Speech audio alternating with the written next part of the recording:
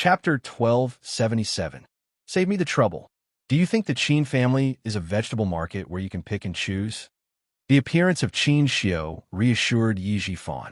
He was 100% sure that Qin Yi was from the Qin family.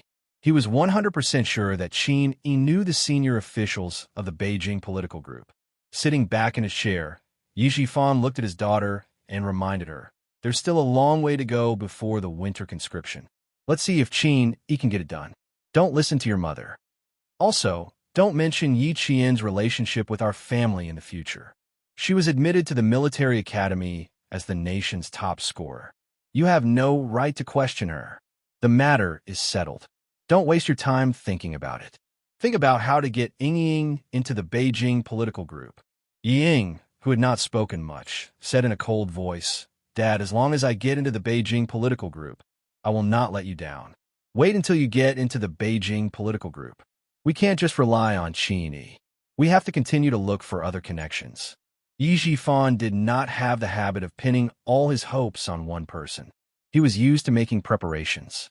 He took a sip of wine thoughtfully and said, As for Qin Xiao, we can get a try. Sun Dongqing pursed her lips. That's what I was thinking. Didn't you disagree? Mum, Dad means that he will go to Qin Xiao, not me. Ying sighed and explained, It's best if Dad comes forward. I should take the initiative to go to Qin Xiao. Is that right? She then asked Yi Jifan, Dad, are you going to go to Qin Xiao later? When Grandfather Chao's birthday party is over, I'll try my luck. Yi Jifan's brows did not loosen as he sipped his wine. He could only try his luck. Principal Chao of the provincial first high school had become Qin Xiao's uncle. He was especially protective of Yi Qian. He was not sure if he would be able to talk to Qin Xiao. The atmosphere was a little heavy. Ying bit her lower lip lightly, tears flashing in her eyes. She had taken a wrong step, and now it was difficult for her to take another step forward.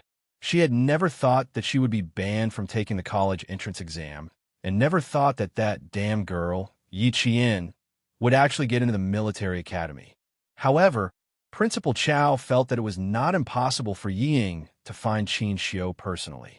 He opened the file that Qin Xiao had placed on the table and skimmed through it.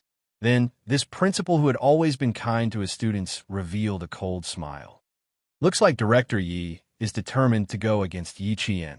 Now that Yi Qian has entered the military academy, he wants to send Yi Ying to the Beijing government regiment. The fact that Yi Qian has entered the military academy has greatly affected their family. Yi Qian got into the military academy because she has the ability to do so. Even if she didn't get into the military academy, she would still have a bright future if she joined the military. Qin Xiao secretly added in his heart. He picked up a page of Yi Ying's personal file. When he read a certain part, his elegant brows raised, and a faint smile appeared on his face.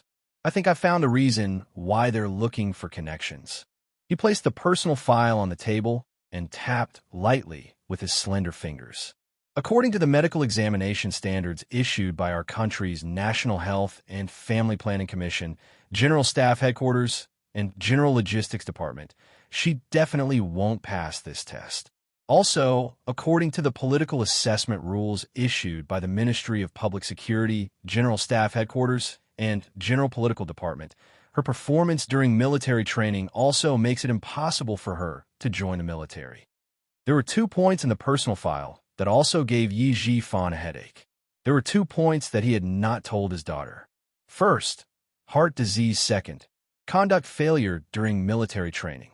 Chapter 1278.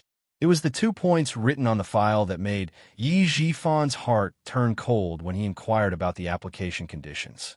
He also thought about deleting the file or disguising it, but he rejected all of them. If they found out, not only would his daughter's future be ruined, his career would also be ruined. The risk factor was too high, so he had to give up. She wanted to be a soldier, and she also wanted to join the Beijing government regiment. Going through the normal application process was impossible. Therefore, Yi Jifan tried to use his connections to get Yi Ying into the army. Principal Chao did not look at Yi Ying's file in detail, but he knew the requirements. Principal Chao picked up the file and looked at it. He sighed again and again. You are too smart for your own good. You could have been a soldier, but you destroyed your own Great Wall. No wonder Qin Yi was so arrogant and said he would not implicate you. He probably knew what was going on when he saw it. Otherwise, he would have been kicked out of the Qin family by Grandpa. Qin Xiu put Yi Ying's file back into the portfolio. He straightened his tie and stood up with a gentle smile. I have to see the guests out. Uncle, should you go out with us? Principal Chow and Qin Xiu did not like to socialize. After the birthday party, they sat together in the lounge and did not want to go out. At this time, most of the guests in front of them had left. It was enough for them to go out and show their faces. Qin Xiu was okay. After all, his surname was Qin. He only needed to stand beside his mother and say a few polite words. Principal Chow, as a son, not only did he have to talk to his mother, but he also had to see the guests out of the restaurant personally. The topic he hated the most was also mentioned.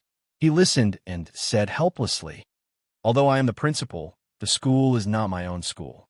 If my relatives' children want to come to the provincial first school, I will definitely welcome them. As long as they can pass the exam, no matter which class they are assigned to, it will be a good class." No exam? Aren't you making things difficult for me? They all passed the exam. Even my son passed the exam. This year, there was a national champion in the provincial first school. Principal Chow almost lived a life isolated from his relatives. Now that he caught them at his father's birthday party, he realized that all the people who stayed were. Their children just happened to pass the exam. Yi Jifan looked at Principal Chow from afar, who was surrounded by people. His mouth was cold. His eyes fell on Qin Xiu, who was leaving alone. Here was his chance. The restaurant was so clean that even the washroom was spotless. There wasn't even a hint of odor. Qin Xiu, who was carefully washing her hands, didn't look up when she realized that someone had come in. After washing her hands meticulously, she took out a tissue to wipe her hands. Then she heard a slightly surprised voice behind her. "Isn't this Interpreter Qin?" Was there a need to be so surprised? Looking at Yi Jifan, Qin Xiu smiled politely. "Director Yi." Without another word, he gracefully walked out. Clearly, he had no intention of chatting with Yi Jifan, who was pretending to be surprised.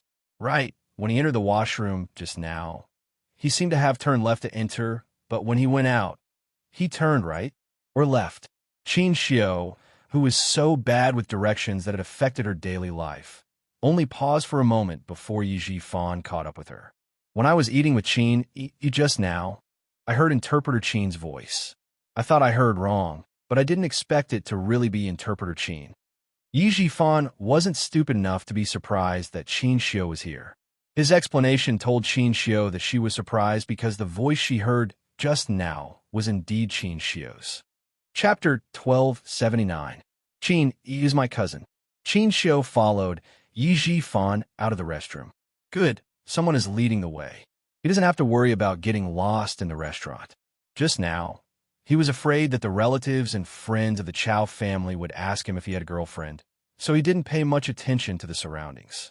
It was not impossible for him to get lost in the restaurant. Yi Jifan, who had no idea that he had become a compass, was elegant and dignified as an official. He maintained his identity and said casually, "So, Mr. Qin is the grandson of Mr. Chow. I know a person in charge of company. His wife's surname is Chow, and they say that she is Mr. Chow's niece. I wonder if you know Jiang Jingyan?" Yi Jifan, who was well versed in the art of making friends, seemed to be talking casually, but in fact he had a certain purpose in mind. He had to find an opportunity to get close to Qin Xiu. He couldn't be too anxious. He had to get closer to him first. He calculated step by step, but Qin Xiu didn't give him any chance. He walked out of the restroom as if he didn't hear anything. He said politely, "Director Yi, I have something to deal with here. Goodbye." After finding Qin Yi, he found him. No wonder Uncle said to be careful of him. This person really knows how to curry favor. Qin Xiu left without giving him any face. Yi Jifan, who had hit a wall, almost couldn't maintain his expression. He stared at Qin Xiu's back as he left. His eyes were dark. He left because he had something to do? Why did it look like he deliberately avoided him? Did Qin Yi tell Qin Xiu about his request? Or did Principal Chow say something to Qin Xiu? Thinking of this, Yi Jifan raised his hand and rubbed his aching temples.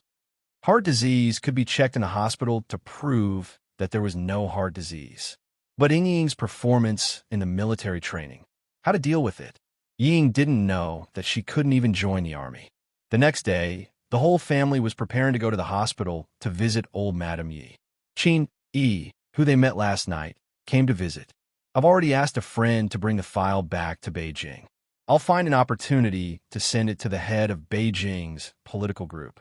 I'm here to inform Director Yi. Even though Qin Yi was here for Yi Ying, he knew his limits. He finished telling Yi Ying about the things that he had not done at all and said, "Please wait for a moment, Director Yi. I will inform you as soon as I receive any news. Regardless of whether it succeeds or not, I will tell Director Yi." Since he had taken the money, he had to give the other party some hope, right? Hearing this, Ying was overjoyed. Yi Jifan, on the other hand, was worried. Did Qin Yi not read his daughter's file carefully? Did he not show it to Qin Xiu either? Forget it. I won't bring it up for the time being. Let's see how far I can go first. If even the Qin family could not help, his daughter would not be able to join the military. Yi Jifan was anxious to create a path for Yi Ying to suppress Yi Qian and not let the person behind the jade pendant give up on him. For the first time, Qin Yi stumbled. If he was not so anxious and afraid that the person behind the jade pendant would support Yi Qian, with Yi Jifan's shrewdness, he would not have stumbled. The jade pendant made Yi Jifan's career bright, but it also became the source of his greatest fear. The whole family politely sent Qin Yi off. Sun Dongqing was so happy that her eyes narrowed. This is good, this is good. With Mr. Qin's help, it will definitely succeed. Hearing this, old Madame Yi's crooked mouth smiled even more crookedly. She said vaguely, "Good, good, good. Our Ying is promising. She doesn't have to be afraid of that little bitch anymore." Chapter 1280. After the treatment in the provincial capital, old Madame Yi, who had a strong will to live, was finally able to speak. However, her body did not improve, and she could only lie on the bed. "My Ying has never been afraid of that little bitch. Mom, just you wait. Even if Ying is not a boy, he will still be better than my sister-in-law's 2 sons." Sun Dongqing would poke at old Madame Yi every time she came back to the hospital. Otherwise, she would feel uncomfortable. Every dog has its day. Now, it was her turn to hold her head high. If she did not vent all the grievances she had suffered over the years, her surname would not be Sun. Old Madame Yi was not in the mood to quarrel with Sun Dongqing. She was anxious. When she thought of Yi Qian entering the military academy and becoming a soldier like her mother, she thought of the past. She thought of her daughter and son-in-law. Other than anxiety, she was also afraid. If she had known, she would have thrown that little bitch to death. She stared at Yi Jifan with her cloudy eyes. Her mouth seemed to be filled with water as she mumbled, "We must not let her climb over our heads. We must not. That bitch, I don't know where that bitch came from. Ying, you don't have to be afraid. That bitch can't do it. She's not as good as you. If there's a chance, help me teach her a lesson." Even though his words were vague, the viciousness in his tone made people's hearts tremble. Ying did not want to come at all. However, everyone in the province knew that Director Ye's old mother was paralyzed in bed. They had no choice but to come to the hospital and pretend to be filial. Yi Jixiang, the one who started it, would always tell the hospital how filial her brother was. Even the people in the hospital knew that Director Yi was filial. In order to gain a good reputation, the whole family had to come even if they did not want to.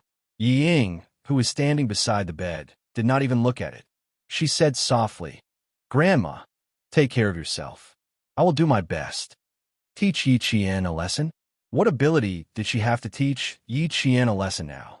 Even if his good grandma was lying in bed, she was not restless at all, just like what his father said. Yi Jifan was too lazy to say anything more. He couldn't move. No matter how much he wanted to stir up trouble, he was powerless. He was only thinking about when Qin Yi would give him a clear answer. Yi Qian knew that Yi Ying wanted to join the Beijing political group in the middle of August. There was still half a month before her reporting date. The last batch of eliminated navies will take the patrol ship back to the port tonight, and the rest of the soldiers will be formally trained as frogmen. As the Big Mermaid announced the names of the last batch of eliminated soldiers, The only sound on the beach was the sound of waves. They stood in the sunset like tall pine trees. After several months of elimination matches, they were deeply influenced by Li Jinyan and would never lower their heads, even if they bled. Even if they lost, they had to maintain the iron bones of a soldier. In the end, 9 people, including Yi Qian, were left. Out of more than 100 navies, only a few were left. It was enough to show how strict Li Jinyan's selection of frogmen was. Just like the Snowfield Brigade, every member of the frogman team was a 1-in-a-million elite soldier. After sending away the eliminated soldiers, Yi Qian officially joined the training on how to become a combat diver and how to use open and closed diving equipment. To officially become a frogman, the navies had to show a high degree of adaptability underwater. They had to be able to complete the training under great pressure and in a murky environment. This made Li Jinyan, who always had a cold expression on his face, reveal a faint smile that was rarely seen in a year in front of all the navies. Chapter 1281. The Great Mermaid, standing next to him, saw him smile and joked, "Do you feel like your father? You finally raised a bunch of kids, haven't you? You must be happy." Li Jinyan felt a little helpless at such a comparison and teasing. His comrades in the team didn't seem to have any talent for language. Even he, the captain, was the same. But he was right about one thing. He was indeed happy. Those who stayed are the best of the best. We can move to our camp now. Li Jinyan's gaze was cold and sharp as he stared at the rippling water surface. He said calmly, "After the National Day ceremony in October, we will have a competition with another Army Special Forces led by Xia Jinyuan. Those who have been selected to join the Army will also need to go to the battlefield. Big Shark, our training needs to be more intensive." The military had already agreed to the joint application of the Navy and Army for the competition to be held immediately after the National Day celebration. It was the middle of August, and there were less than 2 months left. The Great Mermaid's expression turned cold. Time is indeed tight. What about Yi Qian? She probably won't participate. Participate. The Great Mermaid's reaction was slow for 2 seconds. She immediately asked, "Which camp does she belong to? Our army? Army?" There was a night diving equipment exchange training under the water. The training required 2 soldiers to enter the water and wear masks to exchange diving equipment. It was 6:50 in the evening, and there were still 10 minutes until the end. The underwater frogmen's activities caused the ripples in the water to deepen. Amidst the undulating waves, 2 soldiers in diving gear were the first to surface. Li Jinyan looked at the time. "Yi Jian, Lu Zhen first. She belongs to our camp." "Our camp? Lu Zhuanhai? Demon King, you're not joking, are you?" The Great Mermaid's attention was not affected by the Demon King's jumping thoughts. She was still focused on which camp Yi Qian was in. "She was brought here by Xia Jinyuan. She will become one of our people in the competition. Demon King, we can't let this be one-sided." Yi Qian, who had changed her scuba equipment underwater, swam to the reef covered in barnacles. She came out of the water and high-fived her soldiers to celebrate. She couldn't take off her breathing mask, so she could only high-five her soldiers to express her joy. 3 minutes in advance. Yi Qian glanced at his waterproof watch and made a 3 gesture with his thumb up. They were communicating with simple gestures. The soldier pointed at the reef and climbed up first. He then pulled Yi Qian up with him. The equipment on both of them weighed 8 kilograms. When they reached the bottom, they would be able to increase their weight and quickly dive underwater.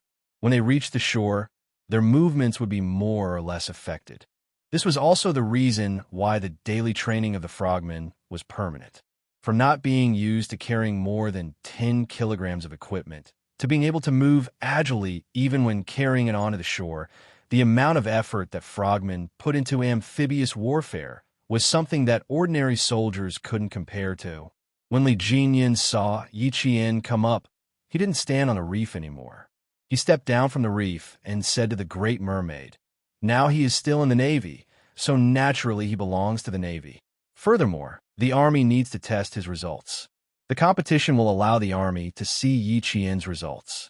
His explanation made the Great Mermaid laugh. "Interesting. Yi Qian, is Xia Jinyuan's person. We have a comrade in our team who knows our enemy well. We have a slight advantage in the competition. Chapter 1282. But the competition will not only involve underwater activities, but also land activities. Explosives, rappelling, and ground navigation will all be used together. I don't know if Yi Qian will have any problems. Look at the army's attitude. You can tell if she will have any problems. Under the reef, the team members who were exchanging diving gear came out of the water one after another. Amidst the sound of the waves, Li Jinyan's indifferent voice seemed to be so soft that it was almost inaudible. Will there be any problems? Would there be any problems with someone who was chosen by Xia Jinyuan and valued by the army?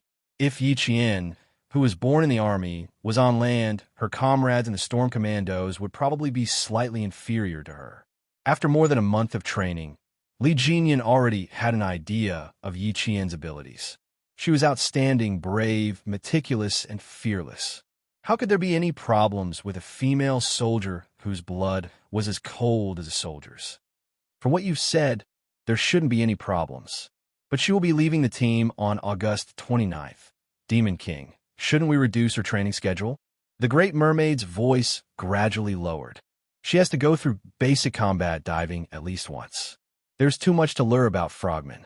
She has only learned the basics in the 2 months she's been here. She hasn't even gone through helicopter launching or sniping training.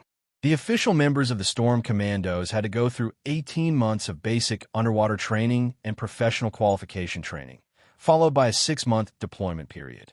Yi Qian had only been here for less than 2 months, and all she had learned was basic underwater training and some basic training subjects for professional qualification training. Yi Qian did not touch on professional training such as naval combat, combat swimming, communications, close-range combat, ground combat, airborne operations, combat techniques, evasion, and so on. That was why Yi Qian had only learned the basics in the past 2 months.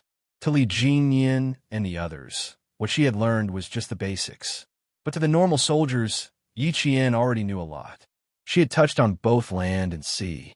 But the Great Mermaid felt that Yi Qian had learned too little.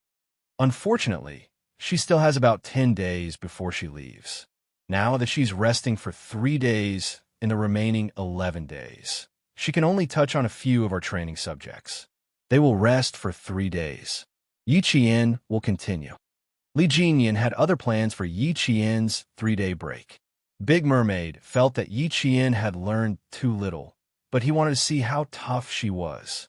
Would she be able to persevere through continuous high-intensity training until she left? The sound of conversation gradually faded away, and the team members under the reef also came out of the water in pairs and swam towards the reef island. That was the end of today's training. At 7:10 in the evening, the last ray of light on the horizon had been withdrawn. The stars above the sea seemed to have lit up in an instant, reflecting the tranquility and vastness of the sea. All the members of the Storm Commandos, who had taken off their equipment and were wearing black rubber diving suits, had gathered. They looked straight at Demon King Li, who was standing in front of them. Looking at the soldiers who had entered the formal training and performed well in all aspects, he, who had never shown a smile in front of them, suddenly raised the corner of his mouth and revealed a very faint smile. Borrowing the starlight from the sky, the 9 spearmen standing at the very front saw him smile like this. Their originally expressionless eyes all revealed looks of disbelief. Demon King Li, who had never smiled at them before, actually smiled. He actually smiled. Holy shit, he actually knows how to smile. Then, a few of the soldiers sucked in a cold breath, and even their expressions changed. Chapter 1283. Yi Qian looked at Li Jinyan's faint smile without much emotion. She wasn't someone who liked to smile. But to the frogmen who had gone through several months of elimination matches, they were like Tang Sung, who had gone through many trials and tribulations before finally achieving enlightenment. Demon King Li's expression was even rarer than seeing the sun rise from the west. As night fell, the soldiers in black rubber diving suits straightened their backs when they saw Li Jinyan's fleeting smile. Their expressions were unprecedentedly solemn. The frogmen seniors in the team said, Demon King Li's smile represented savagery. It represented that everyone's training had entered even more savage and savage days. In these few months, everyone had experienced Demon King Lee's savagery. Those who remained were the sharpest soldiers who could withstand Demon King Lee's savagery. The new frogmen who finally felt like they were frogmen looked at Demon King Lee's savagery, faint smile. It was as if a snowflake wind was blowing in their hearts, causing everyone's hearts to turn cold. It had been 3 days since the last batch of eliminated soldiers left. Those who remained had also begun 3 days of combat diving training. Demon King Lee suddenly smiled, causing everyone who remained to feel a chill in their hearts. At the same time, they also felt uncertain. Would they continue to be eliminated? Was someone going to be sent back today? Even Yi Qian, who usually didn't think too much, couldn't help but think too much at that moment. His cold gaze swept across the patrol ship that was about 100 meters away from the beach. His gaze lightly swept across the 5-starred red flag fluttering in the wind, and then he quietly retracted it. Could someone really be eliminated? Yi Qian thought silently. Li Jinyin seemed to know what they were thinking. After his smile, he didn't speak for a long time. His cold gaze swept across the 9 new soldiers, including Yi Qian, and then looked at the row of veterans behind them who were trying their best to hold back their laughter. His expression was indifferent as he slowly said, "You have 3 days off." Before she could finish her sentence, Yi Qian heard a sound that sounded like air leaking out of rubber. Even she gently exhaled a mouthful of salty, turbid air. Fortunately, they were not eliminated. The toes in the rubber fins loosened a little, and all the soldiers relaxed their stiff backs a little. Everyone is to leave the island tonight and complete your transfer procedures.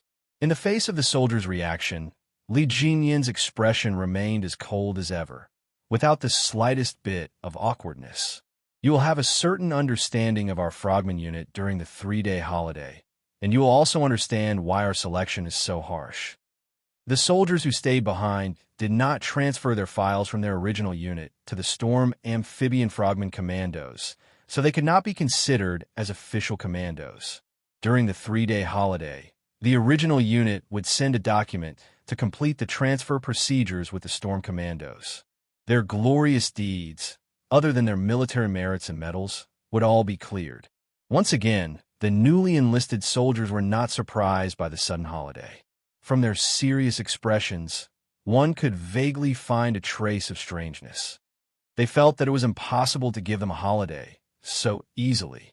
They had a feeling that something was going to happen. They felt that Demon King Lee wouldn't give them a holiday so easily. Too many feelings made the soldiers feel uneasy. The sudden holiday didn't feel real at all. Chapter 1284. Li Jinyin, who had seen their reactions, did not explain further. He was also wearing a rubber diving suit, and his slender limbs exuded the strength of the sea. He raised his wrist and said, "It's 7:15 p.m. now. The patrol ship will leave at 7:40 p.m. Dismissed." "Captain, are we really on vacation?" "Captain, just give us a quick death. What other tricks are you waiting for us?" Not a single person dismissed. The unreal feeling made them afraid to leave. After months of training, they did not even have a day off. Suddenly, they were given 3 days off. They would not dare to accept it, even if a pie dropped from the sky. Li Jinyin never reflected on how his brutal training had traumatized the soldiers who were about to become official team members. His eyes were as cold as the cold moon rising from the sea. He spat out 3 words coldly. "You don't believe me?" After he finished speaking, he turned his gaze to Yi Qian, who had an indifferent expression. The handsome young major asked the only female soldier in the team, "Yi Qian, you don't believe me either?" "It's not that I don't believe you. We definitely have a vacation. I just don't quite believe that the Demon King would give us a vacation so easily." Yi Qian, who was called out, had a calm expression. She met the other party's cold gaze that could dissect her soul and replied calmly, "We believe in a vacation, but we don't believe that we can leave smoothly." Over. The only female soldier in the team, who was also the only female soldier in the team who was not afraid of the Demon King's training, spoke out the thoughts of the other 8 male soldiers. Li Jinyan always knew that Yi Qian was not as afraid of him as the male soldiers, but he did not expect that she would dare to directly question him. For a moment, he did not respond. The air was a little heavy. Everyone held their breaths as they waited for the Demon King to speak again. Marines, you still have 24 minutes. The Great Mermaid couldn't stand it anymore. She stroked her forehead and sighed. You are indeed given 3 days off. The documents from your original units have arrived at the port. Everyone needs to go through the transfer procedures in person. One of the 3 days off is for official business, and the other 2 days are for you to rest. As the vice captain and also a part-time ideological instructor, he could feel the warmth of the vice captain every time he experienced Demon King Li's cold winter. Just like now, his gentle voice broke the heavy atmosphere in the air as he slowly said, there is nothing extra for this holiday. Although your captain's code name is Demon King, and he is usually a little strict with you, when you become one of us frogmen, you will feel the warmth of his spring breeze. The warmth of a spring breeze? Li Jinyan raised his eyes slightly and glanced at the vice captain who spoke up for him. He said indifferently with an expressionless face, I only have the coldness of spring. I don't have the warmth of spring. If you want to find warmth, you can look at the vice captain, codenamed Big Shark. Codenamed Demon King. Codenamed Great Shark. This was the first time that the remaining Marines heard the codenames of these dragon-like frogmen. The beach was very quiet. The disbanded team members looked at each other, and then looked at the Demon King.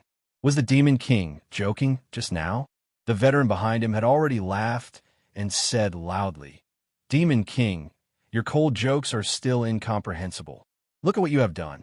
They are so scared that they can't believe that you are going to have a holiday. Don't say that you don't believe it.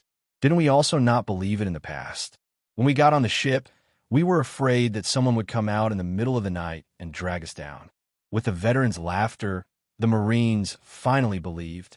They really had a holiday. In the faint screen, everyone laughed. There were still 22 minutes left. They had to change their diving equipment, clean up the entire beach for scattered equipment, and then return to the tent to pack up everything. They had to leave the reef island where they had been training for nearly 4 months. Chapter 1285. Pack it up, pack it up. We're about to leave the base. Kid, change your clothes and stay away from Yi Qian. Wear your clothes neatly. Although you become one with the night, you still need to look good. 10 minutes later, 2 rubber boats sailed towards the patrol ship. The neatly dressed soldiers finally boarded the ship and arrived at the port about 4 hours later. The patrol ship set sail. Several soldiers, who had peeled off several layers of skin from the sun, stood on the deck and stared at the reef island that was getting farther and farther away. They asked the veteran who was standing with them, will we come again? In the past, they just wanted to leave as soon as possible, but now they couldn't bear to leave. Of course we'll come back. This area belongs to our country and is also our training base. We'll come back often. The veteran with the code name Big Eel answered them with a laugh. You can't bear to leave now, but don't complain about going back to land later. I don't think so. You just occasionally say you want to go back to the port for a hot meal. You don't complain during the day, but you dare to dream at night. When we patrol at night, someone will shout, let me go back in his dreams. For a moment, the deck was filled with laughter. They forgot about their tiredness during the day and began to enjoy their 3-day holiday. The laughter faintly traveled into the cabin, causing Big Eel to raise his head. His gaze fell on the deck through the windproof and bulletproof glass. Only now do you believe that you're really on vacation. Devil King, you become even more vicious. He smiled and looked away. He asked Yi Qian, Little Yi, do you think the Devil King is more vicious than before? The laughing soldiers on the deck were on a 3-day holiday. 2 minutes ago, Yi Qian learned that she didn't have a single day off. She would continue training the next morning at the port. I didn't see how vicious the Devil King was before, so I can't make any comments. Yi Qian smiled. Her mood didn't change because she didn't have a vacation. On the contrary, she hoped that she could use the next 14 days to train in subjects she hadn't experienced before. Li Jinyan had a cold personality, but he didn't take his comrades' jokes to heart. He sat in the cockpit and stared coldly at Yi Qian, who had impressed his comrades. His thin lips moved slightly as he said, "Gather at the port tomorrow morning at 5 a.m. We'll take you to the base for training. Focus on learning how to fight on the sea and close combat. Me and 3 other members will go together. Do you have any objections?" Yi Qian's smile faded as he said seriously, "I don't have any objections. I'll definitely follow your arrangements." Female soldiers were very good in this aspect. They never questioned the training arrangements. Li Jinyan, who was a man of few words, nodded and ended the conversation with her okay. The whole conversation took less than 5 minutes and less than 100 words. It was so concise that even the big mermaid was stunned. One didn't like to talk, and the other didn't like to ask. How were they supposed to communicate? How to communicate? Little Yi, you don't have any objections at all? Should he first learn about naval combat and close-range combat? Why don't you ask us first? The big mermaid coughed. His dark and resolute face was full of smiles as he tried to get closer to Yi Qian. It will take about 4 hours to reach the port. We can talk for 4 hours. If you have any questions, feel free to ask. As long as it's not confidential, the Devil King and I can answer them. Yi Qian really didn't think that he had anything to ask. However, when he saw the big mermaid's bright eyes and the pitiful appearance of a ferocious beast, Yi Qian couldn't bear to refuse. Chapter 1286. You guys talk. Li Jinyan stood up. If you have any questions, you can ask the big mermaid first. If she can't answer, you can ask me. Chatting with female soldiers was something he had never done before, so it was better to leave it to the vice captain and ideological instructor. Yi Jian stood up and saluted as she watched the major with the highest military rank in the team leave. Her slender figure was straightened by the light, and she stood like a lighthouse. Even when the hull of the ship swayed with the waves, her feet did not sway at all. After 4 hours of sailing, Yi Qian didn't ask about naval combat or close-range combat. Instead, she asked about the frogman's training cycle. This was a good question. The big mermaid, who felt that she had stayed for too little training, said earnestly, "The members of the Storm Commando team have to go through about 4 months of elimination and selection training. Those who can pass the selection process can't immediately carry out missions. After 18 months of basic training, professional training, and 6 months of mission deployment, they are considered beginners. And to participate in their first underwater mission, they need to go through about 12 months of advanced training. In other words, it took about 3 years to train an outstanding frogman." Yi Qian was in awe. Completing our first mission, well, doesn't mean that we will be outstanding in the future. We still need to constantly learn and strengthen new skills. We need to always be in peak condition. If we can fight, we must win. Our country's first amphibious frogman commando team is our Storm Commando team. It's also the only special force that doesn't belong to any military region. It's a true independent special force. The force has only been established for a short period of time. There's too much to learn. Take the recent Southeast Asian countries, for example. The 126th Assault Team Concord's elite frogman team can stay silent, underwater for more than 20 hours. In this aspect, we can't compare to them. Because we were established late, we need even more rigorous training. A strong country has no weak soldiers. Only a strong army can make a strong country. A country can only stand proudly in the world if its military strength and military strength are improved. She didn't ask about naval combat or close-range combat. Instead, she gained a deeper understanding of the storm. Then she learned about the frogman forces of Western countries and the gap between their country and theirs. It was also a reward for Yi Qian. She knew that even though she had gone through hellish training, what she had learned was just the tip of the iceberg. If she wanted to learn more and become an excellent frogman, she would need at least 2 years. If she could, she wanted to come to the frogman unit to study every winter and summer vacation. At 11 o'clock in the evening, Yi Qian, who had just woken up, saw the lighthouse that guided all the ships. They had arrived at the harbor. Disembarking from the warship and stepping on the thick cement floor, she looked at the brightly lit Yi Qian, who had been accompanied by the sea for more than a month. Her eyes curved into crescents as she revealed a bright smile. The feeling of stepping on solid ground was very solid. Yi Qian did not return to the camp immediately. She wanted to give Uncle Jin a call to ask about the situation. After getting Li Jinyan's permission, a Marine on duty led her to the phone booth. At midnight, Principal Chun received a call from Yi Qian. "We can rest assured that Captain Xia will take you away. Everything is fine at home. Girl, don't worry about us." After receiving Yi Qian's call, Principal Chun didn't even feel sleepy anymore. He answered her questions in a loud and clear voice. "Uncle Jin's health is fine. People tend to have some problems when they're old. Don't worry, I'm here." Chapter 1287. Hearing the voice of her family, Yi Qian's mood was as peaceful as the starry sky. "You have to take care of yourself, too. Don't overwork yourself. I have the army to take care of me. You don't have to worry about me. Don't worry, don't worry. You've always known how to take care of yourself. It's just that you're too competitive.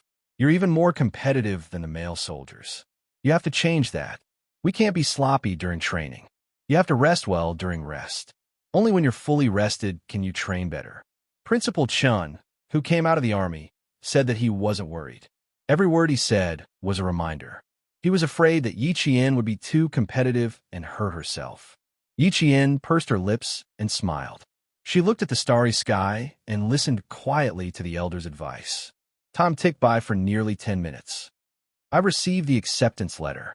The village chief said that he wanted to celebrate, but my uncle rejected it. Everyone in the surrounding villages knows that there's a top scorer in Shuku village. Some parents even came here to buy your old teaching materials." Speaking of the village, Principal Chen's smile deepened. "Thank goodness you don't have a photo. Uncle said that if you did, people would take it back and paste it on the children's bookcases." Yi Qian also smiled. When she was in the province's #1 middle school, her exam papers and teaching materials were all kept by Teacher Tong. Some students left with 2 big boxes of books and exam papers, but she didn't have a single book or exam paper except for a few sets of clothes. "You didn't disturb your uncle, did you? If people keep coming, you might as well stay in the army for a while." Yi Qian's eyebrows were quiet. She lacked the sharpness of training during the day. She was like an ordinary girl who had left home. Her words revealed her attachment to home. "After we received your acceptance letter, we stayed in the army for a week before coming back. Because of your influence, a few high school graduates in our village have plans to become soldiers. Even Yi Ying, who has heart disease, said that she wants to become an art soldier." At the mention of Yi Ying, Principal Chen's expression dimmed. "Your aunt said that Yi Ying wants to be an art soldier in the Beijing government regiment. She's already handed in her files and is waiting to enlist. Yi Ying wants to be an art soldier? Is that possible?" Hearing this, Yi Qian directly laughed. "We all know that she has heart disease and her military training files. Isn't she afraid of being happy for nothing if she wants to be an art soldier in the Beijing government regiment?" The matter of Yi Jifan's family was brought up after a few words. Whether or not Yi Ying could become an artistic soldier did not affect Yi Jian. If she really joined the army, Yi Jian felt that she would have another evidence of Yi Jifan's bribery.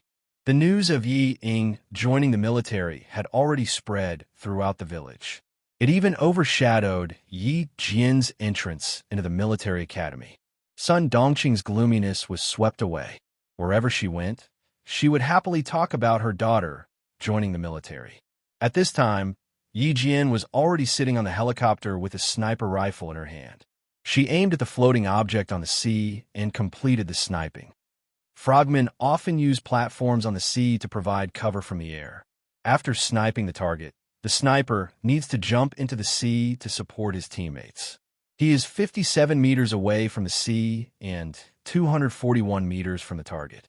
As Li Jinyan reported a set of precise numbers, Yi Qian, who was wearing a diving suit without any oxygen equipment, half-squatted at the door of the helicopter. He used his hands to steady the sniper rifle. His black eyes were as cold as ice as he aimed at the floating target. He calculated the effects of wind and air flow in his mind. His slender finger was on the trigger. 1, 2, 3, a precise shot. Bang! The object on the sea was shattered into pieces by a 7.62 bullet made by the North Korea. Chapter 1288. Yi Qian had a certain level of confidence in her sniping skills. She had gone through all kinds of training under Principal Chun, a world-class sniper. She had already begun the platform instability training in the first year of the 4-year plan. That was why she had cooperated with Xia Jinyuan for the first time, racing in a rain, to capture criminals who sold military intelligence. Although it was her first time sniping from a helicopter, it did not affect her in any way. During the altitude training, Principal Chun rowed a wooden boat on the lake, while she sat in the wooden boat and sniped floating objects from 200 meters away. This kind of training method was called unstable platform sniper training. What was different from this training method was that the rotating propellers of the helicopter brought about a series of unstable factors to the sniper parameters. Yi Qian was very confident that she could accurately calculate the range, wind speed, influence of the airflow, and bullet trajectory. Even though she was sniping from a helicopter, she was still very confident. After the bullet left the barrel, Yi Qian put down the sniper rifle in a few seconds. The helicopter pilot quickly turned sideways and flew away from the target area. The pilot's steady voice came through the earpiece. 40, 30, 20 meters away from the sea. Complete dive. As the pilot's voice fell, Yi Qian took off the earpiece. Without hesitation, she transformed into a black fish from the cabin, which was about 15 to 18 meters above the sea, and dove into the sea. White waves gradually appeared in the sea. A wave surged over, but Yi Qian's figure was no longer on the sea. From sniping to diving, it took 2 minutes and 41 seconds. The helicopter took 2 minutes and 7 seconds to turn. De Xiao, who was sitting on the Special Forces inflatable boat, recorded the time Yi Qian took to snipe from the air to diving. His eyes were full of shock as he watched the figure disappear from the sea. Even his voice was trembling. She took 34 seconds alone. Devil, I'm shocked. If there were more female soldiers like her, the male soldiers would have to face the wall and reflect on their mistakes. It's a pity that our Storm Commando unit doesn't recruit female soldiers. Otherwise, I want to snatch her away. After recording the data, De Xiao looked at the sparkling sea and let out a long, melancholy sigh. I can only watch. It's a little depressing. If she can stay in our team for a year and a half, I dare say that she will be an outstanding amphibious frogman. I can't keep good soldiers, and I can't keep them. My heart doesn't feel good. Turning his head, he saw Li Jinyan checking the diving equipment. His expression was so cold that it did not change at all. As the vice captain, the Great Mermaid felt even more suffocated. He asked in a muffled voice, I say, Demon King, why aren't you tempted? Only Li Jinyan and the Great Mermaid were on the boat.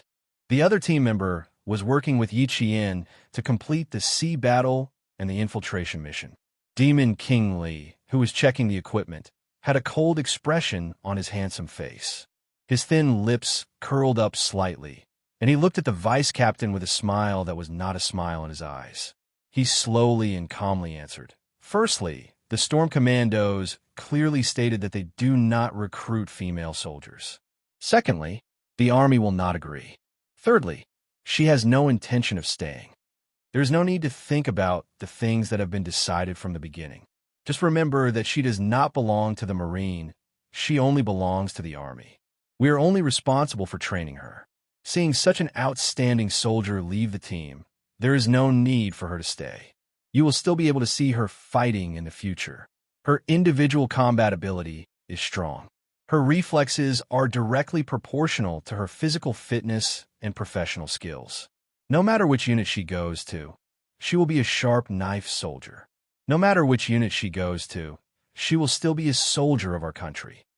Chapter 1289. Li Jinyan, who had confirmed that there were no problems with his equipment, put on the closed mixed-gas underwater breathing equipment. Before putting on the breathing mask, Li Jinyan passed the binoculars to the Great Mermaid, who was still sighing. You're now on the enemy's ship. Guard it well. The equipment that was pulled out for Yi Qian's naval combat training was not lacking. Boats, helicopters, diving equipment, guns, and ammunition were all fully equipped. It was a naval combat training with only 4 people. Li Jinyan and the Great Mermaid were the enemy, while Yi Qian and the other water demon were the army. One was attacking, and the other was defending. It was a mock battle so that Yi Qian could master the skills of naval combat faster. He could only master and understand, but he could not become a professional. Even if it was just to master and understand, a mock battle training was enough to broaden Yi Qian's horizons and benefit a lot. The Great Mermaid raised her thick eyebrows and smiled with interest. To tell you the truth, I'm looking forward to her arrival very much. Let's see if she can break through your defense line and install the magnetic mines on the inflatable boat. Don't underestimate her. Li Jinyan, who had repeatedly reminded her, pulled on his diving suit and put on the breathing mask. He picked up the new underwater rifle specially equipped for the frogmen and made an okay gesture at the Great Mermaid. He then flipped over from the side of the boat and entered the water. Ripples spread out on the surface of the sea. In the blink of an eye, Li Jinyan disappeared into the vast sea. As an enemy, the Great Mermaid quickly gathered her thoughts and quickly operated the special operations hard-shelled inflatable boat to hide behind a nearby reef. One of the naval operations, underwater demolition, required the cooperation of at least 2 frogmen. This training was destructive. It required the frogmen to deal with reefs, rocks, shoals near the landing beach that could cause the landing ship to run aground, as well as shore or underwater obstacles set up by the enemy to prevent the landing force from reaching the shore. After 2 hours of sea clearing was completed, the next step was underwater demolition, the placement of the magnetic mines on the enemy's ship, and the identification and marking of the mines. Yi Qian was responsible for placing the magnetic mines on the special operations hard-shelled inflatable boat operated by the Great Mermaid, clearing the landing obstacles and completing the beach immersion training. The other teammate was responsible for reconnaissance, inspection, luring, and other frontline combat tactics. Yi Qian, who had his back against the reef, quickly put on the circulating diving equipment. The water demon in charge of vigilance stared at the surface of the sea with a burning gaze to prevent the enemy's lead demon king from launching a sneak attack. There were 2 types of diving suits: light diving suits and heavy diving suits. The light diving suits were further divided into 2 types, dry and wet diving suits. The battle at sea this time did not require a heavy diving suit. Therefore, Yi Jian was wearing a light and dry diving suit that did not allow the diver to come into contact with the water. They jumped down from the helicopter and quickly found their team members. They changed their normal rubber diving suits into light diving suits. The whole changing process took less than 5 minutes. Yi Qian had a survival knife, a strong flashlight, a diving instrument, a backup breathing apparatus, and an ultrasonic signal processor. There were no problems with the diving suit's charging equipment, and the buoyancy control vest shoulder vent valve was sealed properly. Yi Qian, who looked like he was in a sci-fi movie, used a total of 4 minutes and 31 seconds to finish changing. The water demon in charge of vigilance heard the TSS sound coming from behind him. Based on the sound alone, he knew that she was only wearing a mask and headgear. The water demon, who only revealed her head and the new waterproof rifle, shortened the distance between her and Yi Qian to less than 30 centimeters. Although her voice was low, she said each word coldly. The Demon King likes to attack. Let's dive deep first and take care of the Great Mermaid. Chapter 1290. At this time, the water ghost looked like he was really going to fight at sea. His eyes were full of murderous intent and vigilance. I'll be in charge of luring them. You'll be in charge of installing the magnetic mines. Try to reach the enemy's sea area within 3 hours. Yi Qian looked at the most advanced underwater breathing equipment on his body. His eyes were as bright as stars and cold as ice. His lips curled into a sharp smile as he said slowly, "I'll cut in from the back. Otherwise, it'll be a waste of this diving equipment." Her words made the water ghost chuckle. That makes sense. This equipment is most suitable for infiltrating the enemy's rear area. You'll have no problem cutting in from the back. The diving equipment on the 2 of them was specially designed for combat frogmen. It allowed the frogmen's exhalation to not be discharged into the water, but to be stored in a breathing bag after being processed. It would then enter the equipment for recirculation. Through chemical filtration, the carbon dioxide in the exhaust gas would be filtered out and the oxygen consumed would be refilled. This was the purpose of long-term, long-distance diving. In addition, there were two major features. First, no air bubbles were produced during the breathing process. This greatly improved the concealment of frogmen on special operations missions. Second, the backpack design was more suitable for underwater combat and increased the sensitivity of underwater combat. Yi Qian put on his helmet and mask. He gestured to his team members to dive at the same time. Two dark figures disappeared from the surface of the sea along the reef. At the Frogman training base, about 100 miles away from this area, the Navy commander and the Army commander, Jun Weihe, sat in front of a row of surveillance screens. The top 4 surveillance screens were monitoring the sea area where Yi Jian and the others were in 360 degrees from the east, west, south, and north without any blind spots. The 4 surveillance screens in the middle showed that Yi Jian not only had to deal with the underwater obstacles, but also had to avoid the anti-diver equipment setup. The bottom 4 screens showed the landing point on the beach and the final assembly point. Old Yang, the female soldier you sent over, is this. The Navy commander watched Yi Qian complete a precise sniper shot from the helicopter and then dive from a high altitude. He sighed and gave Yi Qian a thumbs up. I've been in the Army for 34 years, and this is the first time I've met such an outstanding female soldier. Every time the vice captain called, he mentioned that it's a pity that our Frogman unit doesn't recruit female soldiers. Otherwise, he would really want to force her to stay in our Navy. Old Yang, you're lucky you acted early. I dare say that as long as she attends a military academy and her overall results are out, all the major military regions will fight to recruit her. With a slight smile on his face, the Major General replied politely, in this line of work, you have to be fast and decisive. Once you find a good seedling, you should grab him from a young age. He didn't sound polite at all. This time, you really won. The Navy commander looked at the 2 figures that had entered the surveillance range and said with appreciation, in less than 2 months of diving training, her speed is only 3 meters behind our frogmen. Talented, talented. The water ghost in front of him didn't slow down just because he was followed by a recruit.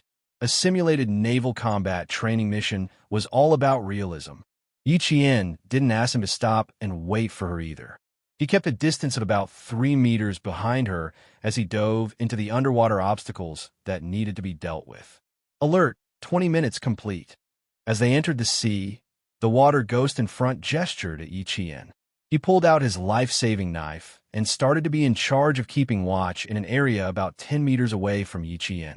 He also activated the ultrasonic detector to detect if there were any intruders 10 meters away. Chapter 1291. The seawater of the base's naval combat zone was a little turbid due to the undersea currents. Yi Qian turned on the flashlight and dived into the water with her head down and her feet facing upwards. Time ticked by. Yi Qian cleared the 2 underwater obstacles. She didn't even have time to surface to change her position. She immediately met up with the water ghost codenamed Big Eel and entered the next zone. The seawater was not only dark, but also very turbid. Big Eel, who was leading the way, held a diving board to navigate. This time, it slowed down and stealthily moved with Yi Qian. The diving board was a type of handheld equipment. It had a graphical compass and underwater depth display function. It could help the diver navigate accurately underwater and wouldn't get lost due to the dark environment. The 2 of them kept groping and moving forward at the bottom of the sea.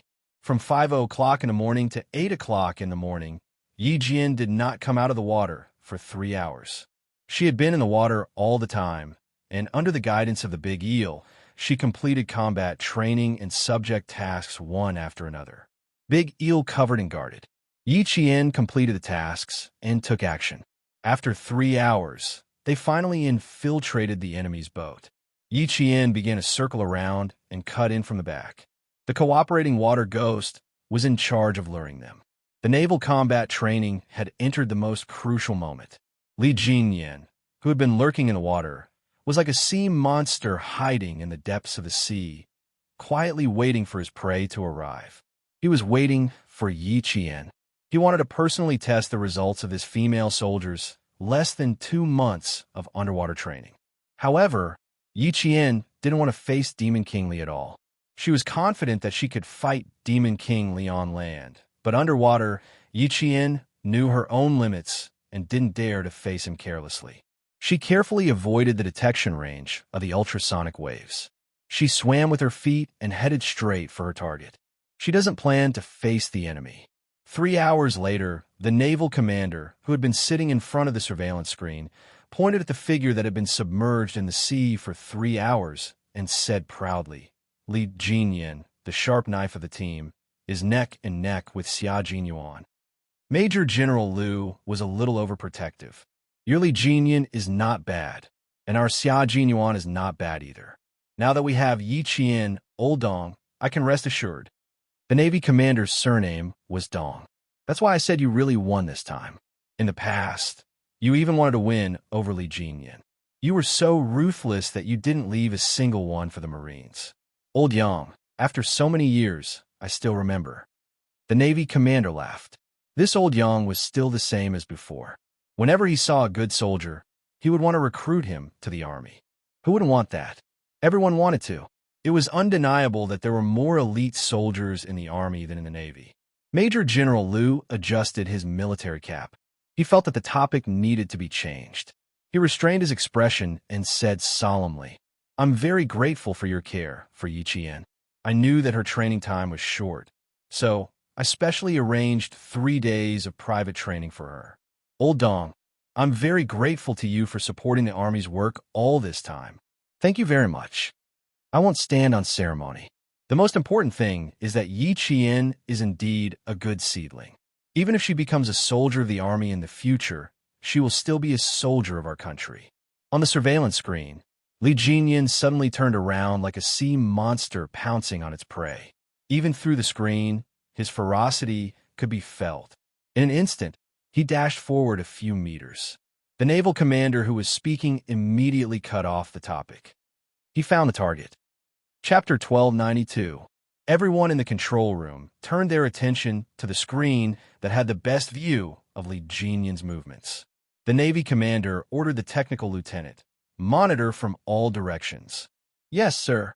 The technical soldier's first lieutenant's fingers pressed rows of buttons, and after a series of commands were output, the 2 screens that originally only showed Li Jinyan's movements became 6 screens with the top, middle, bottom, and middle screens showing him in all directions. Not only could they see Li Jinyan's movements in the water without any blind spots, but Yi Qian's figure also appeared on the screen as the underwater probe rotated. Yi Jian was looking for cover. The sense of crisis that made her feel as if she was going to be suffocated by the seawater suddenly surged. It was as if some deep-sea monster was entrenched in the dark, turbid seawater and was stretching out its tentacles to catch its prey. In an instant, Yi Qian knew that she had been targeted by Li Jinyan. Teammate luring failed. Being targeted by Li Jinyan, codenamed Demon King, even increased the psychological pressure. Yi Qian's first reaction was to immediately look for cover instead of fighting the Demon King head-on. The Navy commander who was observing her saw her reaction and her underwater movements. He smiled at the serious-looking Army Major General and said, "Although she only has a month of training, her underwater movement skills are no worse than a real water ghost's. Frogmen are very wary of using their hands to paddle underwater. The correct way to move and dive is to use the 2 feet to provide power, freeing up the hands to do other things, or complete shooting, fighting, throwing in mines, or completing underwater exploration." From Yi Qian's discovery of danger and her avoidance of cover, you can completely see how professional she is in diving. Look at how her feet are moving the entire time, and her hands are constantly exploring. Don't underestimate this movement. When people reach the bottom of the water, their natural reaction is to keep their hands and feet together. Moreover, to practice the natural reaction of the underwater is to move the feet up and down. She needs to complete 2 hours of standing in the water every day. Her head and shoulders must be above the water, and her hands must be raised. She must rely on her feet to float up and complete the training requirements. After that, the naval commander asked the whale who was standing beside him, I heard that Li Jinyan added something to Yi Qian's treading water training for the first half of the month. The Major General of the Army, who had been listening carefully, looked at the water ghost who had been training with Yi Qian for more than a month. He smiled and asked, "What's wrong? Did you fail?" In the army, when soldiers were given extra training, it usually meant that they had failed in their training and needed to undergo more training. Whale immediately straightened his back and answered the Major General seriously. In the beginning, there will be failures. According to the training requirements, if there are 3 movements with both hands within 20 minutes of stepping on water, you will be deemed as a failure. Yi Qian's training time is 2 months shorter than the rest of the team. If you fail, you will need to strengthen yourself even more. We will use the method of placing lead weights around your waist. Each piece weighs 2 kilograms, and there are a total of 4 pieces on your left and right waists. A total of 8 kilograms of lead weights will be tied to your waist. You will be able to walk on water and do your webbing until you pass. The Major General of the Army only knew a little about what kind of professional skills frogmen should have. When he heard this, he nodded and said, "From what you've said, Yi Qian's diving operation is considered to have passed." A faint smile appeared on his serious face, and even his powerful voice had a hint of a smile. This girl has always been harsh on herself. No matter what she does, she would do her best. She will never be half-hearted or give up halfway. I'm not worried that she won't be able to learn after putting her on your team for training. Chapter 1293. Yi Qian is a very outstanding soldier. After a week of underwater training under lead, she finished in 3rd place in her swimming training while armed with flippers. When De Whale spoke, his eyes were filled with pride. It was obvious that he approved of Yi Qian's abilities. "Major General, we all think that Yi Qian will have a place in any unit in the future. She will be looked up to by all the male soldiers." Yi Qian didn't know that she would receive such high praise from the water ghosts. At this time, she was already 17 meters deep, but the feeling of being watched by Demon King Li was still there. The feeling of being stared at in the water was even more terrifying than being stared at on land. The physical and psychological feeling was different from being stared on land.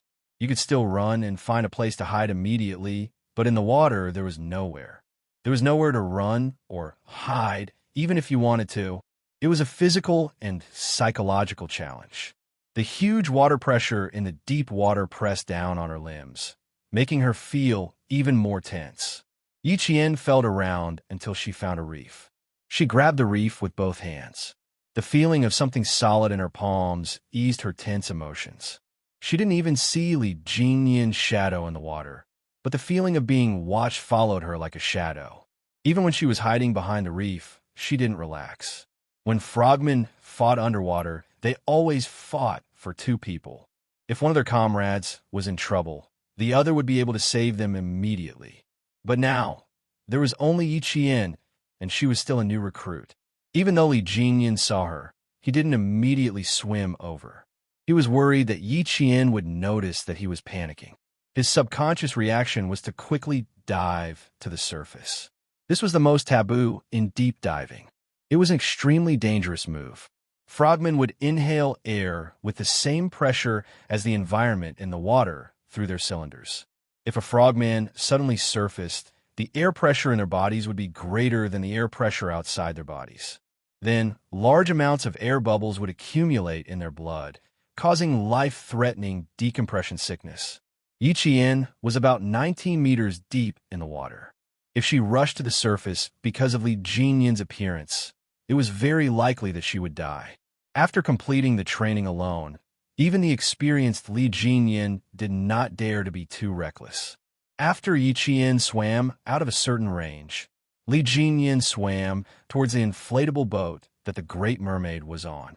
The fact that Yi Qian was able to escape from him so quickly and immediately find an underwater cover meant that he had already explored this area and memorized the position of the people in the water. His reaction is fast, and his foundation is solid. Although he is bold, he is disciplined. The naval commander, who had been sitting in front of the surveillance screen all this time, once again commented on Yi Qian's underwater performance. Also, she was able to dodge Li Jinyan's attacks so quickly. Old Yang, if you hand her over to our team for another 2 years, I'll give you an excellent underwater frogman. There were a total of 7 people in the surveillance room. Everyone's eyes were fixed on Yi Qian and Li Jinyan's figures. Even though 3 hours had passed, no one felt bored or wanted to leave the surveillance room. Major General Yang of the army had specially come over to watch Yi Qian's training. He was willing to stay for another 3 hours. Seeing Yi Qian's quick reaction to avoid approaching danger, the Major General, who had watched countless drills and participated in countless actual combat exercises, let out a sigh of relief. We have high expectations for her. We hope that she can immediately join the army to carry out missions after entering the military academy. The Major General's serious voice was low and restrained, as if it weighed 1,000 pounds. Our country's special forces still need to be improved. We urgently need a comprehensive talent like Yi Qian to join us. Chapter 1294. For the time being, you're only building an amphibious underwater frogman unit.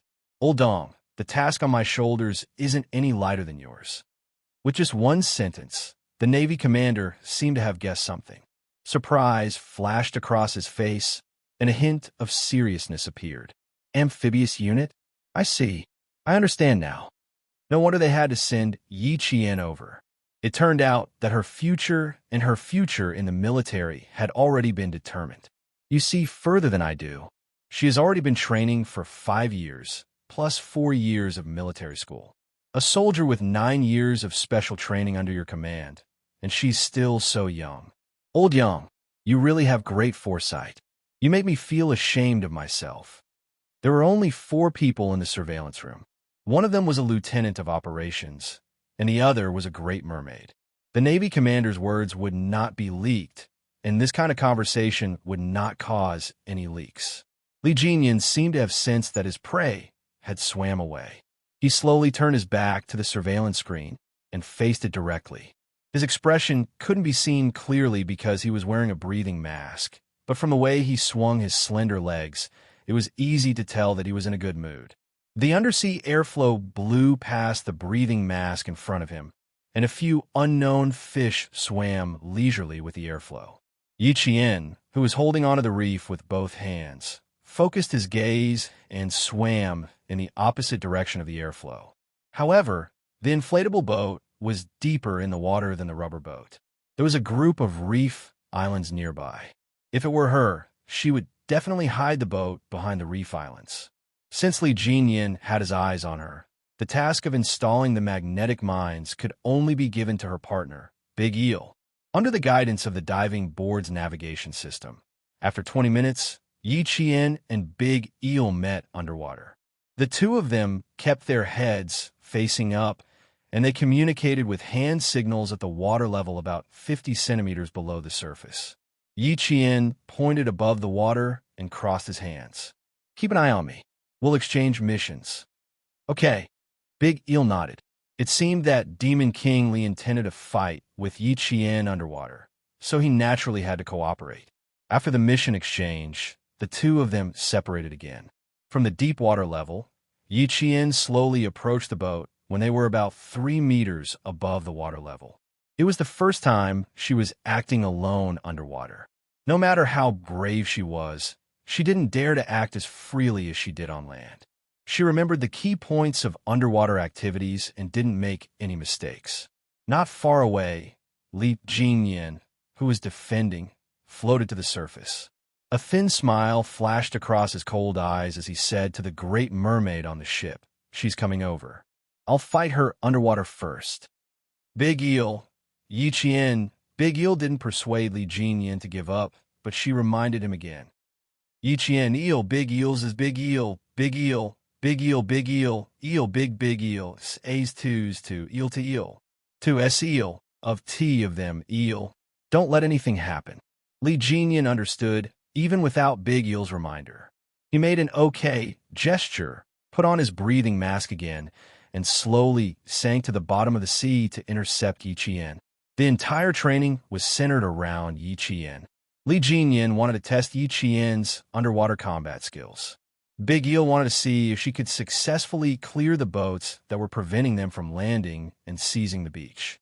The Navy commander and Major General of the Army wanted to see the results of her more than a month of training to see if she met the standards. The murky water stirred, and danger suddenly arrived. Seeing the figure approaching silently like an electric eel, Yi Qian turned her body and swam 1 meter toward the surface. She lowered the water pressure first before facing Li Jinyan head-on. Chapter 1295. The murky water was so quiet that he could hear the sound of his flippers moving up and down. Listening to the sound of the water not far away, Yi Qian's first instinct was that Li Jinyan had already caught up to him.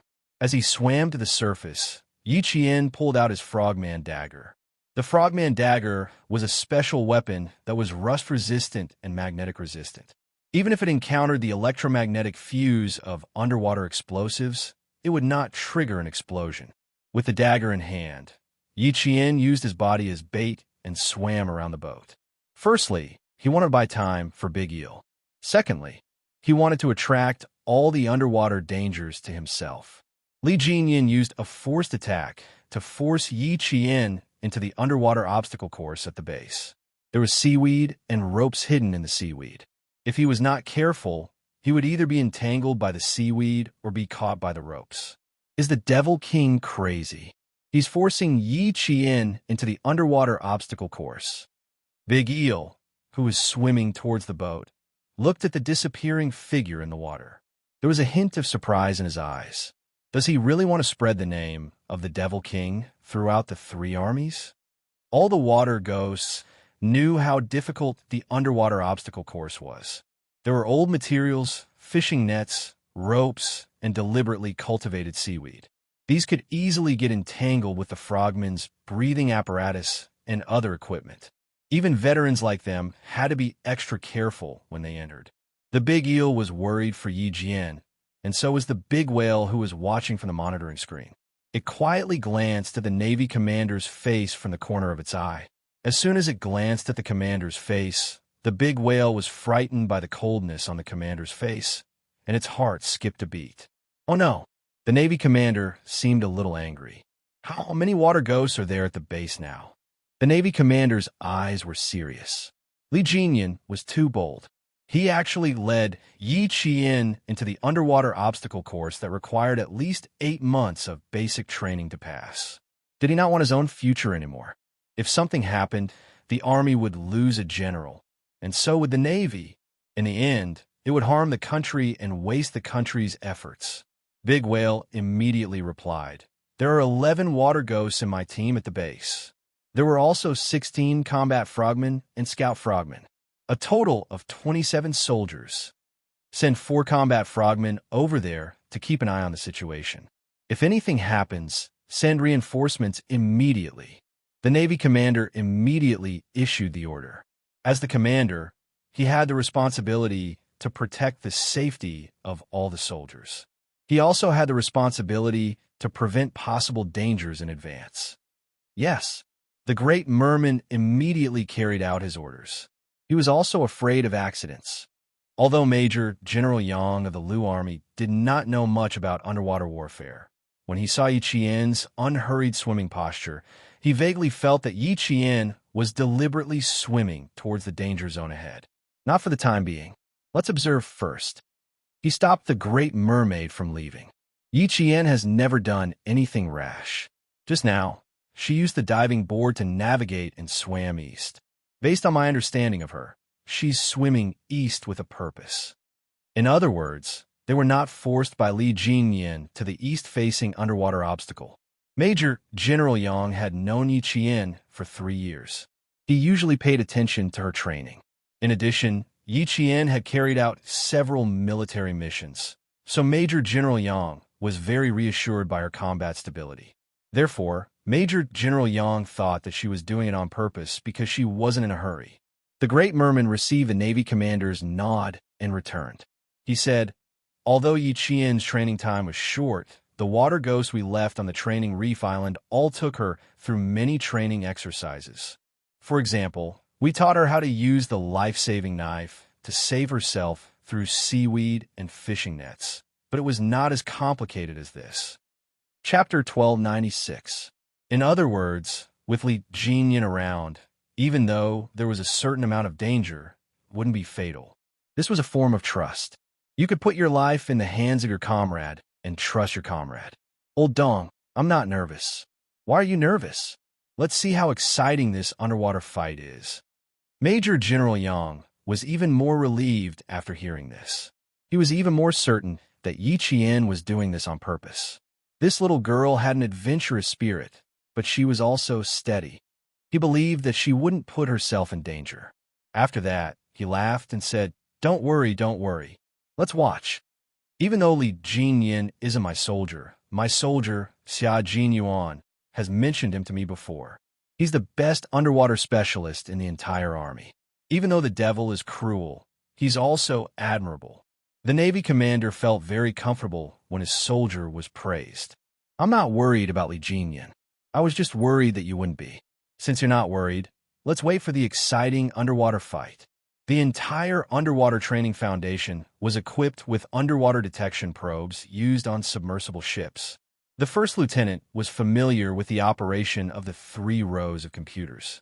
Every part of the underwater obstacle section was clearly displayed on the screen. Yi Qian's figure was already close to the underwater obstacle section. When she made a movement to turn her head, Major General Yang was even more certain that she was swimming toward the dangerous area on her own accord and not being forced by Li Jinyan. It was just as Major General Yang had guessed. He knew that when they entered the enemy's defensive zone to fight, they would face a situation where the enemy had plenty of reinforcements while they had no reinforcements.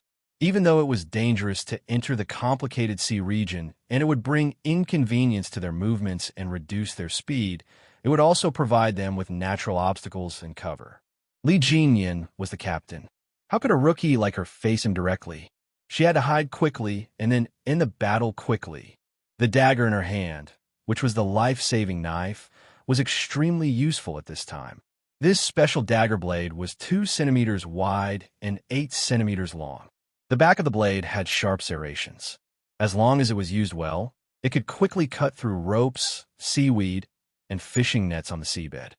This was one of the underwater survival skills that Yi Qian had learned at the beginning of the month. He applied what he had learned and used it creatively. He stepped on the water with his flippers. While pushing aside the seaweed with one hand, he swung his dagger with the other to cut off the long seaweed that might entangle his breathing equipment. Facing these visible and fatal dangers alone was not only a test of one's physical fitness, but also a test of one's courage and willpower. The simulated combat training had greatly improved Yi Qian's mental endurance, self-control, and courage to overcome difficulties under anaerobic conditions. Arranging such a training session was enough to show how much Li Jinyan expected of Yi Qian. He wanted to fully explore Yi Qian's potential and make her an excellent amphibious frogman. Li Jinyan scooped up a floating seaweed with one hand, and the handsome face under the mask held a trace of smile. He thought that he was the one who forced her into the water hazard, but in reality, she was the one who lured him over. Good job, Yi Qian. This was the first time he participated in a simulated combat training, and he immediately knew how to use underwater obstacles to seize the opportunity. In such an environment, when frogmen and anti-frogmen met, it was very likely that both sides would be too close for them to draw their guns. At that time, the performance of underwater combat skills would greatly affect the outcome of the battle, so it was necessary to quickly attack and retreat as quickly as possible. Chapter 1297. Yi Qian.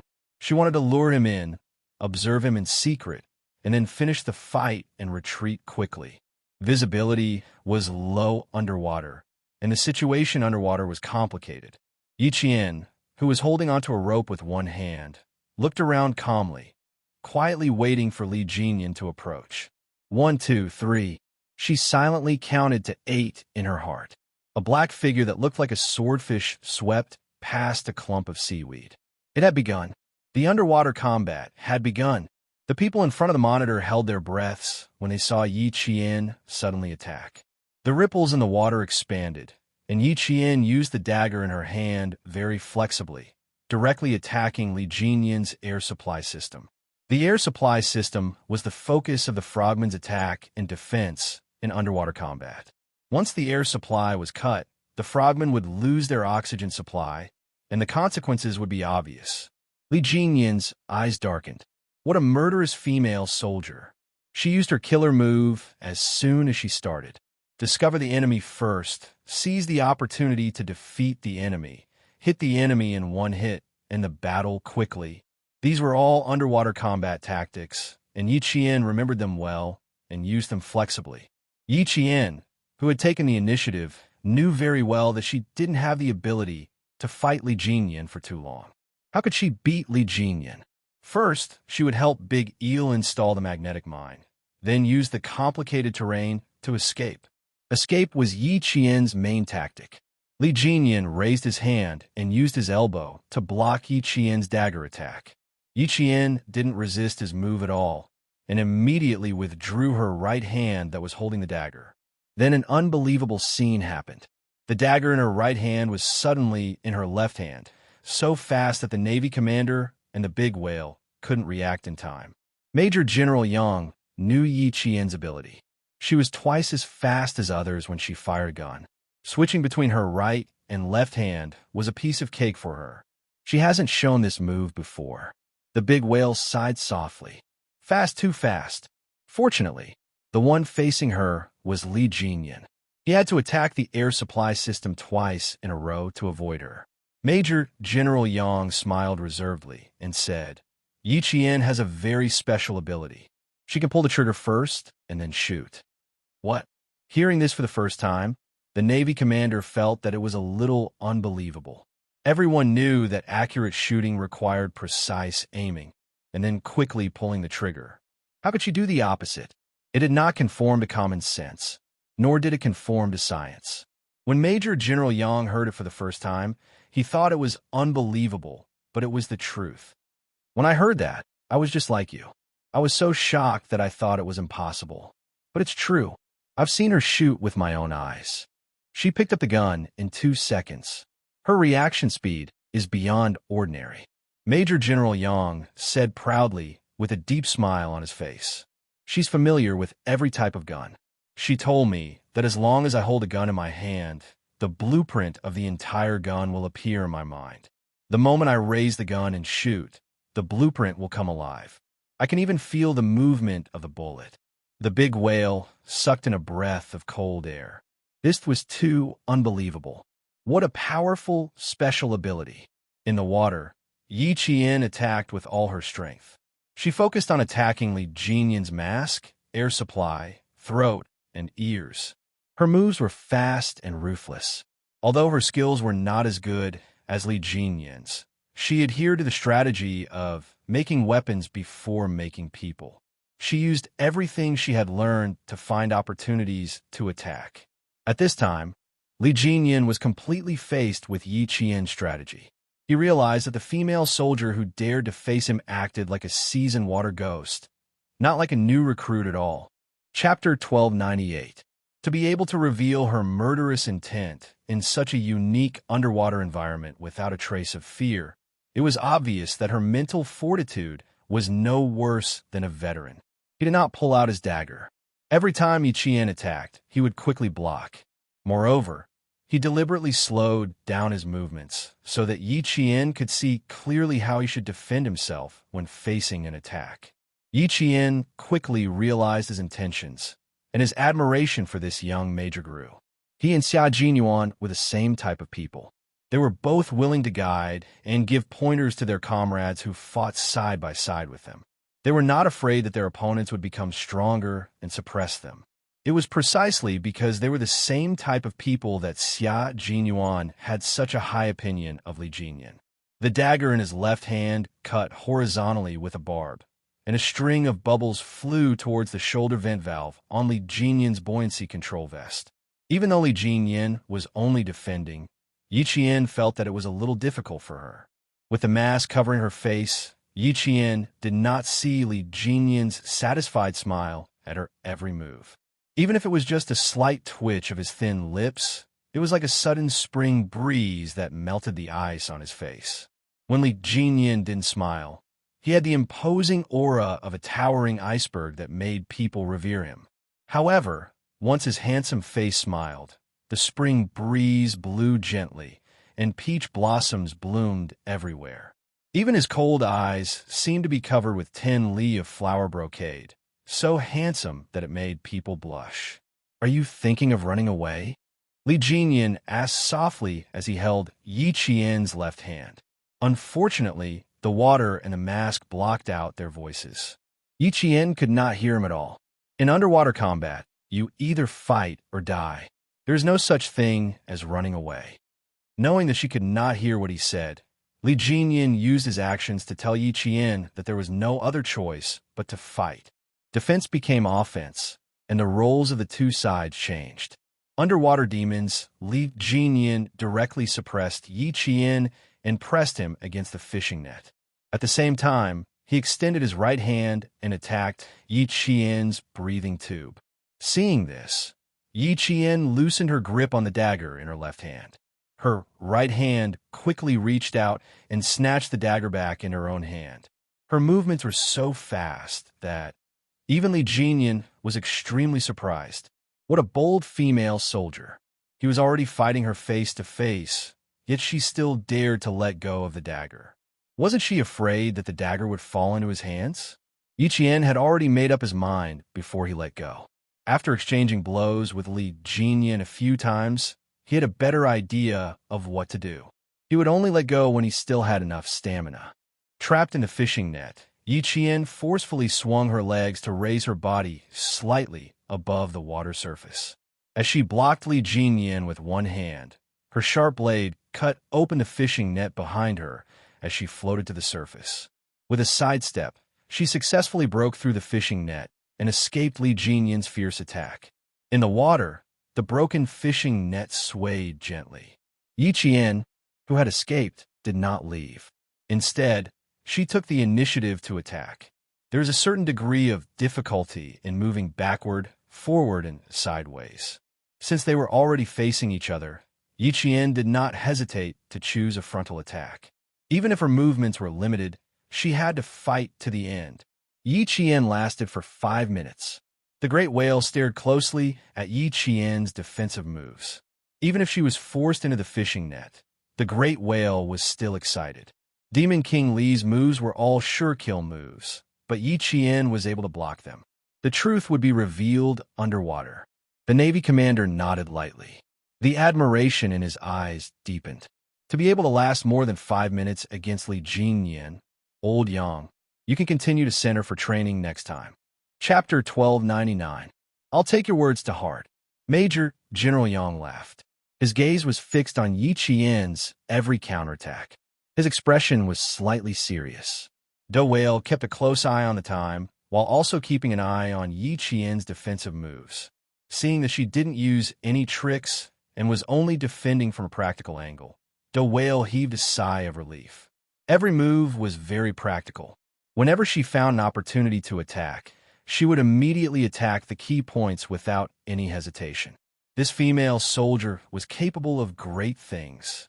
The obstruction of the water severely affected Yi Qian's speed.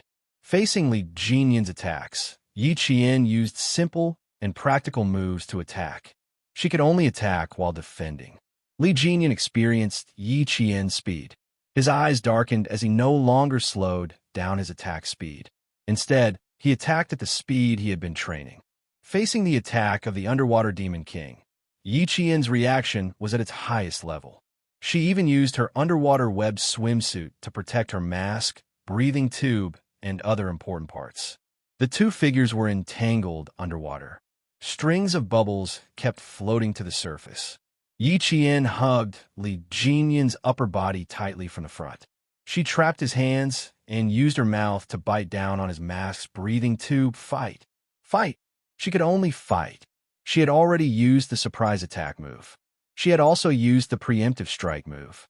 She had also used anti-reconnaissance, using the underwater terrain and underwater obstacles to hide her whereabouts. She had used all the moves she could think of, but they were all countered by him. Since she couldn't win and had no hope of escaping, she could only fight. The two of them were glued together. Li Jinyan, who had been shaken by the strength of Yi Qian's arms, didn't know whether to laugh or cry. She hugged his upper body. Her legs were still wrapped around his right leg. She was like a koala bear clinging to him. Yi Qian knew that she couldn't escape, nor could she win against Li Jinyan. She might as well take him down with her. At the end of the day, it was because his professional skills were not up to standard. He had not grasped the essentials of underwater combat, which was why he was suppressed by Demon King Li with every move he made. Li Jinyan, who had one leg entangled, made an ending gesture, indicating that the fight was over. Yi Qian's breathing tube was pulled out by Li Jin, and dense bubbles immediately appeared in the water. Without oxygen, Yi Qian's face immediately turned red. The next second, a pair of strong arms wrapped around her shoulders, and the backup breathing tube was put back in a mask. The oxygen that could sustain life was once again returned to the mask. Go up. Li Jinyan made a hand gesture. Without being entangled, he swam up and down with his fins and took the lead to swim to the surface of the water. In front of the monitor screen, Big Whale was laughing so hard that his shoulders were twitching. Because his commander and the major general of the army were there, he could only force himself to hold back his laughter. At that moment, tears were welling up in his eyes. That bear hug from Yi Qian, he dared to say that Demon King Li was stunned for 3 seconds. His upper body was being hugged by her, and one of his legs was even entangled with hers. This must be the first time the single major had such intimate contact with a woman in his life. I wonder if his face is red? Ha ha, it's probably a little red. The major general of the army was also laughing. This little Yi, in the end, she definitely wanted to take Li Jinyan down with her. She couldn't win, and she couldn't escape, so she hugged Li Jinyan with the determination to fight to the death. This move? What kind of move was this? Did she break the rules? The major general of the army didn't care about winning or losing. What he cared about was the rules that should be followed during training. Chapter 1300. The smile on the Navy commander's face deepened. He was also amused by Yi Qian's last bear hug. It's not against the rules, but it's not advisable. We don't recommend that frogmen perish together. As long as they can hold on, there's still a chance to counterattack, but they must fight with the determination to win. Frogmen rely on quick judgment, quick reaction, and quick action tactics. Yi Qian did all of that at the beginning. Later, when Li Jinyan counterattacked, he was able to escape from the fishing net despite the disparity in strength. More than a month of training has yielded results. The Army Major General's expression was a little serious. Perishing together was indeed not suitable for modern warfare, especially for a talent like Yi Qian. If he were to be sacrificed, it would be a great loss to the country. Don't bluff. Yi Qian was able to hold on for 12 minutes against Li Jinyan. That's already quite impressive. Also, this time, we're mainly testing her underwater combat results over the past month, not her overall results.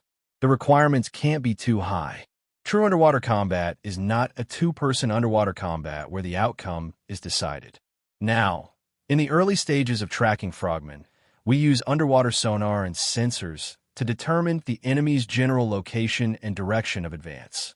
Before the enemy enters the water, we wait for the enemy from behind or from the side.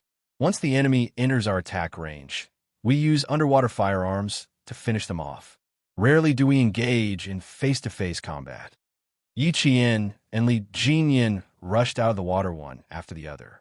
The Navy commander made a please gesture and left the monitoring room with the Army Major General. As the Navy commander, he was very satisfied with Yi Qian's results. She has too little time to train. A little more than a month for us frogmen is like a kindergartner who just entered school. Although she has some foundation, she's still far from being qualified. The Navy commander, who was speaking as he walked, stopped smiling. His voice was full of dignity and a hint of coldness. He said in a low voice, "Since World War II, frogmen have become a special force that the armies of various countries have attached great importance to. Our country started late, but we've invested a lot of financial and material resources into the development and training of frogmen. With the informatization of warfare, anti-frogman operations have advanced weapons, and the probability of underwater combat is not very high.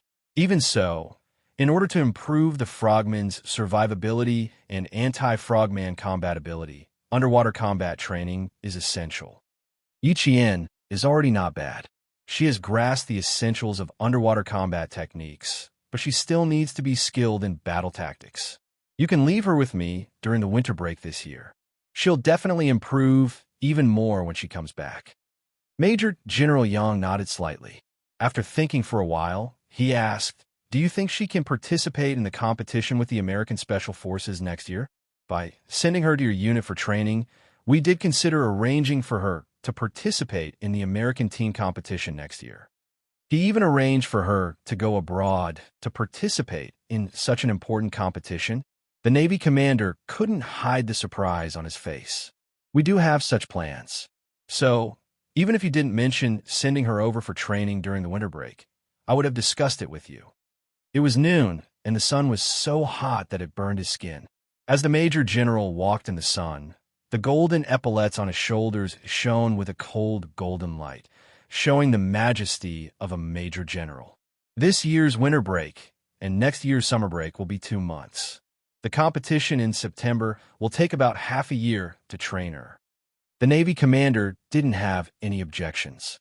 He had no right to interfere with the Army's arrangements. "I can cooperate with the Army's arrangements. I can let Yi Qian return to the unit for training at any time. However, her training will be interrupted. Once she starts, the hard work she will have to put in is likely to be several times that of the other frogmen." Chapter 1301. At this point, the Navy commander recalled Yi Qian's training report and chuckled. "No matter how tough or difficult it is, Yi Qian will definitely be able to persevere. I can do it here. You can make the arrangements. If there's anything you need us to do." The seawater lapped against the shore, sweeping up starfish and hermit crabs. The two high-ranking officers talked as they walked further and further away from the monitoring room. The whale, who did not follow them, saw the two officers walking towards the beach and returned to the monitoring room. "Connect to the communication on boat 0101. He did not see the situation on the Great Mermaid's side just now, so he signaled the first lieutenant to connect him. He wanted to call the Big Eel directly and ask if he had completed the mission. The Big Eel had already installed the magnetic mine on the boat, which meant that the mission of the simulated combat training had been completed. However, Yi Qian had sacrificed himself. The Great Mermaid pulled the Big Eel onto the boat and answered with a smile, "It's done." "What's the situation with Yi Qian and the Demon King?" "I parked the boat behind a reef. They can't see where they are." Yi Qian and the Demon King fought for 12 minutes. In the end, Yi Qian hugged the Demon King's upper body with both hands and wrapped his legs around the Demon King's left leg.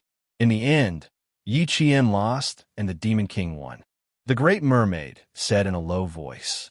The laughter that he had suppressed with great difficulty surged up again.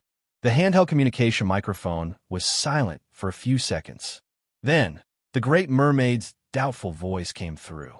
She asked uncertainly, "I remember that the Demon King did not have any physical contact with a female soldier." "No, who would dare?" "Ha ha, only Yi Qian dared." I was stunned at that time. My eyes were fixed on the scene for a few seconds. The Demon King himself definitely did not expect Yi Qian to make such a move. Ha ha ha.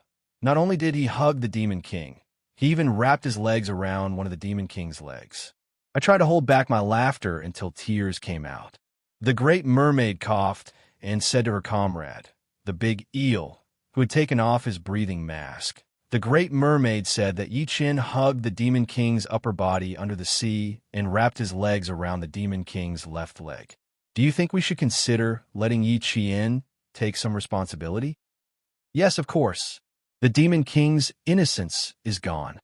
Gasping for breath, Big Eel slapped his thigh, and at the same time his voice was full of vigor as he said, "You must tell Yi Qian about this. The Demon King's innocence is gone. This is the first time I met a female soldier who dared to hug the Demon King. She even hugged him. Amazing." The Great Mermaid nodded solemnly. "You're right. The Demon King's innocence is gone. I see that Yi Qian is also a very responsible female soldier. Talk to her, and she should be able to take responsibility. What do you think? That's right. A man and a woman. They're quite compatible. Big Eel, what are you trying to say?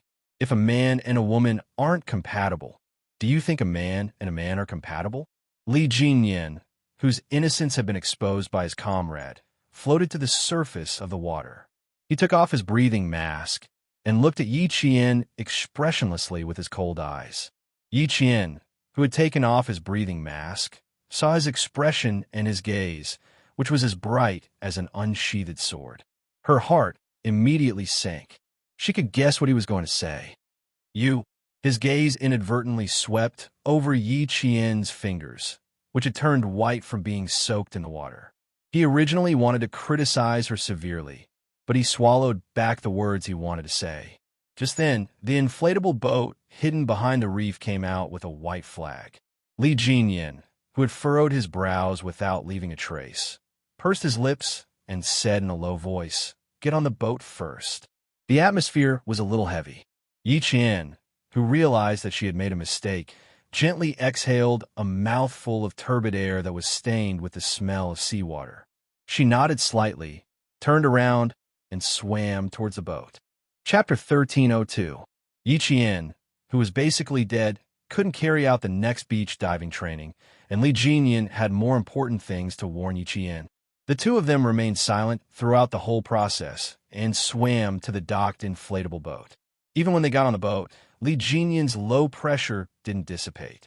The afternoon sun shone so brightly that it felt like they were in a steamer while wearing a rubber diving suit. The humidity from the sea hadn't dissipated when they climbed onto the boat, and sweat slowly flowed down their foreheads. The big shark gently patted Li Jinyan's shoulder and reminded him in a low voice, "Don't be so serious." The big whale said that her performance in the water wasn't bad. Don't be too strict with her. After all, she's only been training with us for less than 2 months. She cleared the landing obstacles, confirmed the location of the marked mines, and completed the installation of the magnetic mines. In the end, you have to train her yourself. How can she bypass you and complete the final beach landing when there's such a big difference in strength? Jinyan, you can be strict with her, but you can't be too harsh.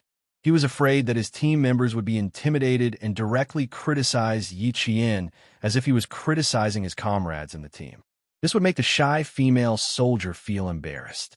Yi Qian was still boarding the boat on the other side, and the big eel happened to bend down to pull her up. It didn't notice the interaction between the big shark and Li Jinyan.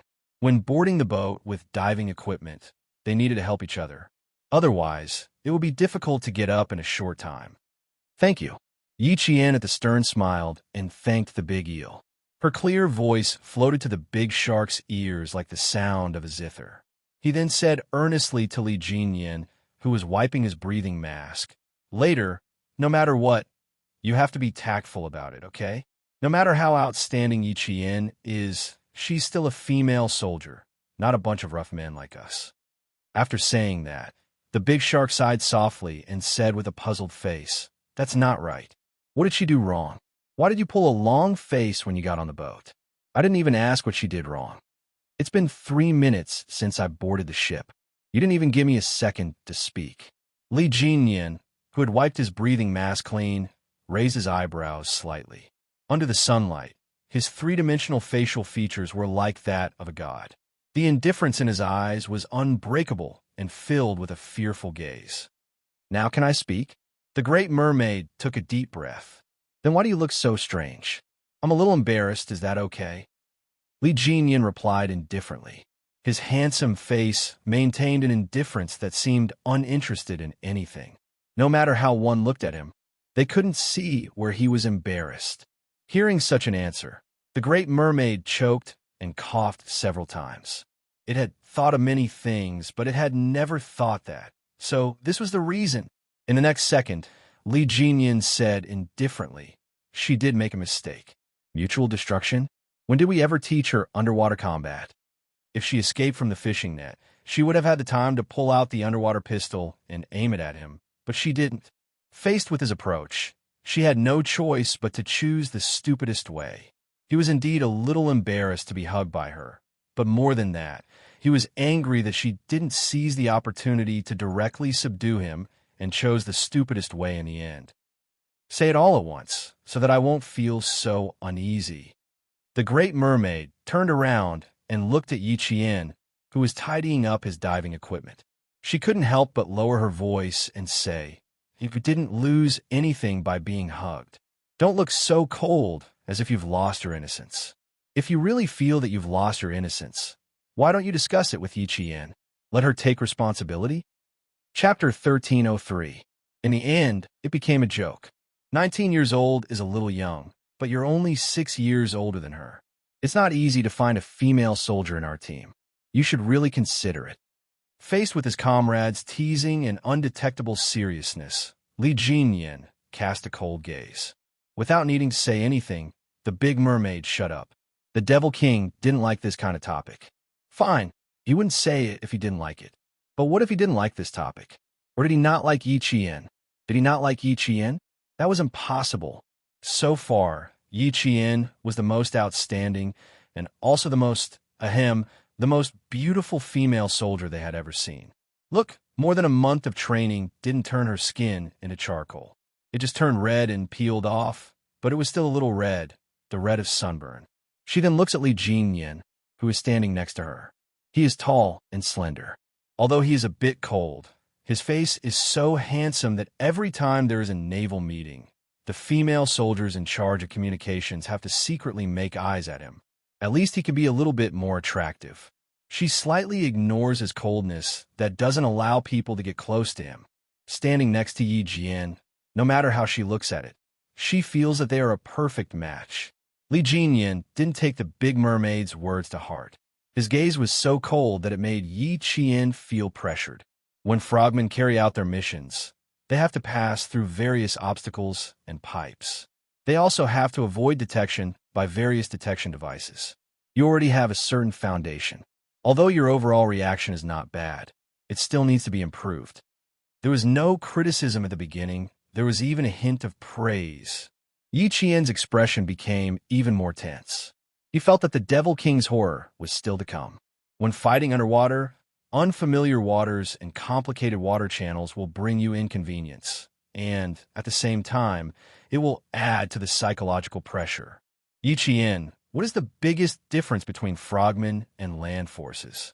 Do you need me to repeat it? As his voice became colder, Yi Qian knew. The main point was coming. Yi Qian straightened his back and puffed out his chest.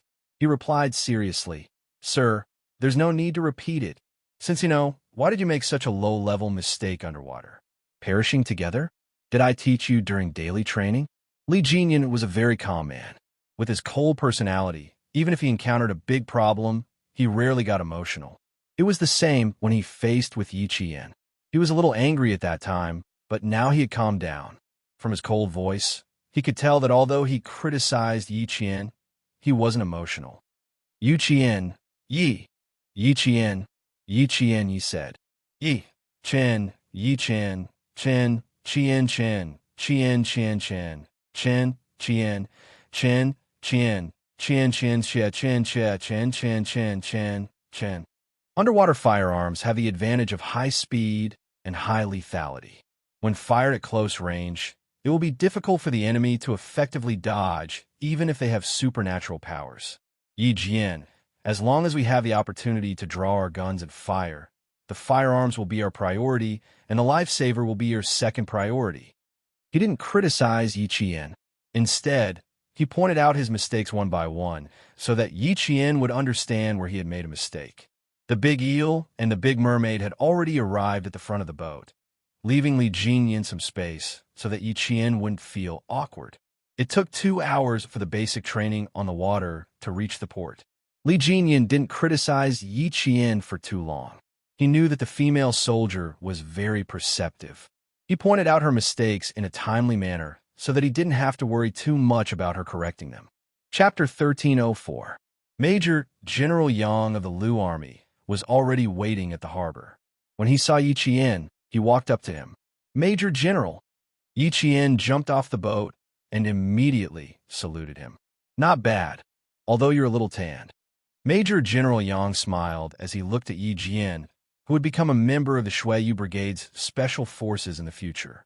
A deep smile appeared in his eyes as he returned Li Jinyan's military salute. He lowered his arm and smiled at the young major who was famous for his harsh training. "Thank you for your hard work, Major Li." Li Jinyan, who was neither humble nor arrogant, replied calmly to the Major General of the army, "This is my duty and also my responsibility. I can see the sacred qualities of a modern soldier in you, Major Li. You are worthy of being a role model for our army." Major General Yang really admired the major in front of him. He had once tried to arrange for him to join the Snowfield Brigade with Xia Jinyuan so that he could train the Snowfield Brigade into an excellent, world-class Special Forces unit. Later, after much research, the military decided that the Navy needed to form an underwater commando team, so Li Jinyan joined the Navy and Xia Jinyuan joined the Army. Now, both of them were shining brightly in their respective units. Even if Li Jinyan didn't join the Army, Major General Yang still cherished his talent. After chatting with him for a while, he finally spoke to Yi Qian. Major General Yang smiled as he looked at the back of Yi Qian. He almost became a member of the army like Xia Jinyuan. Major General Yang turned his head and saw Yi Qian's skin peeling from the sun. The back of his neck was red. He paused for a moment and sighed. "Has it been hard for the past month? Even harder than the army training." Yi Qian probably didn't just peel off a layer of skin. He would get sunburned again and then get sunburned again and again. "It's mainly because I'm not familiar with it. Everything starts from scratch, so it's a bit harder than the army training." Yi Qian did not exaggerate and answered honestly. "Fortunately, I passed the first day physically and mentally. Otherwise, with Captain Li's strictness, I would have been sent back." Major General Yang laughed. "Xia Jinyuan and I didn't expect that you would be sent back by him when we sent you here. We believe that you will pass both physically and mentally. Fortunately, I didn't slack off during my training. If I were to be sent back, it would be too embarrassing." Yi Qian joked with herself. Although her body was tired, her spirit was tempered. From her bright eyes, one could see that she was full of vigor. While the Major General laughed, she said slowly, "After a week of intense training, I feel that Captain Li is satisfied with me, so I'm relieved. Hard work was definitely there. How could one become an outstanding soldier without hard work?" Major General Yang was very satisfied with Yi Jian's determination to not admit defeat, to not be afraid of tiring or suffering. "We've postponed your registration at the Military Academy to September 2nd. You can skip the military training that has already started. I will ask Xia Jinyuan to pick you up. Go home and get your acceptance letter. You can complete your registration on September 2nd. All new students in the National University of Science and Technology had to undergo military training. They went through the registration process about 2 weeks earlier than other universities and completed their first military training. They called it experiencing military school life. For other new students, it was a chance to experience military school life. For Yi Qian, it was a small matter. She would gain more if she stayed with the Navy for half a month. Chapter 1305. Knowing that Xia Jinyuan would come to pick her up, Yi Qian, who had sent Major General Yang away, was looking forward to it for the first time. She wanted that day to come sooner and see Xia Jinyuan, whom she hadn't seen for a long time. During the 3-day holiday, Yi Qian completed the last of the beach diving training. On the evening of the 3rd day, she left the port on a patrol boat and headed to another sea area to complete the last 10 days of combat diving training. The last 10 days of training brought Yi Qian back to the days when she first joined the team. She didn't have more than 5 hours of rest every day before she had to start the special operations training. The end of August at the port was finally not as hot as it was from July to mid-August. Although the sun was still bright, the heat seemed to have decreased a lot. Xia Jinyuan, who was wearing an army training uniform, was accompanied by the Shah. They chatted as they walked towards the sea helicopter base. He, who was sent to pick up Yi Qian, arrived at the port on August 28th at 10 a.m. sharp and took a flight to Honko City in the southern province at 2 p.m. Time was a little tight. The flight arrived in Honko City in the afternoon, and they had to take a car back to Shuku Village in the afternoon. They would rest for 2 days on August 29th and 30th, then rush to the National University of Science and Technology on August 31st and report before September 2nd. Xia Jinyuan had trained with Xia Jinyuan for more than half a year, so he didn't need to be polite when talking with Xia Jinyuan. He said casually, "It's a pity that the time is a little short. The training plan for our Special Operations Combat Crew is 10 weeks, but Yi Jian only has 2 weeks. She has to complete a high-altitude parachuting course, an obstacle blasting course, and a long-range operation safety course. The 3 courses only have 4 days of training. In Demon King Li's words, it's fast-paced training. Let her remember it first, and then she'll have more in-depth training when she comes back from the winter break." Xia Jinyuan, whose steps were light, was about to see the girl he loved very soon. His thin lips held a faint smile, and his delicate eyes were gentle. "Although it's fast-paced training, I believe that with Yi Qian's ability to accept it, she won't let your efforts go to waste." Little Fox was smart. She would definitely have the results of 8 days of training in 4 days. He was indeed one of them. He trusted Yi Qian so much that even if he didn't see her training, he didn't doubt her at all. This kind of trust wasn't formed in a day or two. It was formed when they had been together day and night, and even fought side by side. Up until now, although Yi Qian had trained with the Storm Commandos for almost 2 months, she hadn't built an unbreakable trust with them. That's true. In the words of our commander, Yi Jian is like a sponge. She seems to be in a saturated state, but in the blink of an eye, she can absorb new knowledge. His ability to act and execute is outstanding. Although they did not establish an unbreakable trust, the Big Mermaid's admiration for Yi Jian was not just a day or 2. The more time they spent together, the more she could feel the power hidden in Yi Jian. Thinking that she was going to leave in the afternoon, the Big Mermaid, who was reluctant to part with her, suddenly said, "We are all reluctant to let Yi Jian leave. We are considering whether we should coax Demon King Li to pursue Yi Jian."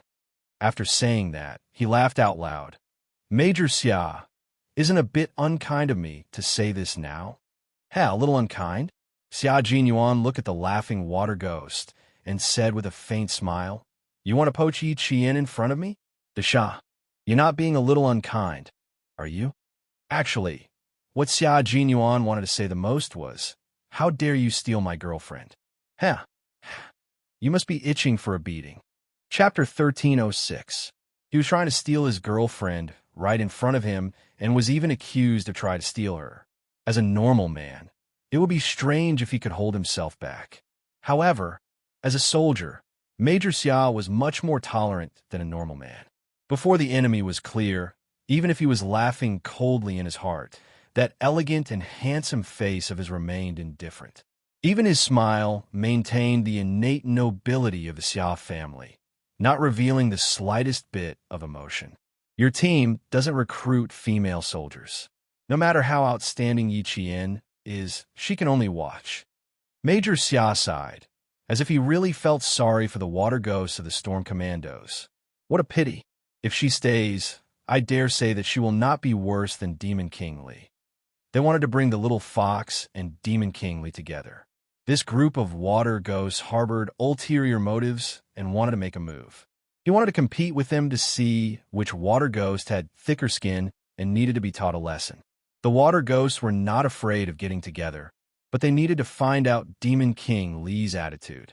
The big shark did not sense anything wrong with Xia Jinyuan, nor did she hear that Xia Jinyuan was baiting the enemy step by step. She wanted to know what was going on, especially Li Jinyan's attitude. There's no choice. The frogman units of the Lindong, Linchuan, and Nangguang military regions can recruit female soldiers. If these 3 military regions know that Yi Qian graduated from the military academy, Major Xia, I'll remind your team in advance. There's a 90% chance that they will try to steal her from you. The big shark sighed, lamenting that they could not keep Yi Qian. We want to steal her, but the policies and regulations are there. Even if we want to steal her, we can only think about it. It's impossible. Xia Jinyuan's dark eyes flashed with a hint of a smile. It was because he knew that the Storm Amphibious Frogman Commandos did not recruit female soldiers that he and Major General Lou sent Little Fox over. Besides, there was no choice. They had to be on guard. Little Fox was a female soldier, but she was far better than a male soldier. In addition, she had more than 5 years of Special Forces training and had some experience in land battles. In addition, she was excellent in all aspects. As a major general, he had to be on guard. As a boyfriend, he was naturally happy that his girlfriend was so outstanding. But there were also times when he was worried. He didn't feel good about being poached. Xiao Jinyuan had absolute faith in Yi Qian. He had known her for 5 years and had pursued her for 4 years before finally succeeding. The strong-willed little fox wasn't a fickle person. As she trained with Li Jinyan, she wasn't worried that her girlfriend would leave with someone else. Xiao Jinyuan, on the other hand, was already mentally prepared for the fact that someone was trying to steal his girlfriend. Little Fox was outstanding, and there was no shortage of outstanding men in the military. It was only natural that they would take a fancy to an outstanding little fox. Otherwise, why would he try his best to clear his name in advance and become her boyfriend before she entered the military academy? He was already mentally prepared for this, but he didn't expect that someone would be so impatient to try to steal him from the corner. Major Xia gritted his teeth a little too hard. He continued to lure the enemy without batting an eyelid and slowly smiled. This is a good rule. If there wasn't such a rule, I would have to consider whether to send Yi Qian to your unit. That one sentence made the big merman want to vomit blood. His sharp eyes, which were contrasted by his dark skin, glared at Major Xia, who was as elegant and dignified as a civilian in the military. The big merman thumped his chest a few times. Major Xia, you're purposely trying to piss us off. So you've been guarding against us since the beginning. You didn't even send him to the other military districts and chose our Storm Brigade. Major Xia, you're too cunning. Chapter 1307. Why would I do that on purpose? I'm just telling you the truth. Xiao Jinyuan put on a lecturing hat, looking elegant and noble. I can't possibly do all the work for them. I still have to be careful. Luckily, your team has a rule against recruiting female soldiers. Otherwise, I might not be able to successfully bring Yi Qian back to the army. Also, you guys are quite unkind. Not only do you want her to stay, you even want Demon King Li to give himself to you. Taking advantage of the situation, Major Xia said earnestly, Great Mermaid, treating people with your looks is not a long-term solution. Great Mermaid took a deep breath, then took another deep breath. She forced a smile and replied warmly, Major Xia, please don't misunderstand. We were just joking in private. It has nothing to do with Captain Li. He doesn't even know what we're thinking. Treating people with sex is not a long-term solution. Major Xia, you're vicious. If Demon King Li found out that you wanted him to sacrifice himself, wouldn't he train himself to death? The smile on Major Xia's face deepened as he nodded. Then, as if he had suddenly realized something, he laughed. You guys, Li Jinyan hasn't said anything, yet you guys dare to speak nonsense. You're quite bold. Unmarried man and unmarried woman. Captain Li is not bad, and Yi Qian is not bad. If they really become a couple, don't you think it'll be a good story? Great Mermaid had no idea that she had just escaped from Demon King Li and was now being targeted by Xiao Jinyuan. She fearlessly expressed her true thoughts. You don't know how compatible they are when they get together. Yi Qian is so outstanding. There aren't many men who are good enough for her. Our Captain Li is one of them. As the vice captain and ideological counselor, Great Mermaid always felt that she had the obligation to solve Demon King Li's marriage. He was already a 26-year-old man. In 4 years' time, he would be 30. How could he not have a partner? Xiao Jinyuan secretly clenched his fists and raised his hand to look at the time. It was still early. He then raised his eyes and pointed at the beach in front of him. He said politely, It's still early. Why don't we go to the beach and learn from each other? Let's see if you've improved compared to back then. Back then, the few of you fought with me and Li Jinyan. You lost so much that you roared angrily at the sea in the middle of the night. You threatened that one day you would avenge your humiliation. Since it's still early, let's fight. Sparring until you can't even speak. As a Special Forces soldier, and the Q King of the Snowfield Brigade, Xia Jinyuan was extremely good at hiding his emotions. Even to Xia, the instructor of the Storm Commandos, couldn't see through his expression. Every sentence was said calmly and tirelessly. The Great Mermaid did not realize that she had unknowingly offended Xia Jinyuan. Hearing this, his eyes lit up. He glanced at Xia Jinyuan, who was dressed in his training uniform, and laughed. Major Xia, you seem to have come prepared. You didn't even wear your regular uniform to visit our unit. You came in your training uniform. I came out in a hurry and didn't change. Now it's convenient. That's good. Let's go, Major Xia. The sparring started at 10:10 a.m. and ended at 10:25 a.m. The side of Great Mermaid's face was pressed against the sand. His hands were clasped behind his back. He felt that his facial features were about to be squashed and his eyeballs were about to pop out. Xia Jinyuan sat directly on Great Mermaid's waist. His long arms locked Great Mermaid's arms and pulled him up. At the same time, he pressed his elbows on the back of Great Mermaid's neck so that he couldn't move. With a slight smile and the sea breeze, he said, "You've improved a little. It used to take 10 minutes. Now it's 15 minutes. Chapter 1308. With sand in his mouth, the Great Merman grunted twice, signaling for the other party to let go of his hand so that he could speak. Ruthless, too ruthless. He had been stomped twice on the chest and punched in the mouth. Blood was flowing out, and now he was being held down. Was he out his mind? He agreed to spar with Xia Jinyuan, who was on par with Demon King Li. They were clearly talking about Yi Qian and Demon King Li. How did it end up with him sparring with Xia Jinyuan? Of course, Xia Jinyuan wouldn't tell him why he let go during the sparring. He pulled the Great Merman up and said guiltily, "I didn't control my strength. I'm sorry, brother." The Great Merman, whose mouth was red and swollen, gently touched his wound. He waved his hand disapprovingly and said, "I admit defeat. However, Major Xia, you were a little ruthless. Why do I feel like you deliberately hit my mouth? Is it painful? Let me take a look." Xia Jinyuan's expression was serious. He hurried over to show his concern for his comrade. It was a little intentional, but in the end, he really wanted to spar. The Great Merman, who didn't see through Xia Jinyuan's cunning nature, felt that he was overthinking. He added, "You hit my face the moment you came up. Major Xia, I'm not as good-looking as you. If you ruin my face and I can't get a wife, you'll have to take responsibility."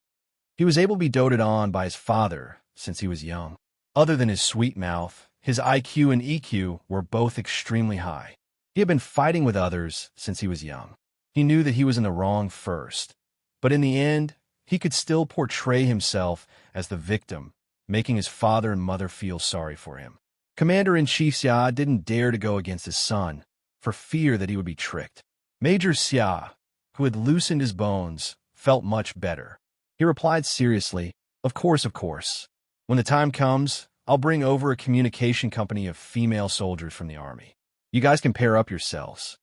As he spoke, his expression gradually became more serious, and even the deep smile in his voice became much colder. "Great Mermaid, we're going to complete a competition with a certain American Special Forces next year. You guys need to hurry up on a ground battle. Did Demon King Li come up with any detailed training plans? We don't have much time, so we need to make the best use of our tactics and skills." The situation of the enemy had been investigated clearly, and it had nothing to do with Li Jinyan. It was purely his comrades who were worrying for nothing. Now that the competition was over, he felt much better. It was time to change the topic and put the Big Mermaid's attention back to the business at hand. Being a fox, Major Xia was an all-round soldier king. He was not someone to be trifled with. Since the sparring session was over, there was no need to mention it again, in case the Big Mermaid realized that his motive for sparring was not pure. As soon as the topic changed, the Big Mermaid naturally followed suit. The corners of its mouth twitched a little, but other than the slight pain, there wasn't much of a problem. Dusting off the fine sand on his body, he began to discuss with Xia Jinyuan, "I have a plan. First, we will finish the competition, then focus on attacking the weak points. Major Xia, your special forces are a little mysterious. Even the Demon King doesn't know how deep your background is. When the competition is over, both of our teams will have to bring out their best skills. We'll combine the strengths of each team and eliminate our weaknesses. Only then will we have a better chance of winning when we go overseas in the future. Xia Jinyuan was no longer sentimental. With a sharp look on his handsome face, he nodded and said, "My plan is the same as the Demon King's. First, we'll compete with you guys and find out our own problems. Then, we'll combine the strengths of the American Special Forces and formulate a targeted training plan." Chapter 1309. A second ago, they were still fighting with their fists, and the next second, they were standing side by side, planning and discussing next year's match with the U.S.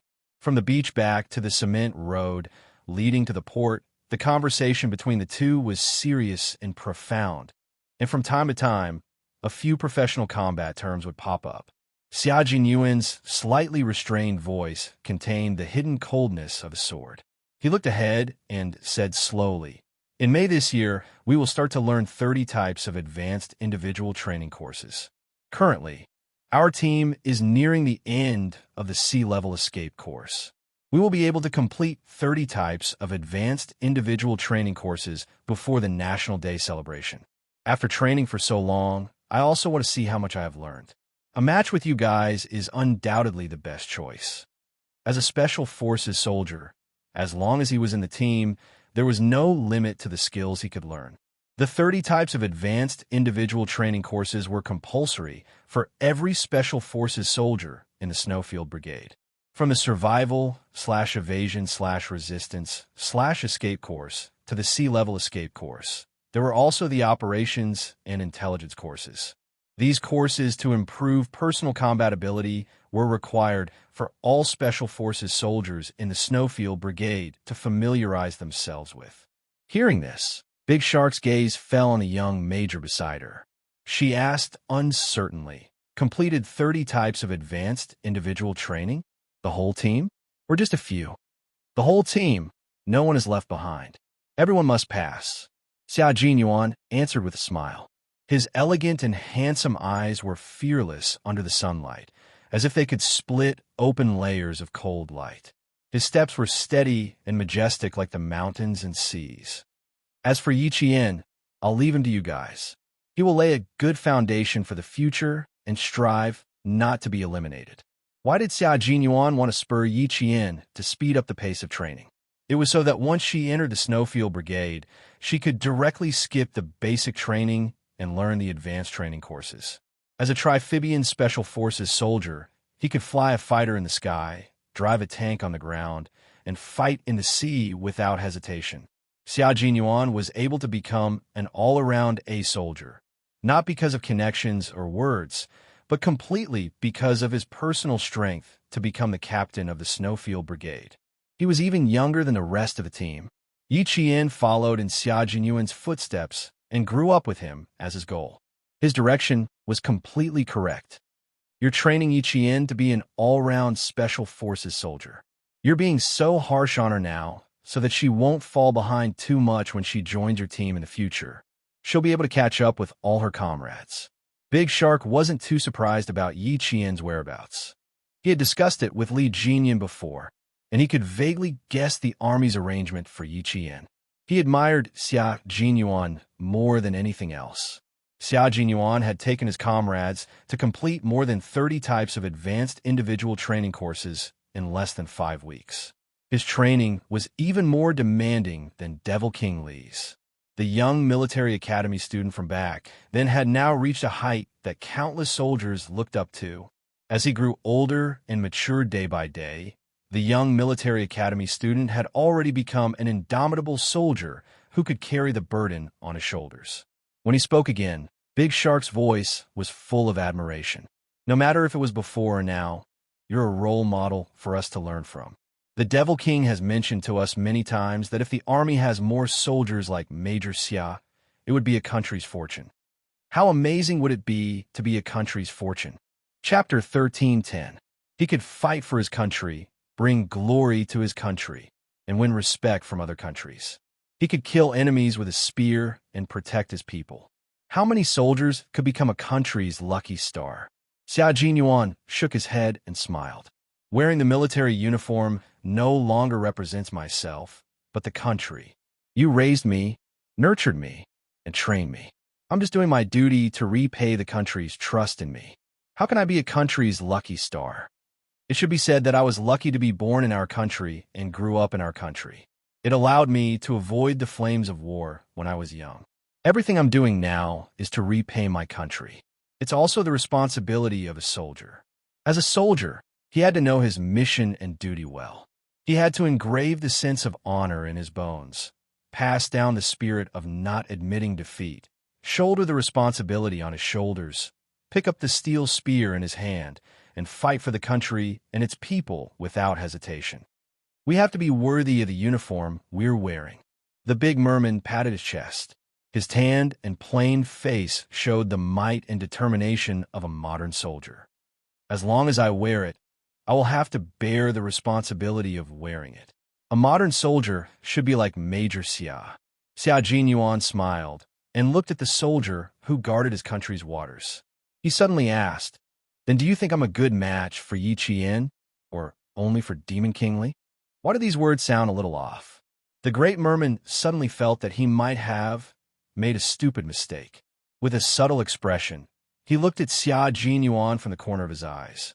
The great merman smiled and said tentatively, "You're a good match, but it's mainly up to Yi Qian. Didn't we have 3 days of rest previously?" When the Demon King saw that Yi Qian's departure was approaching, he arranged for a mock training exercise. When it came to the underwater combat, Yi Qian saw that he couldn't beat the Demon King, so he rushed over and hugged the Demon King. "Major, do you think Yi Qian has some thoughts about Demon King Li?" He was even probing, rushing over and hugging. The reserved and calm little fox would never do such a thing. The smile on Xia Jinyuan's face didn't even increase or decrease. He said calmly, "Physical contact is inevitable during combat training. You can't just assume that there's some ulterior motive behind a single movement during a fight." She grew up in the army and trained with the male soldiers in the army. During the training, she would often ride on the backs of the male soldiers to capture and subdue the enemy. According to what you said, how many people would Yi Qian have designs on? Great Mermaid, you're overthinking. How can they compare to Demon King Li? Demon King Li is good-looking and responsible. He's also a military academy graduate. If he really becomes a couple with Yi Qian, ha ha ha. Major Xia, you should also be happy for Yi Qian. If Major Xia was really interested in Yi Qian, she would definitely change her expression after hearing what he said. When he laughed, his mouth opened a little, and he accidentally tugged on the small wound at the corner of his mouth. The great merman, who didn't think much of it, couldn't help but think, was the so-called exchange of pointers just to teach me a lesson? The great merman grumbled in his heart. Yi Qian stood at the bow of the boat, waiting for the boat to dock so that he could be the first to jump off. Captain Xia must have already arrived at the port to pick him up. They hadn't seen each other for almost 2 months. Yi Qian couldn't wait to see his boyfriend. Chapter 13:11. All the soldiers in the unit knew that Yi Qian was going back today, and they were all reluctant to part with him. They trained together, suffered together, shouted together, ran together, and even wiped their tears together. Suddenly, it was time to part. The originally happy atmosphere gradually turned gloomy as the ship approached the port. DeWale rubbed his face. His eyes were bloodshot. He smiled and said, "I feel like the ship is moving a little fast today. We'll be docking soon. Yi Qian, I'll send you to the ship later. Let's go together. Do you still have any luggage to pack at the port? Do you want to buy a few bags of sea specialties? The southern province is by the river, not the sea. Buy a few bags of sea specialties for your family to try." One after another, the gloomy atmosphere was lifted. The masculine faces of the soldiers smiled brightly. They looked at Yi Qian with warm and friendly gazes. Although they had only known each other for less than 2 months, their friendship had been established unknowingly. In addition, when the soldiers encountered difficulties during training, Yi Qian would find a way to solve them. They got along well with each other. At this time, she had not left yet, but there were already soldiers looking forward to the next gathering. Yi Qian liked military life because he had a group of comrades who could share weal and woe with him. The port was right in front of them. Yi Qian answered them one by one with a smile. Someone will come to pick me up. There's no need to send me off. There are only 2 elders in the Haitei family. They don't like it, so I won't be bringing them along. I don't think it will be too long before we meet again. Who knows, I might suddenly come back one day. Doyle laughed and said, Of course we'll send you off. It's impossible for all of us to go, so we'll just choose a representative. Let Captain Li show up. He'll send our comrade, Yi Qian, off. Let Demon King Li send him off? Yi Qian pursed his lips and smiled. His cold face did not look like he was sending him off. Instead, it looked like he was escorting a criminal. The Demon King is too serious.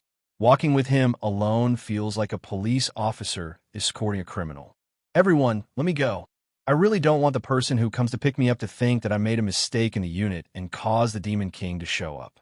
After living together for nearly 2 months, Yi Jian and the Water Ghost were already able to get together and joke around with each other. As the captain, Li Jinyan was always the topic of the soldiers. They respected him and liked to secretly discuss him. All the soldiers thought of that scene and could not help but laugh. The ship docked at the port, and Li Jinyan, who the comrades were discussing about as the representative candidate, appeared in front of everyone. His cold eyes were directly locked on Yi Jian's face. Before he could speak, the big eel, who had picked up the diving equipment and was about to get off the ship, smiled and said, Devil King, we choose you as the representative to send Yi Jian off. Everyone picked up their diving equipment and stood neatly.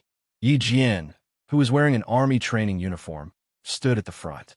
She met Li Jinyan's cold gaze and replied with a smile. There's no need to go through so much trouble. I only have this small bag straight. Give it to me. Li Jinyan calmly interrupted her. He walked over and bent down to pick up Yi Qian's luggage, which contained only a change of clothes, as well as 2 sets of short-sleeved shirts and shorts. When he looked up, there was a subtle smile in his handsome eyes. Don't worry, I won't send you on the ship like a criminal. He had heard Yi Qian's teasing just now. This female soldier sometimes said things that made people not know whether to laugh or cry. Chapter 13:12. The soldiers laughed even louder. They respected and loved their captain, but at the same time, they would also make fun of their captain, who was cold but open-minded. Even if the soldiers called Li Jinyan the Devil King, he was still a Devil King that made people wholeheartedly accept him. Yi Qian, who was caught red-handed, did not panic. The smile in his eyes fell slightly on the camouflage travel bag in Li Jinyan's hands. He continued to make fun of him. After training for almost 2 months, this is the first time I've seen the Devil King take the initiative to help a comrade with his luggage. If I had known, I would have brought all my diving equipment with me. Ha ha ha, Devil King. Why don't you take my diving equipment and add some weight to it? Don't let Yi Qian feel that it's a pity. 1 set of equipment will be taken, 2 sets of equipment will still be brought. Devil King, you can also help me with mine. The soldiers, who all understood the meaning behind Yi Qian's words, laughed even louder. The last bit of sadness from parting with him disappeared with the laughter, leaving only the laughter of today. Li Jinyan, who did not like to talk or laugh, was faced with his comrades' teasing. His cold expression disappeared in an instant. Even Yi Qian did not notice the faint smile that flashed across his face. Let's go. Amidst the laughter, although his voice was faint and cold, it still clearly reached Yi Qian's ears. It's getting late. Yi Qian nodded. He did not care about the small luggage in his hands and followed Li Jinyan to the deck first. Let's go, let's go. Get off the boat, get off the boat. Brothers, pack up your equipment and get off the boat. De Whale and Eel each led a team to the deck and got off the boat one by one. Xia Jinyuan's footsteps became bigger and faster. He had already seen the figure that he hadn't seen for nearly 2 months. She came down from the patrol ship and stood together with the water ghosts in black diving suits. She was especially eye-catching in the army's camouflage uniform. After Xia Jinyuan locked his gaze on her, he had never looked away. Yi Qian, who was in line, turned his head thoughtfully to look at the straight line of the harbor. When he saw the tall figure walking towards him, his dark eyes seemed to flash with a bright light. His beautiful face was like a blooming flower, so bright and beautiful that even Li Jinyan, who was in line in front of him, couldn't help but stare. His gaze was as bright as the sun. She could feel the heat in his eyes from more than 10 meters away.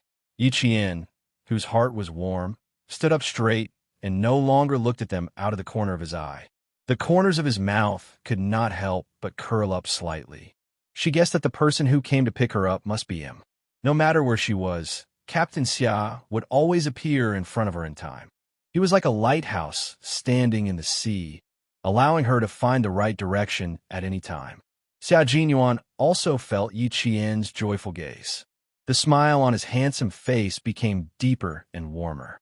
The coldness between his eyebrows dissipated, leaving only gentleness. She was happy that he came, and he was also full of joy. The Devil King definitely treats Yi Qian differently.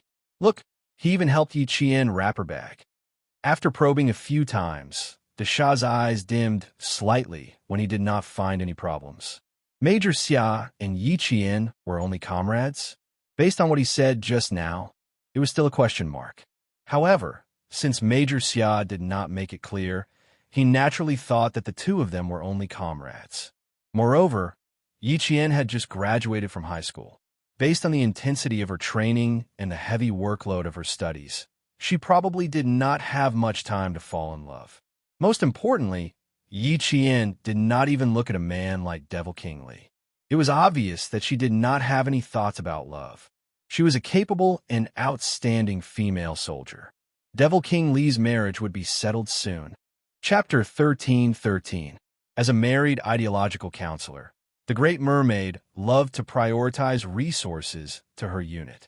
The ideological counselors in other units also had the same problem. They all loved to be matchmakers, as if they had all been trained to do so.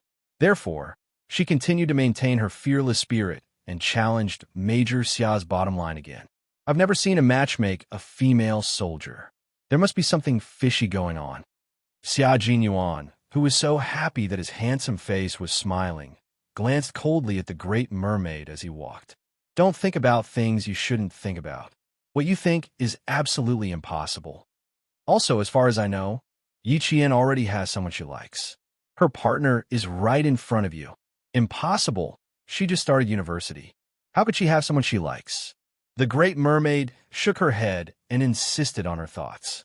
With her outstanding grades, she definitely wouldn't fall in love at such a young age. She has to train during the winter and summer holidays. How could she have time to fall in love? Major Xia, I'm sorry. I just want to be a matchmaker for once. Touching the wound on the corner of her mouth, the Great Mermaid smiled deeply. Xia Jinyuan's attention was focused on Yi Qian. He walked closer and closer until he could see her skin color. His little fox seemed to be a little tanned, but she was full of energy. She didn't flinch even after training under the sun and wind. She persevered day after day and finally became a rare pearl. This was his little fox, the one and only girl that he loved dearly. You want to match her with another man? You must be dreaming. If it's impossible in this life, it's also impossible in the next life. Xia Jinyuan walked closer step by step and carefully looked at the girl he liked. He replied slowly, if she wants a date, there's still time. Besides, she doesn't have time. The person who's chasing her has to find time to accompany her no matter what. Major Xia, who had always been good at self-restraint, felt a little stifled when he heard that his girlfriend had to be matched with another man from time to time. He had made it clear enough. If the Great Mermaid still didn't understand, I really don't know how he got married and even had a precious daughter. Or was he just pretending to be confused? That's highly likely. Xia Jinyuan could not help but raise his guard. The Great Mermaid's smile was somewhat enigmatic. You're right. There's still time to squeeze. Demon King Li is self-taught. He's squeezing time to deliver Yi Qian. Something is fishy. Something is fishy. Something is definitely fishy. One had to admit that the Big Mermaid was good at pulling aggro. Not only did she pull aggro for herself, but she also made Li Jinyan suffer. It was just a small matter of helping his comrade unpack his luggage, but in his mouth, it became a matter of trying to chase after his girlfriend. It was clearly a simple matter, but it turned out to be fishy. No matter how well-mannered Xia Jinyuan was, he was still a little expressionless at this moment. His dark, bottomless eyes seemed to contain some meaning as he glanced at the big mermaid with a faint smile. Big mermaid, you seem to want to be a matchmaker. He could only blame himself for his lack of emotions. The longer he served in the military, the more difficult it was for others to see what he was thinking. Even the great mermaid, who was good at political and ideological work, could not guess. The great mermaid, who was worried about her comrade's marriage, did not seem to notice Xia Jinyuan's coldness. She laughed and replied, "No, I just feel that Yi Qian and Demon King Li are a good match." Yi Qian was not bad. Demon King Li was not bad. Major Xiao was also not bad. He, of course, would help Demon King Li. Chapter 13-14. Xia Jinyuan couldn't help but chuckle. What an ideological and political instructor. He thought he had given up on probing, but in fact he was still trying to probe his relationship with Little Fox. As he got closer and closer to Yi Jian, Major Xia stopped wasting his time talking to the Great Mermaid.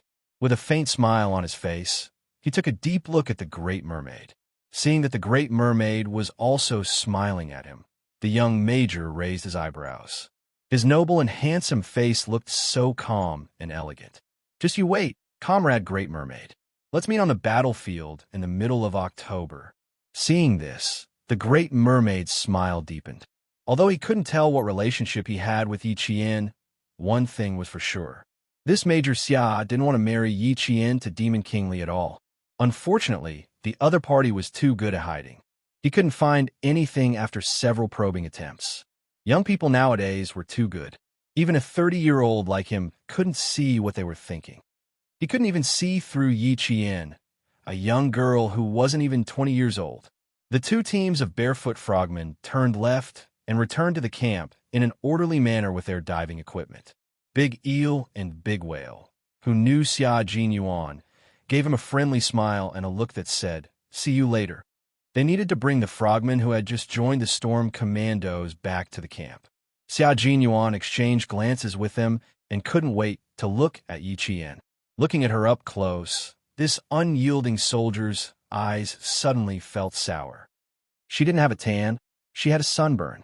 The skin on the back of his neck that had been exposed to the sun had curled up to his ears, revealing large patches of pink skin.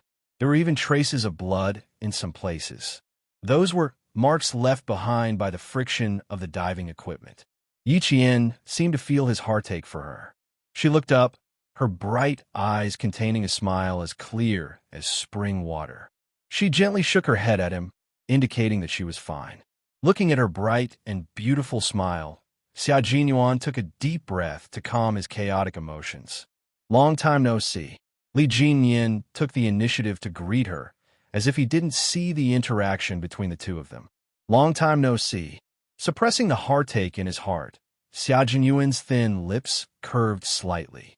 He and Li Jinyin smiled as they looked at each other. At the same time, they reached out for each other's hands. The moment they shook hands, even the air around them became heavy. The Great Mermaid revealed a mysterious smile and looked at Yi Qian. Then, her gaze was fixed, and a thoughtful gloom flashed in the depths of her eyes. Yi Qian was already standing next to Xia Jinyuan. He was so close that he could smell the fresh, clean scent of his body. Yi Qian's smile deepened, and his face became even more beautiful. What is love? Perhaps love was just like now. Even when she smelled his scent, she still felt sweet. Xia Jinyuan maintained his gentlemanly demeanor in the face of the strongest competitor he had trained with. He politely greeted him. "Thank you for your hard work, Devil King." "I'm just doing my job," Devil King Li replied indifferently. However, he saw the Great Mermaid standing on Xia Jinyuan's left was constantly winking at him. His brows furrowed slightly. He didn't quite understand what the Great Mermaid was trying to say. The Great Mermaid had many things to say. Seeing that he didn't understand her painstaking efforts, the Great Mermaid took the initiative to say, "Jinyin, I just asked Captain Xia. He and Yi Qian's flight is at 2 o'clock in the afternoon. Since there's still plenty of time, why don't we go out for a meal first?" Chapter 13-15. You're the captain. Now that Yi Qian is leaving, you must have a lot to say. Say whatever you want while we're eating. Otherwise, she won't be able to hear what you want to say when Yi Qian leaves. It was a little quiet. Only the sound of the waves gently beating against the stone pier could be heard. The sound of water splashing could be heard. Li Jinyan didn't understand why the Great Merman would say such things. The flight is at 2 o'clock. It's 11 o'clock now. It's getting late. His gaze swept across Yi Qian's face calmly. His thin lips straightened a little. Also, I've already said what I wanted to say. Yi Qian, do you remember? How dare you say there's nothing fishy going on? I've already said what I wanted to say. You've already said everything? That's good, that's good. Don't leave any regrets. The Great Merman smiled brightly. He was known as the gentle and easygoing vice-captain in the team. Li Jinyan narrowed his eyes and glanced at the Great Merman indifferently. It was very indifferent, but it was a cold warning to the Great Merman not to speak carelessly. When Xia Jinyuan retracted his hand, he seemed to inadvertently take a small step closer to Yi Qian, closing the distance between them to less than the width of a fist. Seeing Li Jinyan warning his vice-captain with his gaze, Xia Jinyuan couldn't help but laugh. If Yi Qian does anything wrong, please point it out, Demon King. There's no need to feel burdened. Since the army sent her to you for training, it's to see her improvement. Moreover, based on my understanding of Yi Qian, she will accept criticism with an open mind and work hard to improve her shortcomings. With that, he changed the topic of the Great Merman's hidden meaning to the matter of training. The topic finally returned to normal. Even the atmosphere returned to normal. The Great Merman sighed inwardly after being warned by Xia Jinyuan's gaze. Oh, Demon King, don't tell me you're not moved by such an outstanding female soldier like Yi Qian. Every time the 8 new soldiers in the team saw Yi Qian, their eyes lit up like lamps. They all wanted to show off their skills in front of Yi Qian. You're good. He only knew how to criticize and correct without the slightest bit of tenderness. The female soldiers that you personally sent over won't be too bad. They have improved a lot after more than 50 days of training. Li Jinyan did not say much. As he walked, he talked about Yi Qian's training. After a while, the topic shifted to the match in mid-October. I've already stepped up my training. The new soldiers will be taking part in the match at the same time. If Yi Qian comes up, you'll have to adjust her schedule. Yi Qian couldn't help but glance sideways at Xia Jinyuan. Together? Adjust her time? What's going on?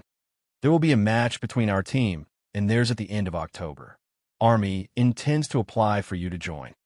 Xia Jinyuan explained to Yi Qian. It was just decided a few days ago. As for you, you still need to discuss it with the military and the school. In other words, it was still unknown whether he could participate or not. It mainly depended on the arrangements of the school and the curriculum. Even Yi Qian did not have the right to decide on such matters. He only had the right to know. Hearing this, he nodded slightly to show that he understood. The 4 of them walked side by side, which made it very easy for Xia Jinyuan to secretly do something. He seemed to inadvertently hold Yi Qian's hand and gently stroke it. With a calm expression, he spoke to Li Jinyan as they walked. We will try our best to get her to join. We don't want her to miss out on such an opportunity. Okay, if you need us to step in, call us at any time. Li Jinyan also felt that this was a very good opportunity for Yi Qian. Moreover, he wanted to see her performance on land. A female soldier with a vicious aura around her, who had already completed missions at such a young age, how exciting would her performance on the battlefield be? Chapter 13:16. Yi Qian struggled a little, but he couldn't get rid of Xia Jinyan's hand, so he just let him be. The 2 of them walked close to each other, and they were only holding each other's pinky. At a glance, she couldn't tell anything. Forget it. They hadn't seen each other for more than 50 days. She couldn't help but want to hold his hand. She secretly hooked her pinky and listened as he chatted seriously with Li Jinyan. His side profile was so handsome that it was almost perfect, like a beautiful jade. When he spoke seriously, the corners of his mouth would slightly tighten, and there would be an inexplicable coldness between his brows. When he smiled, the coldness would dissipate, and he would be like a branch covered in a spring breeze. It was so soft that she couldn't help but want to raise her head and stroke his eyebrows. She could feel the warmth of the spring breeze. After looking at Yi Qian for a long time, Xia Jinyuan, who was talking, seemed to have sensed something. He looked over and immediately saw the affection in Yi Qian's eyes. Such a gaze. Xia Jinyuan felt exceptionally happy. Even his heart was filled with sweetness. It turned out that Xia Jinyuan, who was only holding Yi Qian's hand with his pinky, directly used his slender hand to hold it tightly. He held it so tightly that his thin lips couldn't help but curve upwards. He was in an exceptionally good mood. If it's possible after this, we can have an interactive training session to improve the tacit understanding between the two teams. Li Jinyan, who was looking straight ahead, said in a low voice as if he didn't know anything. With 2 to 3 months of tacit understanding training, we'll have a better chance against the Americans. When Xia Jinyuan spoke again with a smile, his low voice was so light that Li Jinyan and the Big Mermaid couldn't help but look over. Facing their gazes, Major Xia, who was holding hands, didn't panic at all. He answered clearly and seriously. 2 to 3 months is a little difficult. If we combine it with winter training, it might be much better. Seeing how serious Xia Jinyuan was, Yi Qian silently looked ahead. He would lose to Major Xia in terms of mental strength. He would lose to him in terms of thick-skinned skin. He would lose to him in terms of courage. He would lose to him in terms of courage. He held her hand, and his fingers hooked into her palm from time to time. He was constantly doing little things in private, but he was still able to look serious. The campsite was right in front of them. 2 sentries were standing guard at the dock. Xia Jinyuan had to stop his little actions and let go of Yi Qian's hand. When he let go, Yi Qian seemed to hear a reluctant sigh. After getting the warning, the mermaid pursed her lips slightly and sighed reluctantly. It seemed that Major Xia had something to do with Yi Jianjin. The two of them had been communicating with each other through their eyes, and the intimacy they showed made it impossible for anyone to get in between them. It took less than 10 minutes to walk from the military dock to the campsite. Since Xia Jinyuan understood Yi Qian's situation during training, he also chatted with Li Jinyan until the mid-October match. When he bid farewell to the Navy commander, he chatted for about 10 minutes before leaving. The military jeep that was heading to the helicopter base started. Li Jinyan watched the two of them leave until the jeep drove out of his sight. Then, he looked coldly at the Big Mermaid. Big Mermaid, you talk too much today. Sigh. I just feel that Yi Qian is quite a good match for you. The Big Mermaid took off her military cap and touched the top of her head with one hand. Her voice was a little gloomy. It's not easy for us to find a partner. You don't know how to coax girls. You have to solve this problem. Although Yi Qian is young, he's calm and has a good character. He can do everything. He's not afraid of hard work, blood, and tears. Also, he's a soldier. He'll definitely have a lot in common with you, and you can understand each other's difficulties. Genie in my heart. Sigh, it doesn't feel good. Chapter 13:17. Big Shark's sigh reflected the sadness of many instructors who were concerned about the soldier's marriage. The words feeling bad also reflected the thoughts of many instructors. Especially for special forces like Li Jinyan and the others, it was extremely difficult to find a partner. Sometimes, even if they found one, they might not be able to pass the background check, and their family members might not be able to pass. There was no other way. They were special operations forces. The other half of their families had to be clean, and their family members had to be innocent. This was to ensure the personal safety of the special operations forces, as well as the confidentiality of national secrets. Yi Qian, as a special forces soldier, was undoubtedly the best choice for male soldiers like Li Jinyan and the others. It was normal for Big Shark to be concerned about him. Soldiers shouldered the responsibility of protecting the country. They held guns in their hands during the day and thought about the distant her late at night. They also thought that there was another her who was thinking about him at this moment. The jeep was so far away that they couldn't even smell the exhaust fumes.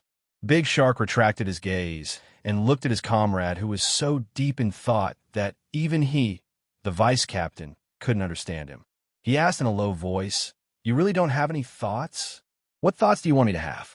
Li Jinyan responded. His tone was cold and monotonous. Big Shark was worried that other than being a little emotional about training, he was indifferent about everything else. He wanted to know more, but there was nothing he could do. If I could make you have any thoughts, I would have done it long ago. Why don't you take the opportunity? Can't you find Yi Qian? Come, tell me where she is. Why don't you have any thoughts at all? The instructor was so anxious that his face turned red. Fortunately, his skin was dark, so it couldn't be seen. I don't believe that you don't have any thoughts when such a beauty is standing in front of you. He had to get to the bottom of this, or he wouldn't be able to eat or sleep well. Thoughts? What thoughts? Thoughts about the female soldiers under his command? Li Jinyan pursed his thin lips. He didn't change his words under Big Shark's gaze. You're thinking too much. Asking an introverted person to talk about his feelings towards girls, the Big Mermaid was undoubtedly asking for trouble. The words, "You're thinking too much," directly killed the Great Merman's next words of persuasion, leaving him unable to recover for a moment. After staring at his comrade, who maintained a cold expression no matter what, the Great Merman's face was filled with helplessness. Jinyan, how can you go on like this? Can't you lower your standard a little? Even Yi Qian doesn't have any feelings for you. I really wonder if you don't have any feelings for any girl. Finally, there was a female soldier who was perfect in every aspect, but she said that he was thinking too much. Li Jinyan turned around and walked toward the military port. His cold and deep eyes looked at the reinforced concrete walls of the military port.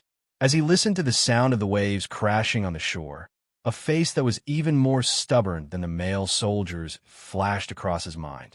A faint smile that was almost invisible flashed across the corners of his mouth. The female soldier was very good. Even if he had some feelings for her, it would be in vain. Xia Jinyuan personally sent her here and took her back in the midst of his busy schedule. This already explained everything. If he still thought about something, it would only add to his troubles. The female soldier was very good. Unfortunately, she already had someone by her side. I really don't understand you guys. Major Xia said that there's nothing between him and Yi Qian. You also said that you don't have any feelings for Yi Qian. This won't do. When I go back, I have to ask the single soldiers in the unit who have feelings for Yi Qian. I don't believe that such an outstanding female soldier like her doesn't have any pursuits from the male soldiers. Chapter 13:18. Li Jinyan heard the big shark talking to himself behind him. He only paused for a moment, but he did not look back. He walked into the military port with his long and powerful legs. If he let the big shark worry about Yi Qian alone, would there be no male soldiers pursuing him? Who would dare to go after him when he had Xia Jinyuan by his side? Xia Jinyuan had no feelings for Yi Qian? That was still a question mark. Li Jinyan did not remind his vice captain. He knew him too well. He would not give up until he reached the Yellow River, and would not turn back until he hit the wall. He would let him do as he pleased for a while, and when he realized that something was wrong, he would naturally stop. Li Jinyan really did not have any feelings for Yi Qian. He was purely appreciating him, and there were no romantic feelings. An outstanding female soldier was eye-catching, but how could he fall in love with her just because she was outstanding? The big shark did not think too much. He just wanted to solve his comrade's marriage. As the saying goes, too much concern leads to confusion. The gate of the military port slowly closed behind him. Li Jinyan, who was dressed in a Navy training uniform, walked under a tall coconut tree. He seemed to have thought of something and turned around. His gaze fell on the big shark's injured mouth. How did the wound on your mouth come about? Li Jinyan vaguely felt that this wound might have something to do with Xia Jinyuan. When you return to the port, spar with Major Xia for a while. He will beat you up in 15 minutes. The wound on the corner of his mouth turned green and red. The big shark touched it gently and gasped.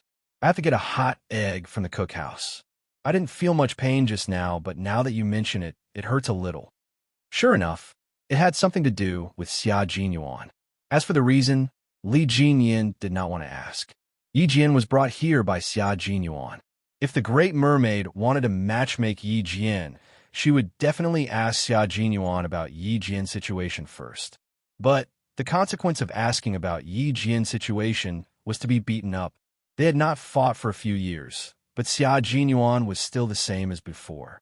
He was ruthless and ruthless, but he could not find fault with him. Li Jinyan pursed his thin lips and finally patted his comrade's shoulder. Be careful during the competition in mid-October. You guys, I don't understand. The Great Mermaid seemed to have understood something. She shook her head and walked toward the canteen step by step. She wanted to fight for Demon King Lee, but the other party didn't need it. Since that was the case, it would depend on fate. But he could also tell that Major Xia definitely treated Yi Qian differently. As for why it was different, he didn't get any answers even after asking for a long time. Pressing the corner of his mouth, the big merman sighed. Ah, what am I worrying about? The Demon King was right. They had to be careful during the competition. Major Xia's soldiers would only be more ruthless, but not the most ruthless. When it was close to noon, the Navy that had just returned from their training had already gathered. The sound of the chant drifted out of the military port with the sea breeze. Sitting in the car, Yi Qian looked up at the distant sea. More than 50 days of frogman training had ended just like that. Are you a little reluctant to part with it? Xia Jinyuan, who had been holding her hand the moment they got into the car, had been restraining himself. He resisted the urge to pull his little fox into his arms. Looking at the sunburn on the back of her neck, he didn't dare to hold her hand too tightly. He was afraid that he would lose control and hurt her. The car turned a corner, and a mountain blocked Yi Qian's view of the sea. Retracting his gaze, Yi Qian smiled faintly and gently held his hand. I've lived here for more than 50 days. I'm a little reluctant to part with it. Chapter 1319. They took good care of me. Knowing that I was late, they specially took time out to train with me so that I could catch up with my comrades. Captain Xia, it was my fortune to have met them. They jumped into the sea together to feel the stillness of the water. They ran along the beach with weights on their backs.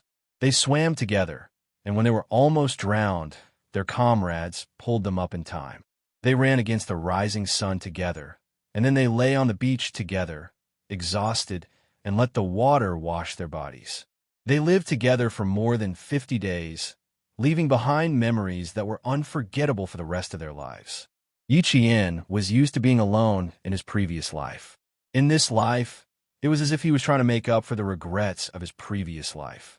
No matter where he was, he would always meet many people and experience many things. It would always add another precious scenery to his memories. He watched her talk about the training in detail. When she mentioned the water ghosts, her eyebrows were bright and beautiful. Her smile was as gentle as the sunlight falling on the leaves, full of vitality. Xia Jinyuan listened quietly. Watching her talk in high spirits, his elegant and handsome face had a warm smile. His little fox had grown up and changed a lot. In the past, her eyebrows were cold and unapproachable, like an injured little beast that no longer trusted anyone. When he talked to her, there was no other color in her dark eyes other than vigilance. When he first met her, she was so small but so bold. She was also full of thorns and did not trust anyone. She used a gaze that did not belong to her age to look around. She was very calm and cold. He was worried that she would be too cold and would not fit in with the group. He had also talked about this with Uncle Chun. Until now, he completely believed that as long as his little fox was willing, she would be able to gain kindness, friendship, and the love and respect of her comrades wherever she went. His little fox had grown up. He no longer had to worry about whether she was used to being in the army or whether she could get along with the soldiers. The grown-up little fox finally had a bright smile in her eyes. She was no longer cold and no longer rejected people. She had things that made her happy, comrades that made her think about, and goals that made her persevere. I'm very grateful for their help. If it weren't for them, I would have been constantly criticized by Demon King Lee. With such a group of comrades by my side, no matter how hard or tiring it is, I will still be filled with joy. Although Yi Qian's eyes shone brightly as he spoke, his voice was like a musical note under the sun, full of vitality. His girl knew how to be grateful and valued friendship. She was a great girl, wasn't she? The smile at the corner of his mouth became deeper and warmer, and even his eyes were as gentle as water. We won't be apart for too long. If your school agrees, you can come and participate in the competition in mid-October. At that time, you will fight as a Navy frogman. We will test the results of your training and send your results to the military. Little fox, The sky belongs to you, and the life that belongs to you has just begun. He did not ask if Yi Qian's sunburn was painful. It was painful. How could it not be painful? He had sunburn before, and it hurt so much that he could not sleep at night. This was something that every soldier would experience. She was not the only one. His little fox was not that weak. A little fox that would not be defeated so easily had her own pride. Her pride told him that he did not need to worry about this little injury. Chapter 13:20. Xia Jinyuan forced himself to shift his gaze away from the back of her neck. He maintained a smile and said, "If the school doesn't agree, you can come back during the winter break." Her palms had become much rougher, and there was even a thin layer of calluses on her palms. Xia Jinyuan used his fingers to gently stroke the calluses that represented her hard work. His gaze was gentle as he gazed at her delicate face, which had become more and more tenacious after being exposed to the elements. His low voice was like the sound of a zither. "There will be a day when we meet again. It's just a matter of how long it will take." His comforting words made Yi Jian's heart sweeter than honey. She rolled her eyes and pursed her lips into a smile. "Why do you always treat me like a child? Meeting and parting are the most normal things. I'm not so weak that my mood will be affected by separation. Also, after seeing the interaction between the Army and Navy, I think that we will have to work together and train together in the future. There will be a day when we meet again. We just have to wait for that day to come." In her previous life, she only stayed in each place for a few months. Meeting and parting were very normal for her, and she had already calmly faced separation. However, in this life, she had only met comrades who had selflessly helped her. Every separation had a reluctance that she did not have in her previous life, so she was more or less a little disappointed. Xia Jinyuan squeezed her palm. Sitting in the back seat, he glanced slightly at the Navy soldier who was focused on driving. He smiled faintly and changed the topic. "There will be a chance to meet again. We will arrive at Hongkou Airport at 6 o'clock in the afternoon. Do you plan to go home overnight? Or do you want to rest tonight and go home early tomorrow?" It took nearly 8 hours to drive from Hongkou City to Shuku Village. The main reason was that it took 6 hours to drive from Shuku Village to the city, and it took another 2 hours to drive from Hongkou City to the city, so it would take 8 hours. Yi Qian answered without thinking. "We can go back to the city from Hongkou City first, rest for the night, and go home around 4 o'clock in the morning." In summer, the sun rose early, and there was a faint light around 4 o'clock in the morning. "Okay, we'll go with your arrangements." Xia Jinyuan agreed wholeheartedly. Seeing that there was still more than an hour before they would arrive at the airport, his gentle gaze swept across the dark circles under her eyes. He said softly, "Take a rest. I'll call you when we arrive." Although the road from the military port to the helicopter airport was winding and bumpy, it was all asphalt. Driving steadily with a little bit of shaking would indeed make one feel sleepy. Yi Qian woke up at 4 in the morning and finished his last morning training. He rested his head on the headrest in the back of the car. Within 5 minutes of Xia Jinyuan's warm breath, he fell asleep with a smile on his face. She fell asleep in 4 minutes and 8 seconds. Xia Jinyuan narrowed her eyes and looked at the sunburn under her ear again. If it weren't for the serious sunburn on the back of her neck, it wouldn't be a problem for her to drive back to Shuku Village tonight. Also, why was this little fox sleeping so obediently? She rested her head on the headrest and didn't move. Why didn't he see her body sway to his side and rest her head on his shoulder? With the Navy soldier in the car, Major Xia wouldn't take advantage of the female soldier so blatantly. He could only wait for Yi Qian to sway and rest on his shoulder.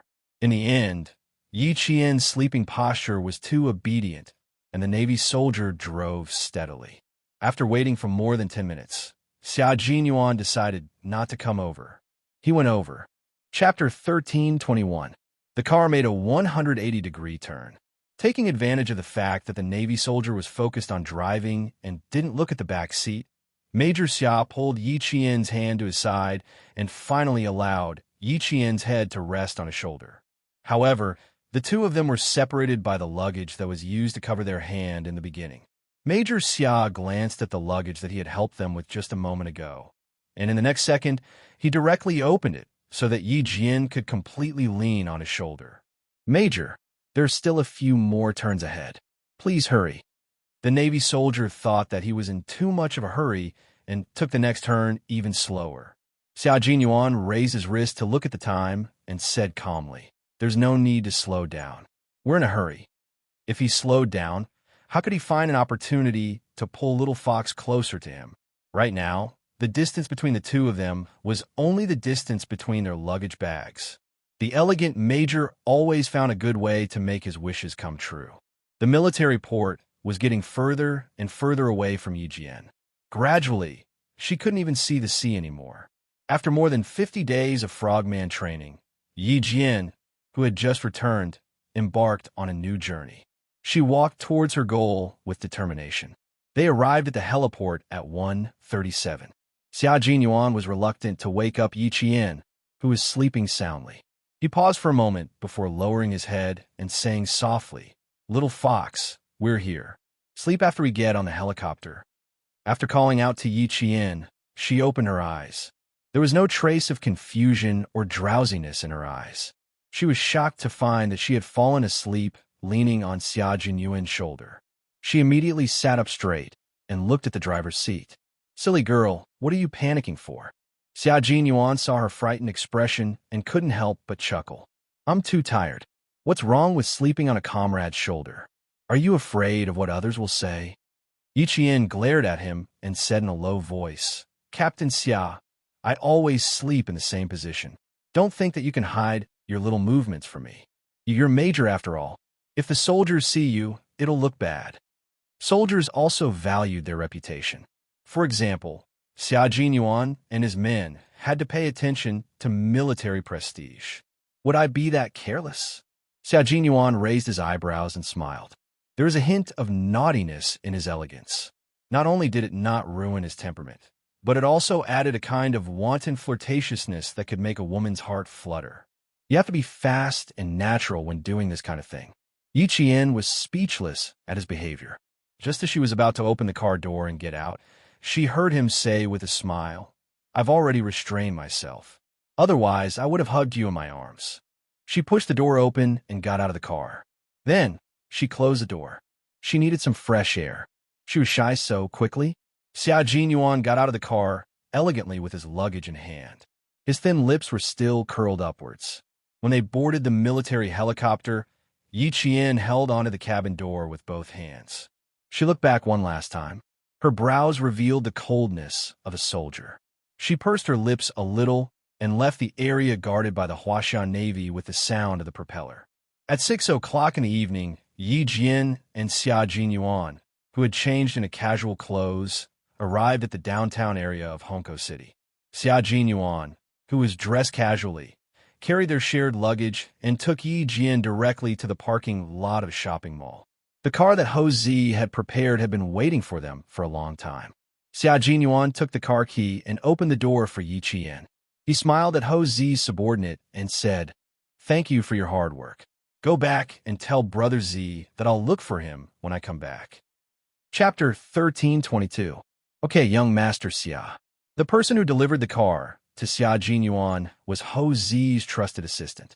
He knew both Xia Yiwei and Xia Jinyuan, so he was very clear about Ho Zi's attitude towards the two siblings. He only turned and walked out of the parking lot after Xia Jinyuan drove away.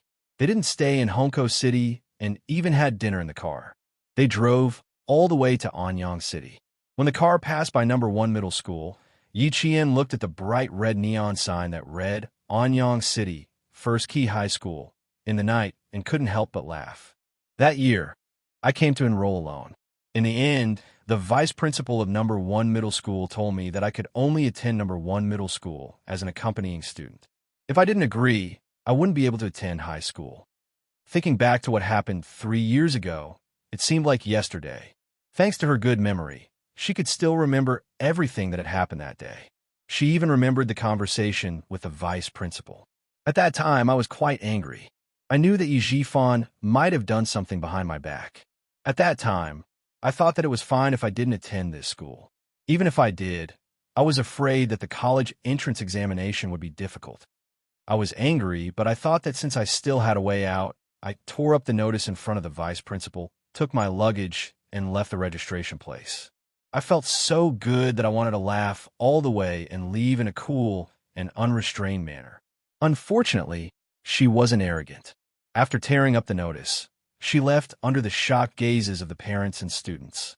Xia Jinyuan, who was driving, didn't turn to look at her. He smiled faintly and said, "I came here to look for you, but the security guard said that you weren't there. I called to check and found that you were suspended from school. You came to number 1 middle school to look for me? Why didn't I know about it? You didn't mention it to me. It's all in the past. What's there to talk about?" Xia Jinyuan sneered. Seeing that she was looking at him with great interest, he continued, "When I rushed over, it happened to be the first snow in Anyang City. When the school guard heard that I was looking for you, he secretively told me that you weren't studying in number 1 middle school. For more details, you can ask around at the canteen in front. When he found out that you tore up the notice, the vice principal was so angry that he chased you for several miles. At that time, I was wondering why the girl was suddenly so arrogant. You said that you didn't want to study. You're too presumptuous." Yi Qian laughed. "And Jin's grandfather arranged for me to train. I didn't think too much about it. But since Yi Jifan was the one, and I didn't want to waste a year, I didn't. That year was the year I gained the most. I went to the highlands, the snow mountains, the plains, and almost got stuck in a swamp. Finally, I came to the desert." At the mention of the desert, Yi Qian's eyes lit up like the stars in the sky. "Do you know what desert I went to? The Taklamakan Desert. I saw the most beautiful scenery in the desert poplar trees." At a red light, Xia Jinyuan stopped the car and looked at the girl he admired with gentle eyes. When he heard her mention the Taklamakan Desert, his thin lips curved into a deeper and gentler smile. "I know. I also know that you were training near the Hetian River. If I told you that I was there when you were training, would you believe me?" Yi Qian widened her eyes. "You were there too? Where?" He wouldn't lie to himself. If he said he was there, then he must have been there. "In the sky. I was in the sky," he said softly, "in the same place at the same time. I was flying a fighter jet in the sky, and you were either training or sleeping." Chapter 1323. All the way to the hotel room, Yi Qian was still in shock. What else had he done behind her back? What else had he done for her? After entering the hotel, Xia Jinyuan took out the clothes from the luggage one by one. They were all summer clothes. Each of them had an army training uniform, 2 sets of fitness shorts, and the summer clothes that they usually wore. Yi Qian didn't have many summer clothes. She was wearing a pair of thin jeans and a t-shirt. There were 2 t-shirts with the same design and 2 pairs of slim jeans in the luggage. Xia Jinyuan took out the clothes with his back facing her. He first took out a pair of black casual pants and a white short-sleeve shirt and put them aside. "There's still a few days left. I didn't bring enough clothes. Come with me to buy some summer clothes later." Yi Qian nodded no matter what he said. She quietly walked over to the young major, who was bending over to adjust his clothes. When he straightened his back, Yi Qian reached out and gently and quietly hugged his muscular waist from behind. She leaned closer to him and pressed the side of her face against his back. "Xia Jinyuan, what else have you done for me? What else do you do for me that I don't know about? Is it because I don't know, or because I didn't ask? Are you planning to keep it from me forever?" His body temperature was transmitted to her face through the thin material of his clothes, and it seemed to turn into a warm current that flowed into her heart bit by bit. It was warm, safe, and also dangerous. Even though she knew it was dangerous, she still fell without hesitation. Yi Qian gently rubbed her cheek against the soft material of his shirt. She closed her eyes and said, "Why didn't you tell me about all the things you did for me?" Such a proud man was willing to do so many things for her, but he never thought of telling her. Even a cold-hearted person would be touched. Even if he was in danger, she was still willing to throw herself into it. "Xia Jinyuan, can you stop doing things for me in secret? If you do, please tell me, okay? The more I know, the more touched I will be, and the more I will fall in love with you. You want me to fall in love with you more and more, don't you? Silly girl." Xia Jinyuan held her hand around his waist and slowly turned her around to bury her head in his embrace. He lowered his head and smiled gently as he planted a kiss on the top of her head. Aren't you afraid that I'll do something to make you love me more and more? How could this be? How could he? How could Xia Jinyuan, who was as calm as a breeze, do something that he disdained to do? Yi Qian raised her head slightly to look at him. Her dark eyes were so clear that Xia Jinyuan could clearly see his own face reflected in her eyes, as if it had been branded into her heart. He couldn't help but tighten his long arms around her. His heart softened to the point that he wished he could embed her directly into his body and become one with her. Yi Qian, who was being held tightly by him, had already curled her lips into a smile. She replied firmly, "No, the Xia Jinyuan I know is an indomitable soldier. He's an upright man. He would never do something that a hypocrite would do." This was a form of trust, a trust without any impurities. She trusted him so much that she believed everything he said. Xia Jinyuan's heart softened even more. He planted a few light kisses between her brows and said, "Good girl, with your words, I feel that my life has been worth it." The lights in the hotel were warm and orange. The floral wallpaper on the wall reflected the two figures, one tall and one short, embracing each other. They looked so harmonious and affectionate. Chapter 13:24. I didn't do much. Sometimes it's just a piece of cake. Silly girl, why do you always like it when I flatter you? Major Xia sighed. Although little Fox was cunning, she was a complete blank piece of paper when it came to handling relationships between men and women. Just listen to what she said. Fortunately, the man she met was him, Xia Jinyuan.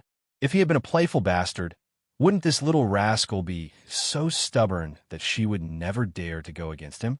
Fortunately, the man you found was me.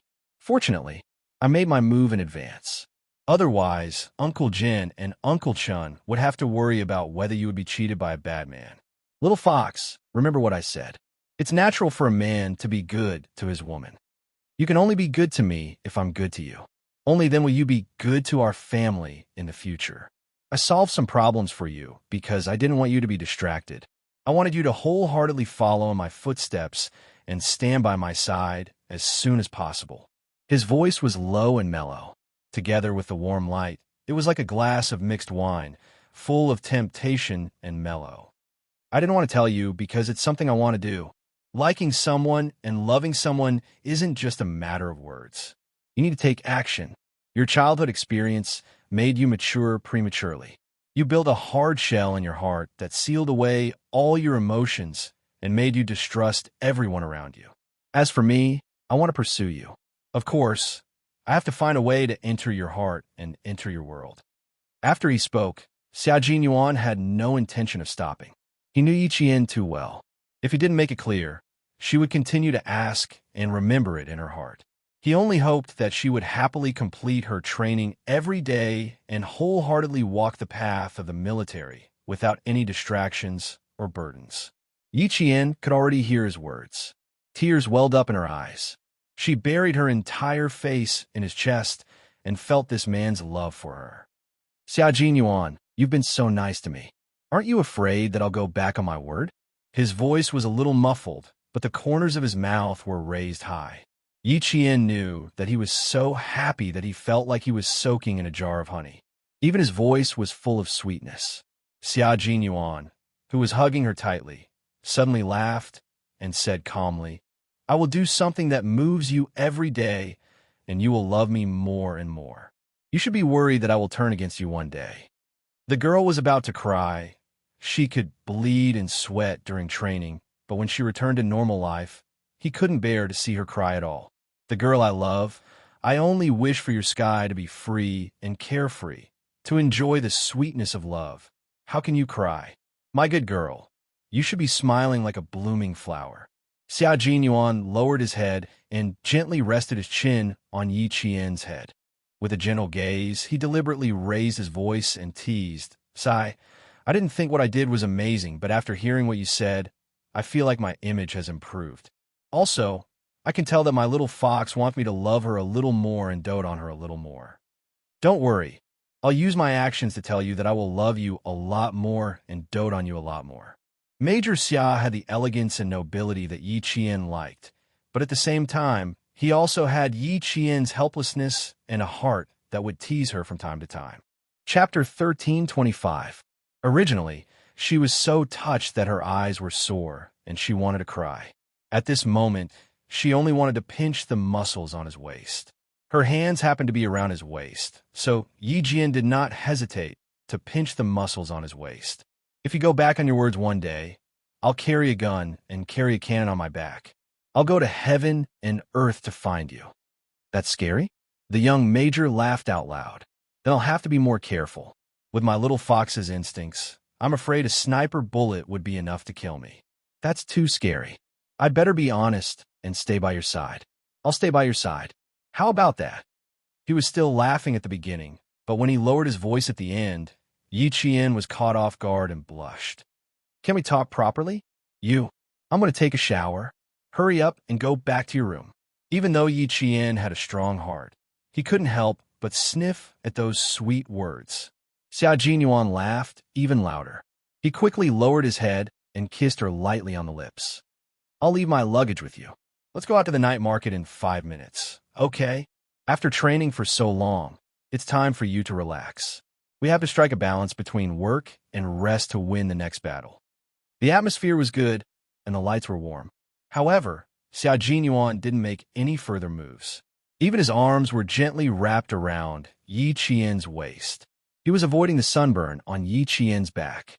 He let go of his hands and placed a pair of shorts in her hands. Wear this. It's comfortable. When we get to the pharmacy later, we'll buy a cooling ointment. Your sunburn still needs to be treated. The injury on my shoulder isn't serious. You don't have to be so nervous. Yi Qian obviously knew that Xia Jinyuan was avoiding his back. She pursed her lips and smiled. I only have sunburn from my shoulder to the back of my neck. As long as I don't rub it, I won't feel much other than a little pain. Every soldier will experience countless sunburns. Although my heart aches for you, I don't think you can rest just like that. As a soldier, you have to bear everything the military uniform gives you. Hard work and glory coexist. Xia Jinyuan, who had even restrained his smile, quietly looked at the girl who had always been strong. He said in a low and gentle voice, training hard is just for the sake of fighting in the future. Little fox, I'm sorry that you're injured. However, as a soldier, my principles and your pride tell me that you're not a fragile porcelain doll. You don't need to be too concerned about the most common sunburn. He was the one who knew him best. Yi Qian smiled brightly. I like the considerate Captain Xia. Wrong. You should say that I love the considerate Captain Xia.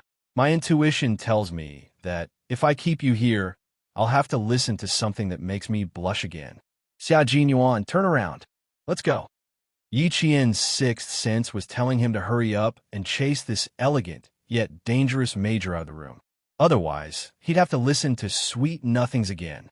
After taking the clothes, Xia Jinyuan turned around and left with a smile on his face. His little fox was shy again. The door closed. Although Xia Jinyuan had left, his warm scent still lingered in the air. Yi Qian stood there for a while with a cotton short-sleeved shirt in her hand. Then, with a slight smile, she went into the shower. 5 minutes later, the two of them came out wearing the same fitness shirt and shorts. In Xia Jinyuan's words, they were wearing matching outfits. Yi Qian, who didn't understand the situation, replied bluntly, Then I'll wear matching outfits with my comrades in the army every day. Chapter 1326. In that second, Major Xia's expression froze. After a while, he rubbed his forehead and sighed. We have to stop talking about this topic. We can't talk about it anymore. If he had known, he would have worn his own clothes. When Yi Qian took the initiative to hold his arm, Major Xia took his girlfriend to the busiest night market in Anyang City. The city in summer was even busier at night than during the day. The night market in the center of Anyang City had just begun. Wearing the army's uniform, the two held hands and went shopping for the first time since they started dating. The two of them weren't very interested in eating. They wore the army's uniform all year round and used the uniform issued by the army. Therefore, the two of them only needed to hold hands and walk among the crowd. They listened to all kinds of sounds and enjoyed the rare time they had together. I used to dream of holding your hand, going out for a walk with you, going out for a look. From holding hands to interlocking fingers, Xia Jinyuan, who had a lazy look on his handsome face, turned to look at Yi Jian, who also had a relaxed look on her face. The time we could go shopping together will be very, very little. Little fox, you have to be mentally prepared. Passing through the crowd, even if it was noisy and lively, to be able to be led and protected by him like this gave her a sense of peace. Yi Qian held his hand gently. With a smile in her eyes, she said softly, "I remember everything you wrote in the letter. You said that in winter, we can be neighbors with snowy mountains. In summer, we can be companions with the sea. In autumn, we can dance with the yellow sand. And in spring, we can spend time together in the jungle.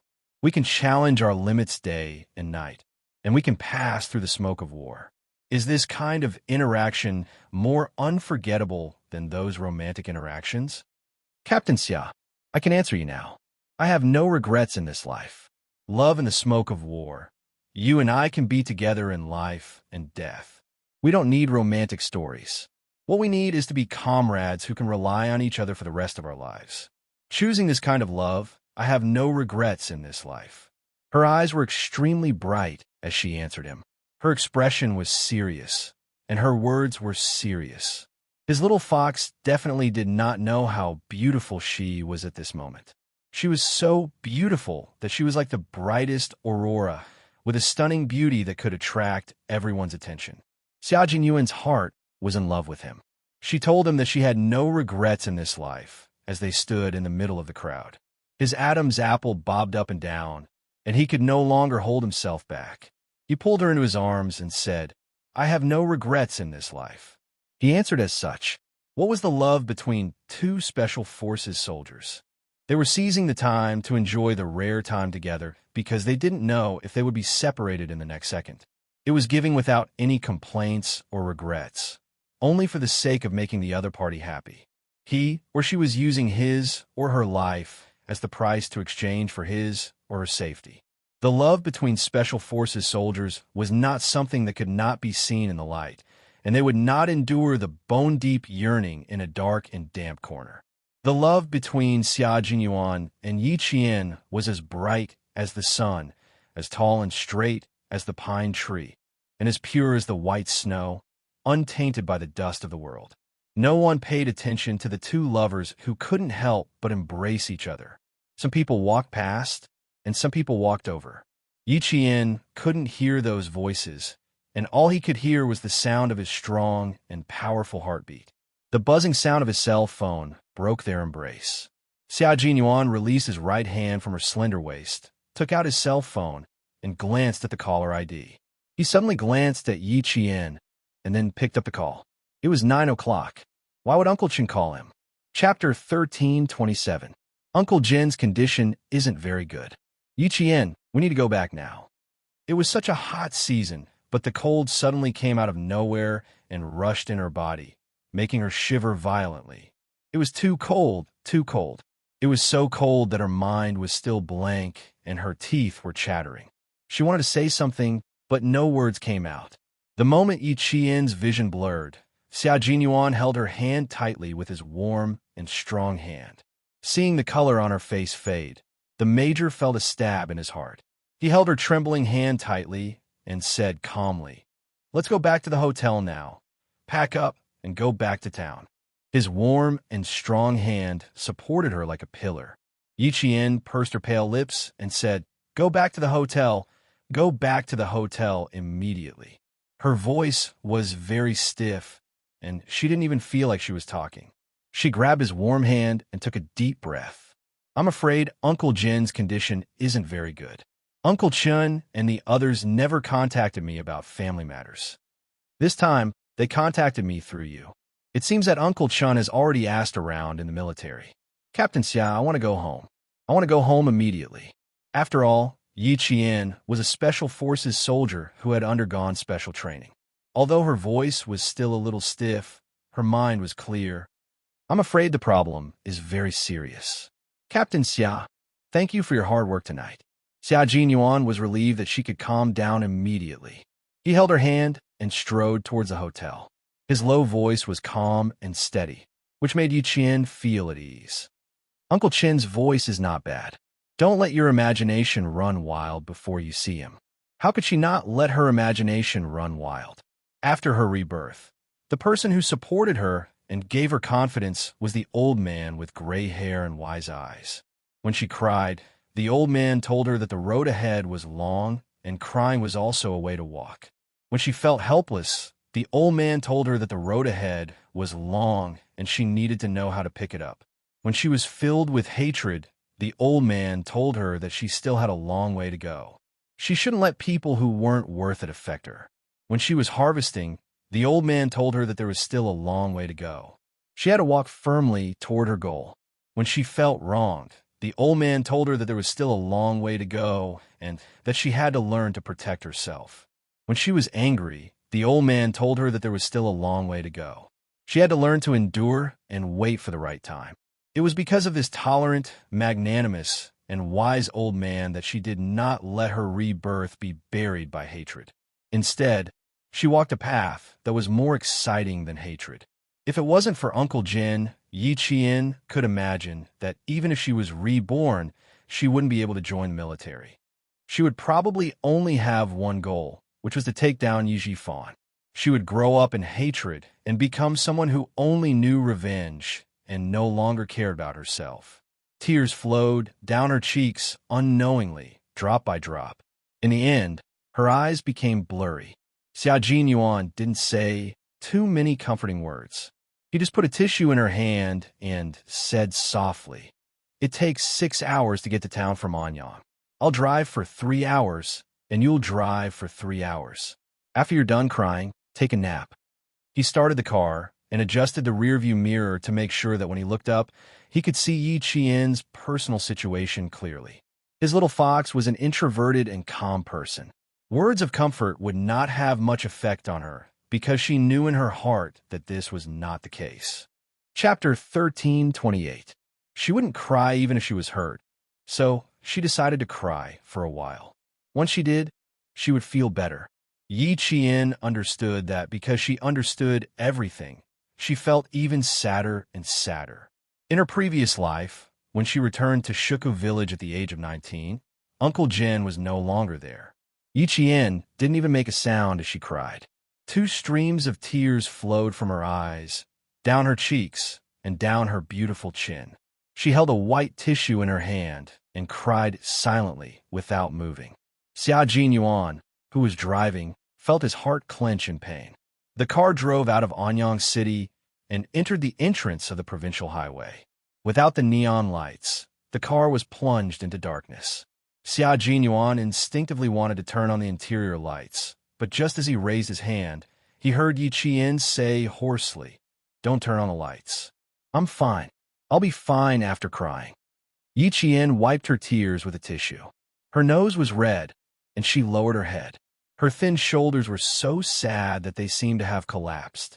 Xia Jinyuan pursed his lips and said softly, "Birth, old age, sickness, and death are natural laws. No one can avoid them. Besides, the situation isn't very good right now. There's no other bad news. Get some sleep. We still need you to drive in 3 hours." This was the only way to let her sleep for a while. Only by sleeping could she have the energy to face everything. Yi Qian's nose was a little blocked from crying. She sniffed softly and showed a hint of weakness that she didn't usually have.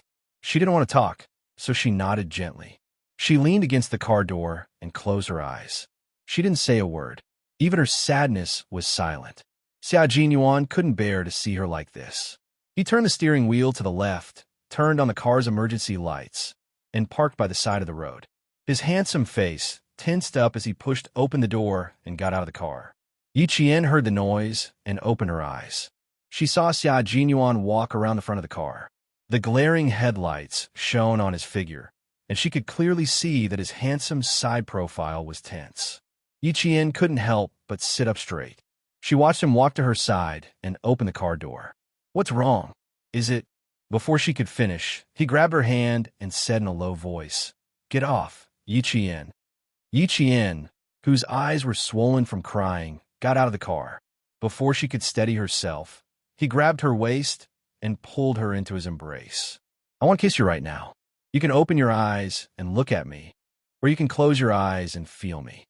What? Yi Qian, who was a little dizzy from crying, couldn't keep up with his rhythm. While he was distracted, the man's refreshing scent came crashing down on him. He didn't have time to think or guess why he suddenly did this. His lips were kissed. The night breeze was not as hot as it was during the day. It was cool and refreshing. Yi Qian, who was kissed by him until she could not breathe, clutched his t-shirt tightly. She stood on her tiptoes and endured his fierce kisses. His nimble tongue swept across her mouth, and he sucked hard on her lips. Occasionally, he would curl his tongue around hers and steal her breath. Yi Qian, who had never been kissed like this before, leaned into his embrace. Her hands gripped his t-shirt tightly so that she wouldn't collapse from the kiss. She didn't know how long they kissed, but when he let go, Yi Qian's eyes were misty. She looked up at him with her misty eyes and asked in confusion, "What's wrong with you?" He kissed her so fiercely that her lips started to hurt. Chapter 13:29. Don't suppress your sadness. You still have me. I'm standing right in front of you. Xia Jinyuan was not good at kissing, but he knew that their lips must have turned red this time. He pursed his lips, which were still a little sore from the kiss, and said slowly, "Don't cry alone. My shoulders, my arms, and my body are all for you to rely on. I'm right here. You only need to look up to find me. You only need to call me, and I'll respond immediately." She curled up in the corner and cried quietly, as if she had been abandoned by everyone. She was so pitiful that it made his heart ache. I can understand your hardships, and I can understand your joy. Similarly, I want to understand your sadness. With me here, you don't have to suppress your tears. Don't be afraid that I'll see your sadness. Who am I? I'm your boyfriend. I'll be your pillar of support for the rest of your life. I'm also your comrade who will fight side by side with you. Little fox, remember, I'll always be your pillar of support. Always. Yi Qian, who had been looking up at him, blinked gently, and tears fell from her eyes. It turned out that he was feeling sorry for her again. "Xia Jinyuan," she murmured softly, and slowly wrapped her arms around his waist. She buried her head in his warm embrace, and the tears that she had tried so hard to hold back gushed out again, wetting his clothes drop by drop. The last time she went back to Shuku village, she saw Uncle Jin's increasingly hunched back, and his hands were so thin that the veins on his hands were bulging.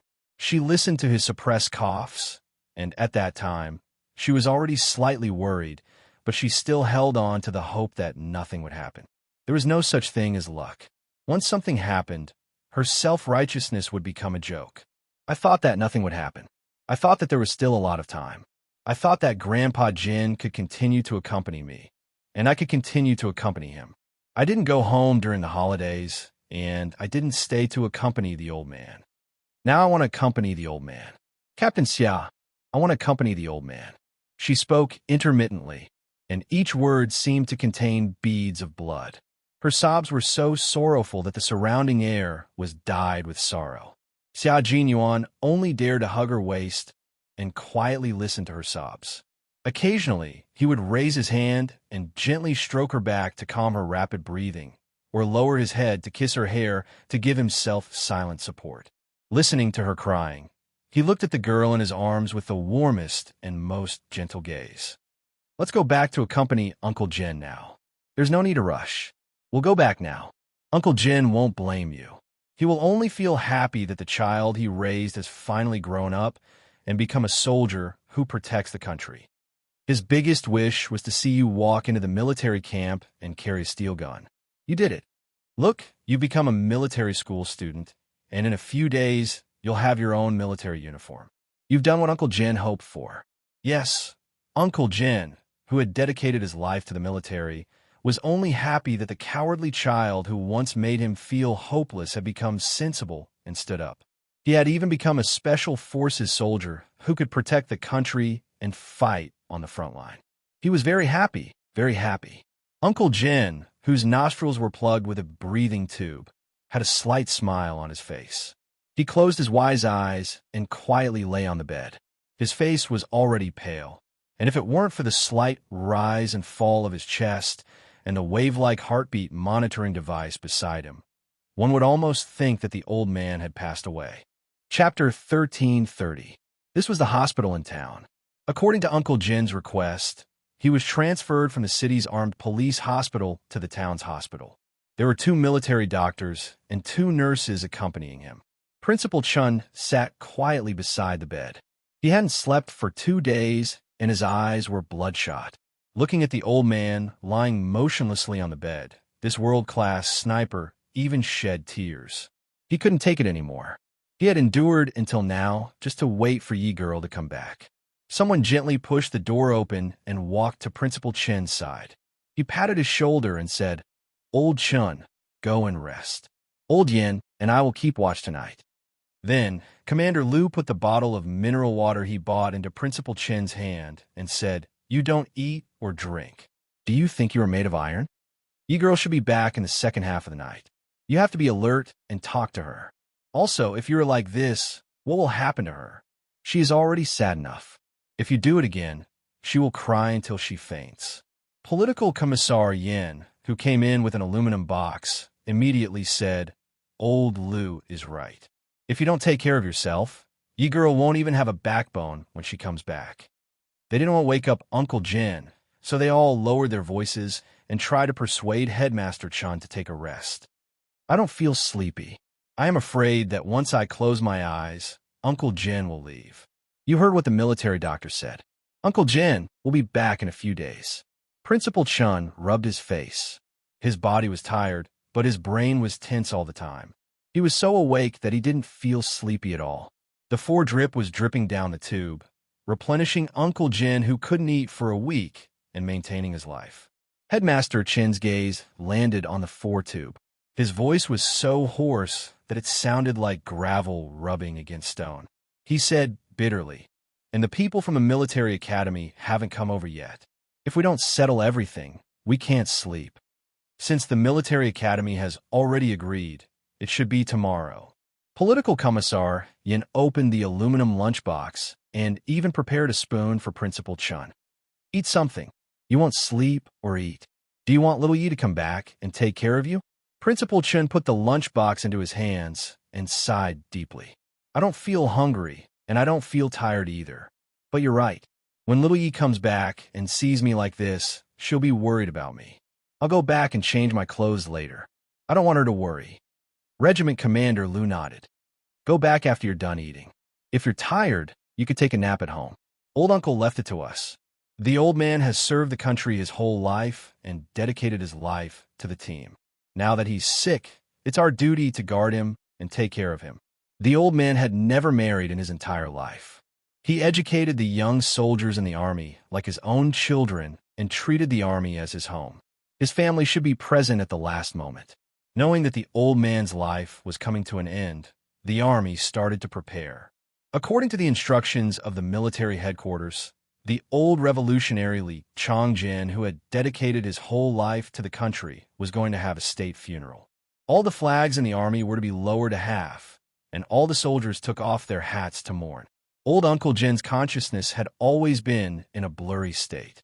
Now that he was in a deep sleep, even the military doctors didn't go to rest. 2 military doctors and 2 nurses took turns to be on duty just in case. Dr. Zhou from the town hospital, who was Jiesen's mother, stopped her daughter who wanted to go to the ward. She warned her in a low voice, "Don't go and cause trouble. If Yiqian comes back, I'll tell you. Go to bed and lie on your stomach. It's already 12 o'clock. Do you want to sleep?" Chapter 1331. And Jiesen, who was chewing gum to refresh herself, retracted her leg and said to her mother with a serious expression, "Mom, the old man lying inside is Yi Qian's grandfather. He's her most important relative. I want to accompany Yi Qian, even if I have to stay up all night. I'm her friend. Regardless of whether she needs me when I see her later, Mom, I want to stand where I can see her. If you're tired, go and rest. Don't worry about me." At this moment, Dr. Zhou truly felt that his daughter had grown up. He patted his daughter's shoulder and looked at her lovingly. "You've grown up. You know how to give, how to treat others well, and how to be grateful. Your friendship with Yi Qian, Mom hopes that you'll maintain a pure heart at all times and cherish this precious friendship. Mom, I won't persuade you anymore. I won't persuade you anymore. When children grew up, they had different thoughts from adults. They had their own sense of propriety and their own attitude towards life. As adults, they did not need to control their children all the time. When it was appropriate and right, they should let go if they could. And Jiaxin's lips curled up into a smile. She held Dr. Zhou's hand and said softly, "Thank you, Mom. Go and rest. I won't cause trouble in the ward. It's the same for me to stay here."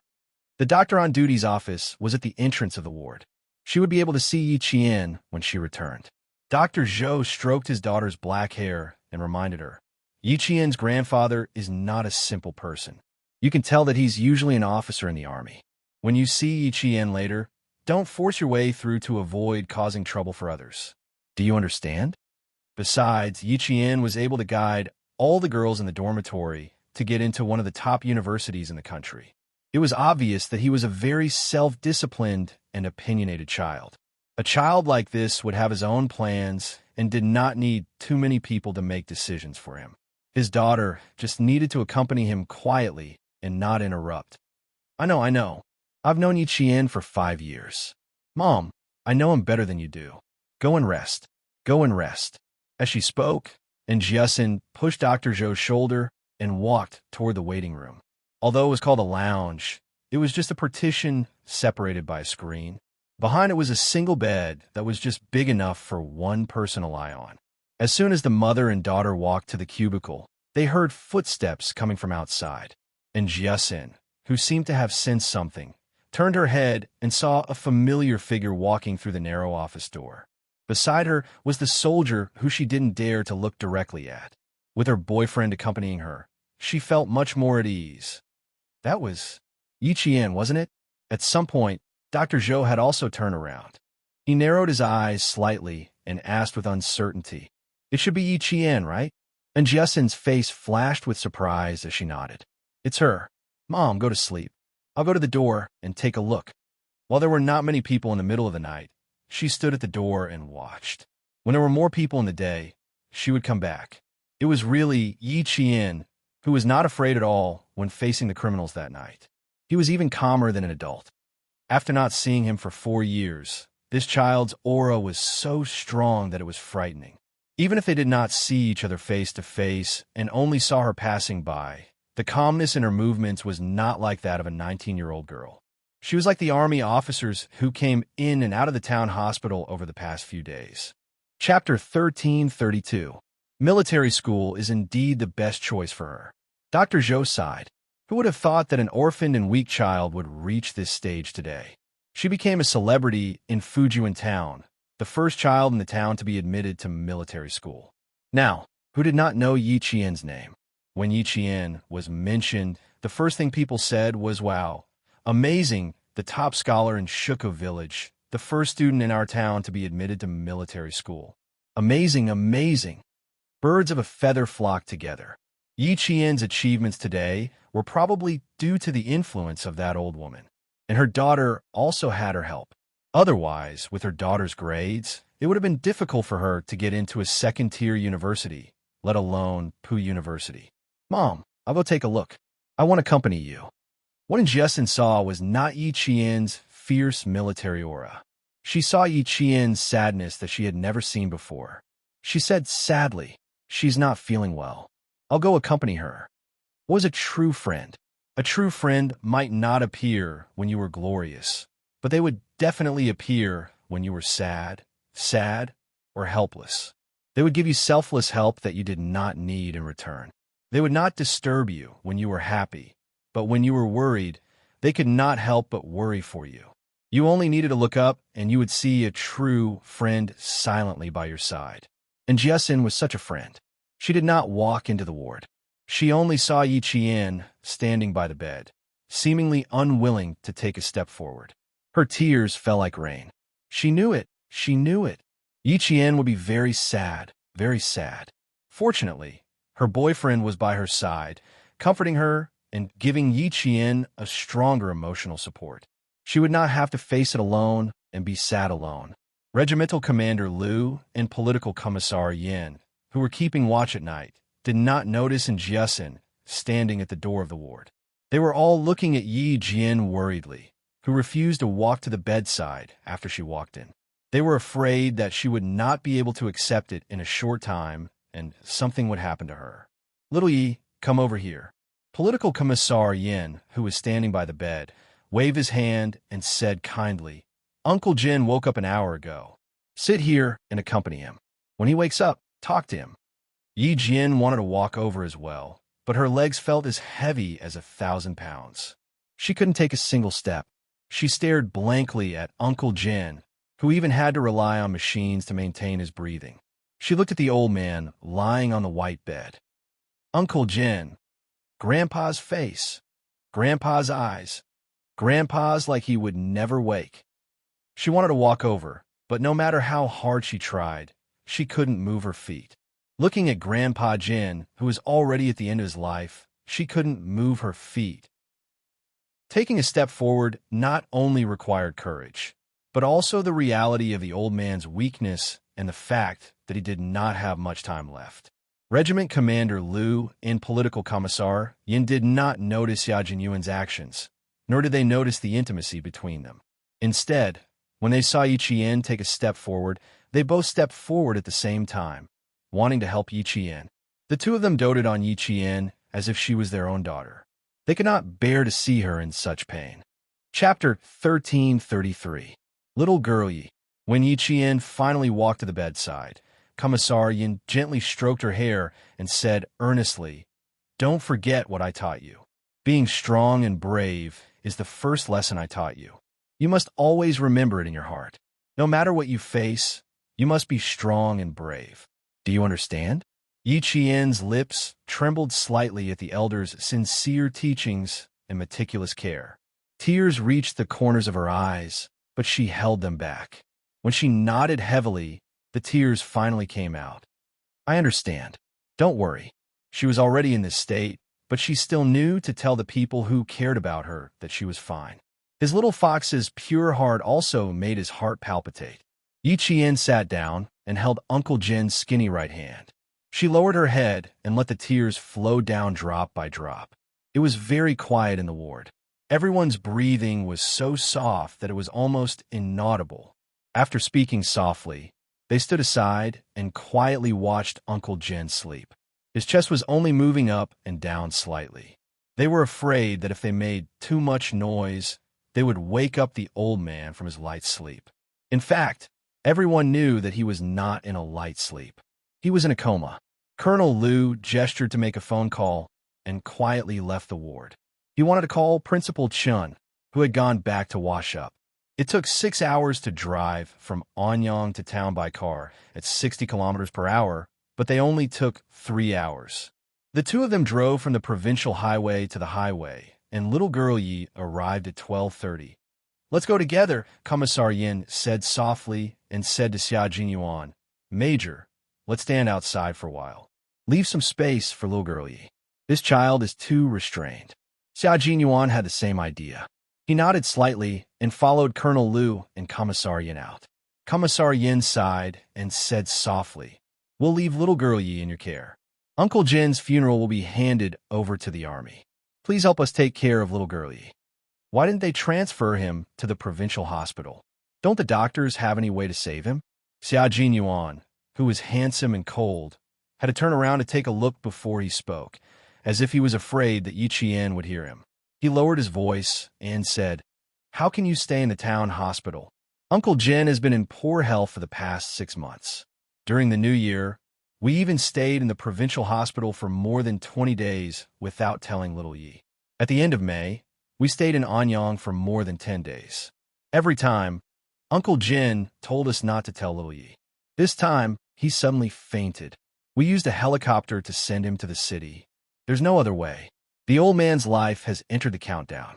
Before this, old uncle strictly ordered us not to disturb little Ye's training. When he woke up at around 9:15 last night, he told us that little Ye had finished her training and came back on a big ship. Old uncle said that he wanted to see little girl Yi and talk to her. He also said that he wanted to see little girl Yi wear her own military uniform and salute him. As Commissar Yin spoke, The corners of his eyes turned red. Old Chun immediately contacted Major General Yang of the army. At 9:30, we knew that little girl Ye's training had really finished. You even want to pick her up. I didn't expect that old uncle's dream was actually real. Little girl, you was really training with the Navy and came back on a ship. He missed her too much, so he had dreams. Chapter 1334. Xia Jinyuan's Adam's apple moved slightly, and he pursed his thin lips. Did the military academy send anyone over? Yes. Major General Yang personally contacted the University of Science and Technology of China, and the school was very cooperative. They brought Yi Qian's student ID and military uniform and rushed over by train. They will arrive tomorrow morning at 8. They will arrive in town in the afternoon. Upon hearing this, Xia Jinyuan's eyes darkened. The bus from the city to town will take 7 hours. I'm afraid they won't make it in time. Arrange for a helicopter. I will arrange for a private helicopter. Political commissar, call the air traffic control and approve the flight route. Okay, this is not difficult. Political commissar Yin sighed countless times that night. He was also afraid that they would not make it in time. He even considered whether to mobilize the military helicopter again. Principal Chun, who had received the call at the entrance of the town hospital, ran all the way over. He ran up the stairs in a few steps and saw Xia Jinyuan standing under the dim yellow light. Before he could speak, Xia Jinyuan heard the noise and looked up. Uncle Chun, it's good that you're back. It's good that you're back. Principal Chun walked over in a few steps. His eyes were bloodshot.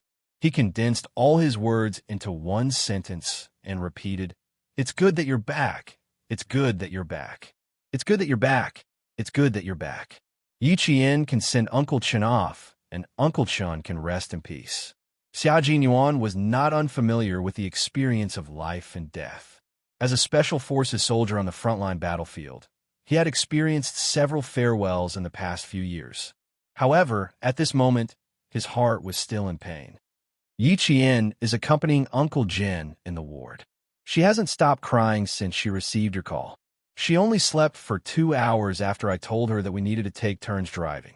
Xia Jinyuan explained Yi Qian's condition in detail to prevent Principal Chun from worrying. She's fine now.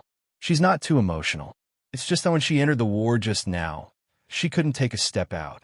She's still afraid that the moment will come. She understood everything, but if the moment really came, the calm Yi Qian would be so sad that she would lose control of her emotions. Xia Jinyuan was afraid that she would hurt herself if she was too sad. With Uncle Jin around, little Yi will listen to Uncle General, she will listen to Uncle Jin, Principal Chun, who had suddenly aged a few years, said in a low and hoarse voice. His usually resolute eyebrows were filled with grief. My uncle always said that his life was worth it. Even if he were to die one day, he would die peacefully. The only thing I'm worried about is little Yi. If I ask you to go over later, say something to make me feel at ease and let me leave without any worries. His words made both Commander Liu and Political Commissar Yan's eyes turn red. This first-rank sergeant major, who had dedicated his whole life to the army, raised an orphan with selfless love, let her receive the best education, and led her to a bright future. Now that she was going to leave, who would be willing to part with her? Xia Jinyuan nodded solemnly. Uncle Chun, don't worry. I will swear on my life that I will take care of Yi Qian for the rest of my life. We will advance and retreat together, and I will never leave her. When Commander Liu and Political Commissar Yin heard this, they finally realized the relationship between the two of them. However, there was not much joy on their faces. Instead, there was a hint of worry. Would Lieutenant General Xia agree to this? My dad already told me that he recognizes Yi Qian as his daughter-in-law. I already called my dad on the way here. I will arrive in town around 6 o'clock tomorrow morning. Uncle is worried about Yi Qian. I will let him leave with a smile on his face. Chapter 1335. Principal Chun patted Xia Jinyuan's shoulder heavily. Good. You're a man of your word. Uncle Jin believes in you. I believe that you'll take good care of little Yi. Lieutenant General Xia knew and admitted it himself. Only then did Commander Liu and Political Commissar Yin, who had been worried, feel relieved. They all believed in Xia Jinyuan and believed that he would really take care of little Yi for the rest of her life.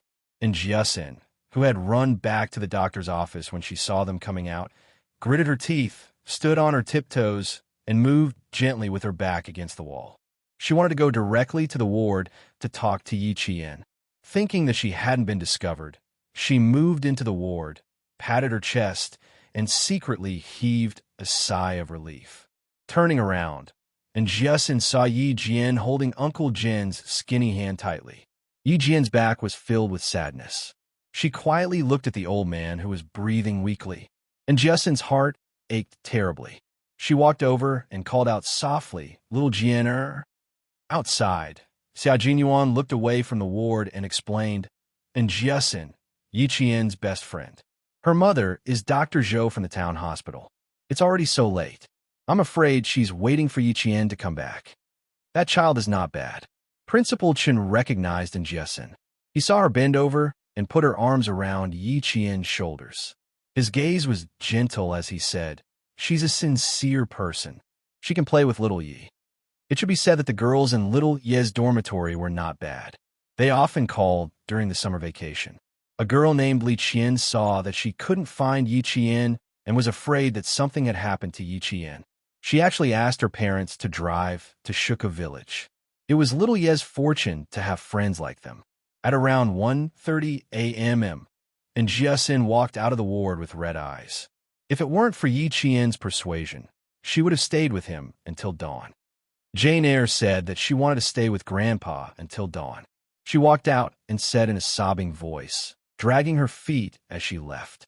She also couldn't bear to see these matters of life and death. Xia Jinyuan looked at the time and said in a deep voice, "Uncle Chun, I'll stay here to accompany Yi Qian. You, Tuan Lu, and political commissar should rest. I'm afraid I'll be busy tomorrow, so I'll have to trouble you." Principal Chun still wanted to say something, but was stopped by political commissar Yin. "Old Chun, you should rest. You could talk to little Yi tomorrow morning." With Xia Jinyuan's persuasion, Principal Chun did not insist on staying. Before he left, he reminded Xia Jinyuan, "Let me know immediately if anything happens. We'll rest next door." Without alerting Yi Qian, the three of them went next door to rest. At around 4 o'clock, Uncle Jin opened his eyes unconsciously. The old man's eyes were covered with a layer of mist, so much so that he couldn't even see clearly. He called out, "Little Yi," in a daze, then slowly closed his eyes. Yi Qian held the old man's hand tightly and replied in a trembling voice, "I'm back. I'm back to see you. Grandpa, I'm back to see you." Yi Qian looked at Uncle Jin nervously, then suddenly realized something and looked at the heart machine, seeing that the wavy lines that represented the heartbeat were still rising and falling. Yi Qian suddenly raised his hand and bit his wrist with his teeth. He began to sob softly. Xia Jinyuan called the military doctor over and asked him to examine Uncle Jin carefully. 2 minutes later, the military doctor sighed and said, "Be prepared. The old man has already fallen into a coma. He might wake up, or he might die in his sleep." After the military doctor finished speaking, he lowered his head and looked at Yi Qian.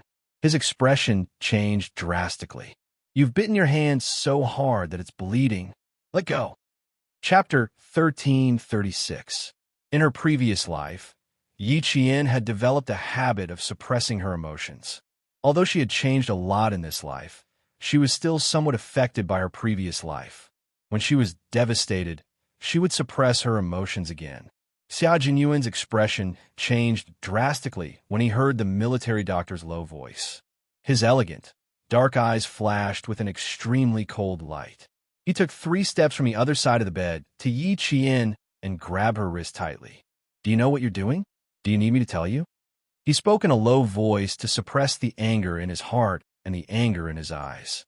Looking at the circle of teeth marks on her skin, Xia Jinyuan felt as if a ferocious beast was rampaging in his chest. "Self-harm. You're harming yourself. Uncle Jin used his lifetime of wisdom to teach you. He taught you how to face reality and how to be strong. Yi Qian, are you repaying him for his teachings in such a way that Uncle Jin doesn't want to see?" He was just short of saying that she was a huge disappointment to Uncle General. The military doctor glanced at the two of them. One was suppressing his anger, while the other was suppressing her grief. He hurriedly comforted Xia Jinyuan, who was suppressing his anger. Okay, it's understandable. Come out and disinfect the wound first. He was afraid that Xia Jinyuan would injure Yi Qian again, so he took Yi Qian's wrist from his hand and took a closer look. He couldn't help but gasp. Isn't this a little too cruel? She bit herself so deeply. Disinfect and debride the wound first, then give her a tetanus shot. The military doctor said in a low voice and motioned for Yi Qian to follow him out. Girl, no matter how sad you are, you can't hurt yourself, understand? You look like a sensible child, but why are you doing things that make others worry? He then looked at Xia Jinyuan, who was even more furious. She's going to clean the wound. You stay here. Xia Jinyuan's jaw tightened. Hearing this, he said politely to the military doctor, Thank you for your hard work. He then looked at Yi Qian, who had her head lowered and her shoulders slumped. He saw the sadness and fragility in her body, and the suppressed anger in him finally turned into heartache. Go and treat your wounds with the military doctor. I'll look after Uncle. Uncle Jin was Little Fox's only family. He was her pillar of support. She regretted not spending more time with him. She blamed herself for not spending more time with him. His little fox would rather use self-harm to vent the self-blame in her heart than to let everyone see the pain in her heart. No matter how sad she was, she still knew how to take care of their emotions. How could he bear to be angry with her? Yi Qian's eyes were still a little confused. She didn't know that she had bitten herself so hard. Seeing Xia Jinyuan's tense expression, Yi Qian bit her lower lip. She originally wanted to explain, but in the end, she only said, I'll be back soon. After the military doctor took her out of the ward, Xia Jinyuan sat gently on the chair. He held Uncle Jin's skinny hand and said softly, Uncle, Yi Qian listens to you the most. When you wake up, you must talk to her properly. You have to take care of your body and teach her more. This girl listens to you the most. She will listen to whatever you say. You haven't seen her walk into the military camp yet. We are all waiting for you to personally send her to the military camp to become a soldier. Also, let me tell you a piece of good news. The military has decided to send her to my team. My team is a special forces unit. You probably didn't know, right? When you wake up, I'll pick some things that I can talk to you about. I'll let you know what unit Yi Qian will be joining in the future. Chapter 1337. Xia Jinyuan chatted softly with Uncle General the military doctor, who was in his 40s, cleaned Yi Qian's wound, and advised her earnestly, the old man is already so old, but he can still joke with us when he's awake. This shows that he has a big heart. Since you're his only family, how can you harm yourself and make him worry about you? Treating yourself well is the greatest filial piety to the old man. Do you understand? Young lady, actually, Yi Qian didn't even know how she bit herself. If the military doctor hadn't reminded her, she wouldn't have felt any pain. Yi Qian nodded shyly and wiped away the tears on her face. She secretly adjusted her emotions. She had to control her emotions. Everyone knew that Grandpa Jin was worried about her the most. How could she disappoint him? The military doctor saw that her eyes were gradually clearing up. Even the sadness between her brows was gradually hiding. Only her bright eyes had a touch of determination. The military doctor couldn't help but smile. 10 minutes later, Yi Qian, who had bandages wrapped around her wrist, thanked the military doctor. She got up and went back to the ward to continue accompanying Uncle General. Xia Jinyuan was still talking softly to Uncle General, even though he knew that the old man couldn't hear him. He still said softly, with you around, Yi Qian will know that there's a family waiting for her wherever she goes. There's a home waiting for her to return to. Uncle, when you're done sleeping, please open your eyes. We're all waiting to hear your voice. I'm still waiting to go fishing with you. Also, when I hold my wedding with Yi Qian, I want to offer you another cup of tea. Thank you for teaching her and nurturing her into a talent. Thank you for letting me take advantage of her. Yi Qian, who was standing at the door, listened to them and laughed for a while. Grandpa Jin was her family. Uncle Chun was also her family. In the future, Captain Xia would also be her family. For their sake, she had to pull herself together. She couldn't let them worry about her. Yi Jian wiped away her tears and patted her cheeks gently. She took a deep breath and walked into the ward with her head held high and her chest puffed out. When Xia Jinyuan heard the commotion, he turned around and saw that Yi Qian, who had just walked in, no longer looked dispirited. His eyes were filled with determination, just like the Yi Qian who did not show any signs of fear in the face of training and war. She had already adjusted her emotions and mentality. I'll keep watch. You lean against the bed and sleep for an hour each. Xia Jinyuan held her hand and pulled her to sit on the bench with him. Someone from the army will come to visit Uncle during the day. As Uncle's relative and his only granddaughter, you have to keep your spirits up. Do you understand? Yi Qian did not refuse again. Okay, wake me up in an hour. She had to keep her spirits up and let Grandpa Jin see her in her best state when he woke up. She couldn't let him worry, and she definitely couldn't let him worry. After adjusting her mentality, Yi Qian didn't sleep very well. However, she still slept until 6:30 in the morning. In a daze, she heard Xia Jinyuan talking. Dad, come over with the leaders from the military academy. How many guards did you bring? They arranged for a private helicopter. The captain can only carry 5 people. 2 leaders from a military academy are coming, so you can only bring 1 guard. Yes, everything has been arranged. The air route has been approved. The 2 leaders from the military academy will only arrive at Anyang train station at 8 o'clock. Dad, go to the train station and wait for the 2 leaders from the military academy. Only Xia Jinyuan could directly arrange for Lieutenant General Xia to wait for someone at a certain place. Chapter 1338. Yi Qian knew that Xia Zhong would be coming, but she did not know that the military academy leaders would be coming as well. She suddenly stood up from her sleeping position and heard a familiar voice. Little Yi, you're awake. It was Principal Chen's voice. Uncle Chen. Yi Qian turned around and saw Principal Chen pouring water into a kettle. When she saw another relative of hers, her eyes reddened. You've worked hard these past few days. I came back too late. Silly child, don't be so polite. Principal Chen, who had slept for a few hours last night, felt much better.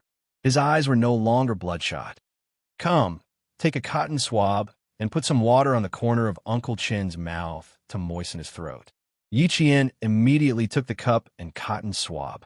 She looked very serious as she gently took care of Uncle General Xia Jinyuan, who was making a call outside the door, turned around and saw that Yi Qian had woken up.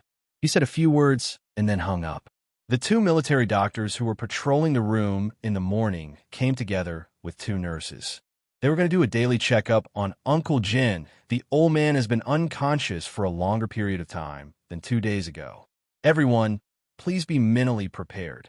After the 2 military doctors finished the checkup, they put down the phone and sighed together. The old man's physical strength was completely destroyed. He had been holding on for so long because he was holding on to one last breath. Once he stopped breathing, it would be the end of him.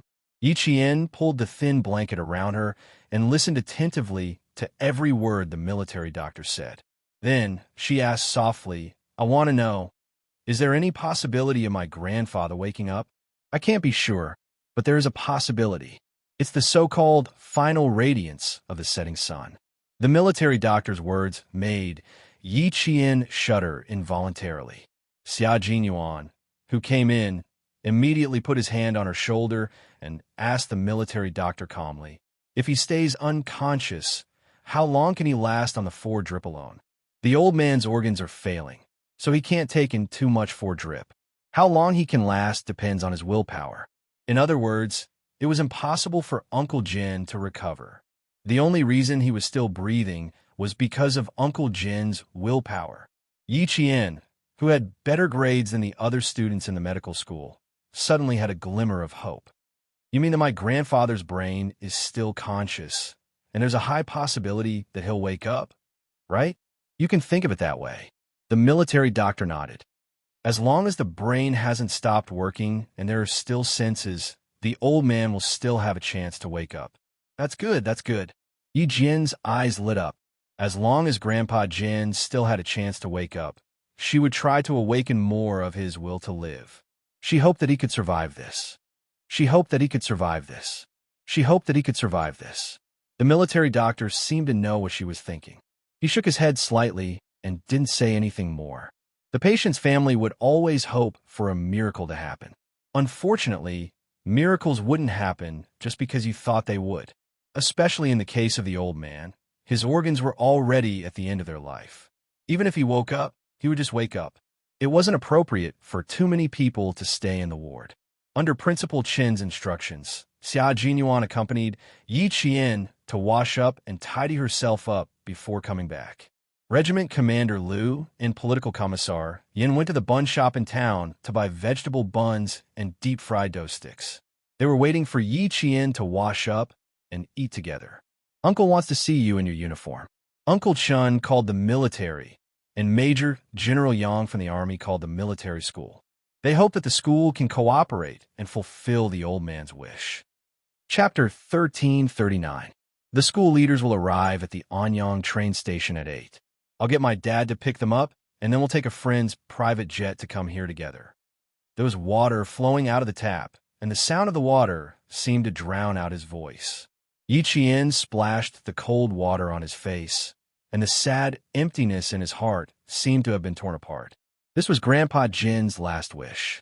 She wanted to rouse Grandpa Jin's will to live, but the old man knew in his heart he really couldn't do it. I'll let Grandpa see my most spirited side. Wiping the cold water off his face, Yi Qian looked up with bright eyes and stared at himself in the mirror. I won't let Grandpa down. The face in the mirror was tenacious, and those jet-black eyes were like a pure obsidian thrown into water, causing the eyes to ripple. The corners of her mouth slightly tightened, revealing a trace of stubbornness. Although her facial features were beautiful, there was not the slightest bit of delicacy. Even the tips of her brows contained the piercing coldness of a soldier. This was the Yi Qian that Uncle Jin wanted to see. Yi Qian. At 8 o'clock, the two leaders of the military academy were led by the guards to meet with Commander-in-Chief Xia. When they saw that the one waiting for them was Commander-in-Chief Xia, their expressions became even more solemn. They carried Yi Qian's military travel bag with his military uniform and saluted the lieutenant general with the gold stars on his epaulets. At 8:37, they took a private helicopter and rushed to Fujian town. The helicopter needed to land on the training ground of the recruit training camp. When the helicopter circled over, the boom, boom, boom of the propellers made the townspeople look up at the sky, and they pointed and talked with curiosity. Yi Jifan stood on the side of the street. His eyes, which were growing more and more powerful with each passing day, were gloomy. His gaze fell on the private helicopter that was beginning to descend. His daughter, who had been staying in Shuko village, called him and said that Uncle Jin was sick, and they even sent out the military's helicopter. At that moment, he realized how capable the old man who dared to scold him was. After leaving the army for so many years, he was still deeply cared for by the army. How could he be just an ordinary veteran? The reason why Yi Qian could go so far and climb so high was because she had the help of such a capable old man. That was why she had the courage to leave the Yi family and face the Yi family. Yi Jifan realized that he might be able to make friends with a high-ranking officer in the army. He immediately arranged his work and rushed back to the Shuku village. He wanted to see a high-ranking officer arrive so that he could make arrangements for Uncle Jin's funeral as the representative of the Shuka village. This way, he would have a chance to make friends with the high-ranking officer. A few days after Yi Jifan returned to the village, all the villagers recommended him to visit Uncle Jin at the hospital on behalf of all the villagers. The first day he came, he was turned away by Principal Chun before he could even enter the ward. However, he did not give up and still came to the hospital early. This was the fourth day. Looking at the descending helicopter, a smile appeared in his gloomy eyes. Being refused entry for 3 days, it was worth it. Commander-in-Chief Xia waited for the helicopter to land and jumped off immediately. He walked with only one bodyguard with him, and the two military school leaders who came down after him could not help but jog. Dad, run a few steps. If you can't, take a motorcycle here. Uncle Jin is awake. You have to hurry. Xia Jinyuan gripped his phone tightly and said in a deep voice, the military doctor said, "Uncle Jin will wake up soon." Chapter 1340. Riding a motorcycle. Commander-in-Chief Xia couldn't even remember how many years it had been since he last rode on a motorcycle. As a lieutenant general, he was summoned by his son. After the meeting, he had to arrange his work while walking. He didn't even change out of his military uniform before rushing over. Commander-in-Chief Xia looked down at the golden epaulette on his shoulder that represented his military rank. He waved his hand and signaled for the guard to come over. "Go and find a motorcycle." He turned his head and said to the two school leaders, "Let's ride there together." Since the lieutenant general had expressed his opinion, the two school leaders naturally had no objections. They immediately rode the motorcycle to the town hospital. Xia Jinyuan said in a low voice and returned to the ward. At 9:40 a.m., Uncle Jin suddenly opened his eyes. Before Yi Qian, who had been watching over him, could speak, Uncle Jin said first, "I think I saw the little girl come back." His voice was so weak that it was almost inaudible. However, his misty eyes suddenly brightened up, and he looked much more energetic. No one was happy about this state. Everyone's heart skipped a beat. It was the final radiance of the setting sun. "Good boy. Grandpa doesn't like it when you cry." The old man's weak voice spoke intermittently. His eyes were full of kindness and peace as he gazed at the child in front of him who had worried him for nearly 20 years. "It's good that you didn't cry. As soldiers, we bleed, not tears. You have to remember this. If you cry too much, your heart will be filled with cowardice." Yi Jian held the old man's hand tightly, which was so thin that he could not even lift it up. She nodded gently and replied, "I remember. I will always remember your words. Shed blood, but not tears. I will always remember your words." Her heart was trembling uncontrollably, and she was flustered. Even though her body was shivering uncontrollably, Yi Jian forced herself to keep a faint smile on her face so that the old man who was looking at her could feel at ease. "Grandpa knows. I know you're a good boy." "Unfortunately, Grandpa." "Grandpa." The old man suddenly coughed. It was not a gentle cough, but a series of heavy coughs. The smile on Yi Qian's face instantly faded. "Please rest for a while. Don't talk, don't talk." Everyone saw that Yi Jian's shoulders were trembling violently. She placed one hand on Uncle Jin's chest so that the old man's breathing could return to normal. The military doctor raised the pillow higher so that Uncle Jin could sit up straight. At the same time, he gently patted the back of the old man's neck so that he could breathe more smoothly. Principal Chun, who was clenching his fists, had already looked outside the ward several times. He could not hide the anxiety on his face. "Us."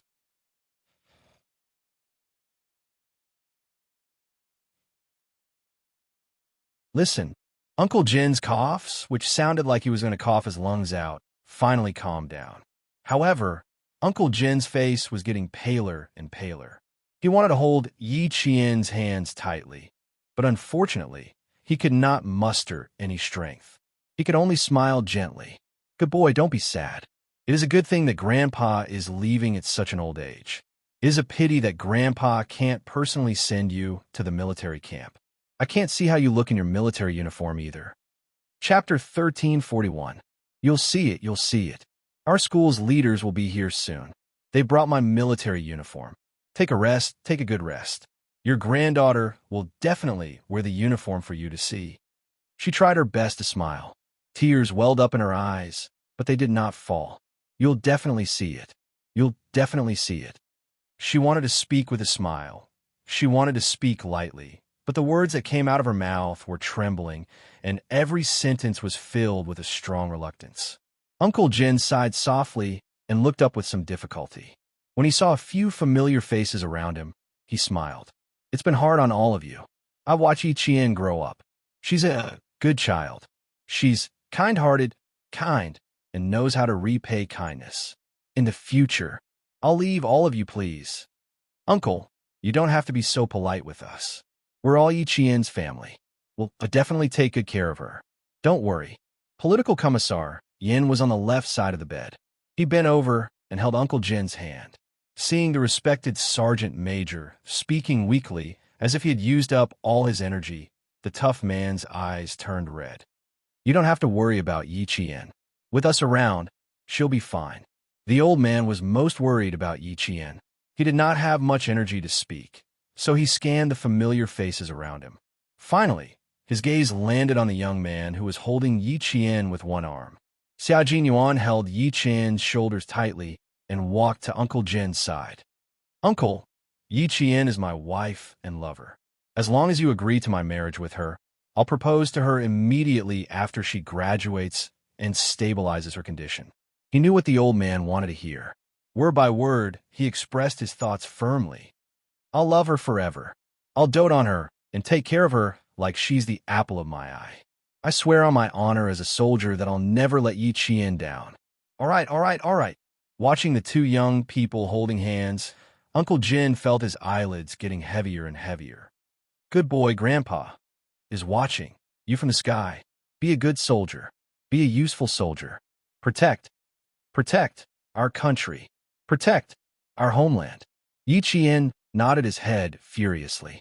Tears streamed down his face like pearls from a broken necklace. A deep voice came from the door of the ward.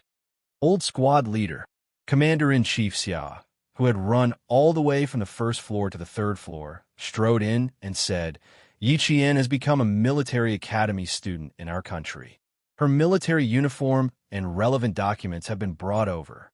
Old squad leader, thank you for your hard work in nurturing such an outstanding soldier for our military. On behalf of the military, I would like to extend a respectful salute to you.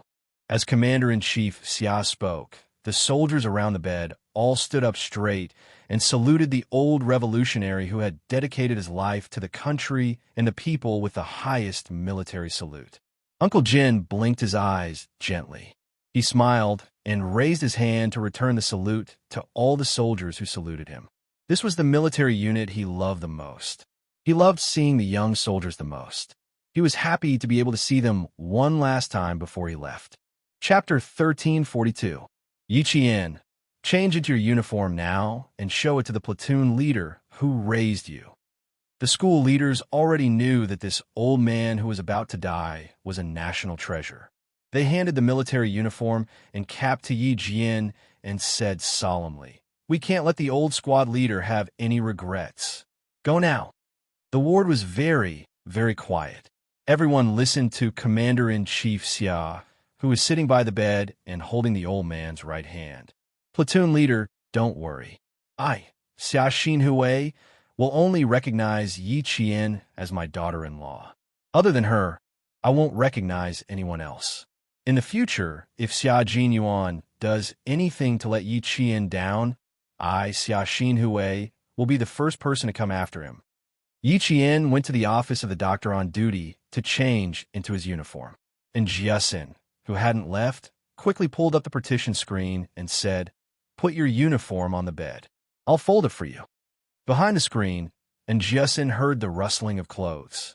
Frowning, Jiasin bit her lower lip and stopped herself from crying with Yi Qian. Instead, she advised, Don't cry. My mom said that when Grandpa Jin was awake, he always mentioned how strong you are. Jin, you have to be strong, okay? In less than a minute, Yi Qian walked out from behind the partition, dressed in a worn officer's uniform and cap. I will be strong, Jiasin. Thank you. This was Yi Qian's own uniform. The grass-green uniform was tailored to fit her body without a single crease, as if it had just been ironed. The epaulets on her shoulders weren't ordinary epaulets. They were the captain's epaulets with 1 bar and 3 stars. The 3 golden 5-pointed stars were solemn and mighty. Together with the golden collar flower pinned to her collar, it showed the majesty of a soldier. Yi Jian's dark green military trousers were perfectly straight, outlining the posture of a pine tree. The heavy military aura was so heavy that Jiasin couldn't help but hold her breath. Yi Jian, who was wearing the military uniform, was so familiar yet so unfamiliar. Yi Jian, and Jiasin couldn't help but call out. Yi Jian, who was about to step out, stopped and turned around. It was still a familiar face, but there was a different expression on her face. When she raised her eyes to look at Jiasin, her eyes were so cold that in Jiasin's heart suddenly panicked. Take care of yourself. You and us, and Jiasin said softly with a reverence that she didn't even notice. Hearing her best friend's comfort, Yi Jian, whose eyes were red, nodded and said with a smile, I will. For Grandpa Jin, she would be strong. I'm going to accompany Grandpa. Jiasin, let's talk later. It wasn't until Yi Qian walked out of the office that Jiasin reached out to support herself on the office desk. Step by step, she moved to the office chair. Her knees were a little weak as she slowly sat down. The familiar Yi Qian had a strange expression on her face. She said that she only had one goal since the second year of middle school, and that was to work hard to get into the military academy. She said that she had been secretly training so that she could join the military in the future. Her good friend, who had been working hard towards her goal, finally got to wear the military uniform. It was great. It was really great. She would no longer have to endure the disdain and suffering, and no one would dare to bully her anymore. It was great. It was really great. Sitting alone in the office, and Jiasin covered her face with her hands. One moment, she would laugh, and the next moment, she would cry. She was happy that her good friend could achieve what she had today, but she was also sad that her good friend's most beloved family member would soon pass away. Chapter 1343. When Dr. Zhou came in, he heard his daughter crying and laughing. He was shocked. Jiasin, what's wrong with you? Jiasin seems to be like this all the time. She's quite real. Someone said in a sweet voice, sounding familiar. When we were in junior high, Aunt Zhou, Jiasin bullied me a lot. This voice, damn it. Ying. And Jiasin, who was still crying, suddenly raised her head and glared at Ying. She said coldly, Mom, I'm not close to her. You don't have to take her words seriously. Ying, who had a smile on her face, suddenly froze. Her watery almond-shaped eyes flashed with malice. You child. Dr. Zhou did not say much. He only pretended to be angry and patted his daughter's shoulder. He turned to Yi Jifan, who came in. Mayor Yi, I'm sorry. I don't even know how to address you. Ying took the lead and said with a smile, My dad is now the director of the Provincial Construction Bureau. There was no lack of bragging in her tone. Director Yi, please take a seat first. Dr. Zhou said politely. He did not show any restraint because a director was standing in front of him. I'm afraid Uncle Jin's ward is too crowded. I'll bring Director Yi over later.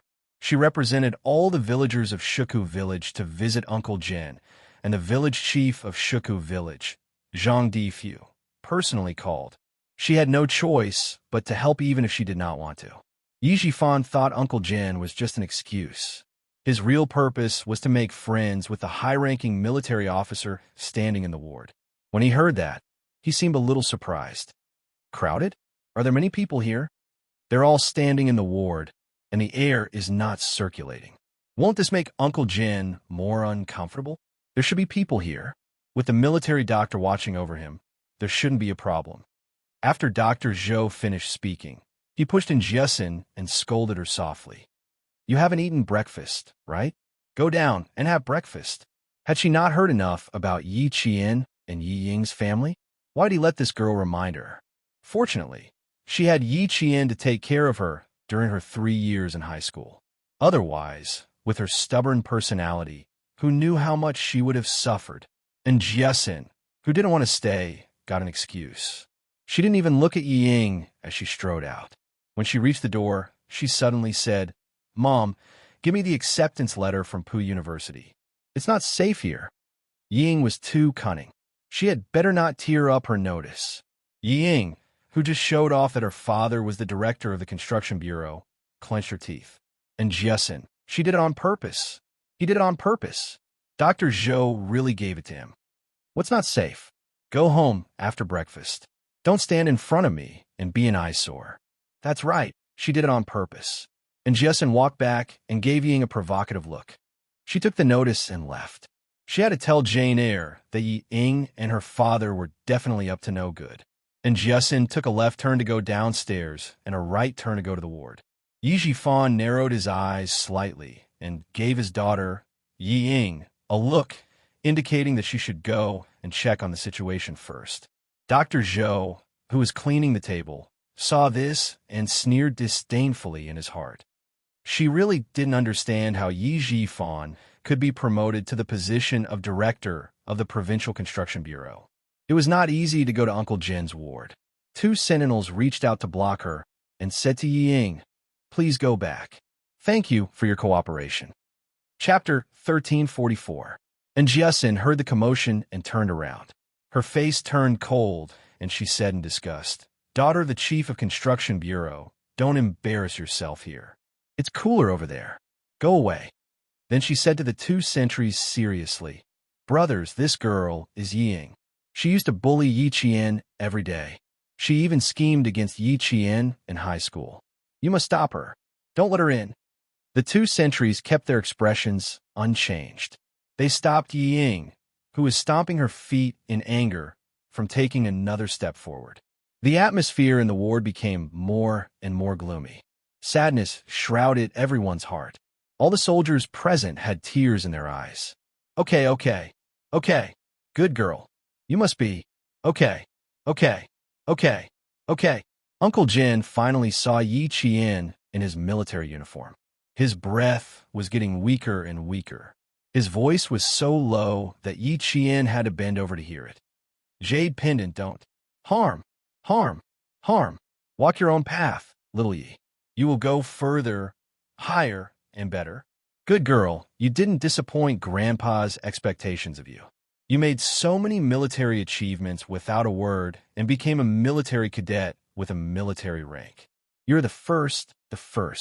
Go with peace of mind." I'm relieved. Old Shun, I'll leave it to you. Gradually, his voice faded away.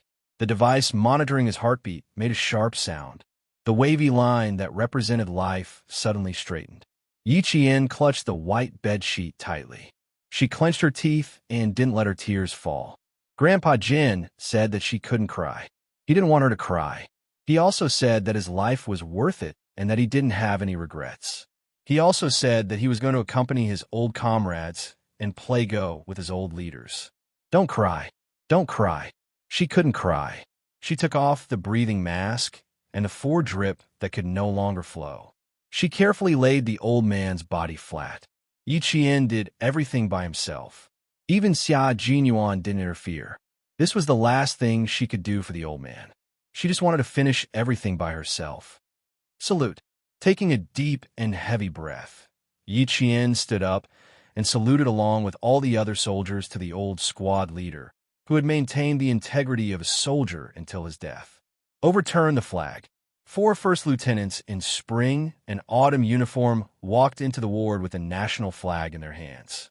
The first lieutenant, who was holding the national flag, opened a corner of the national flag meticulously, and another first lieutenant took over the corner.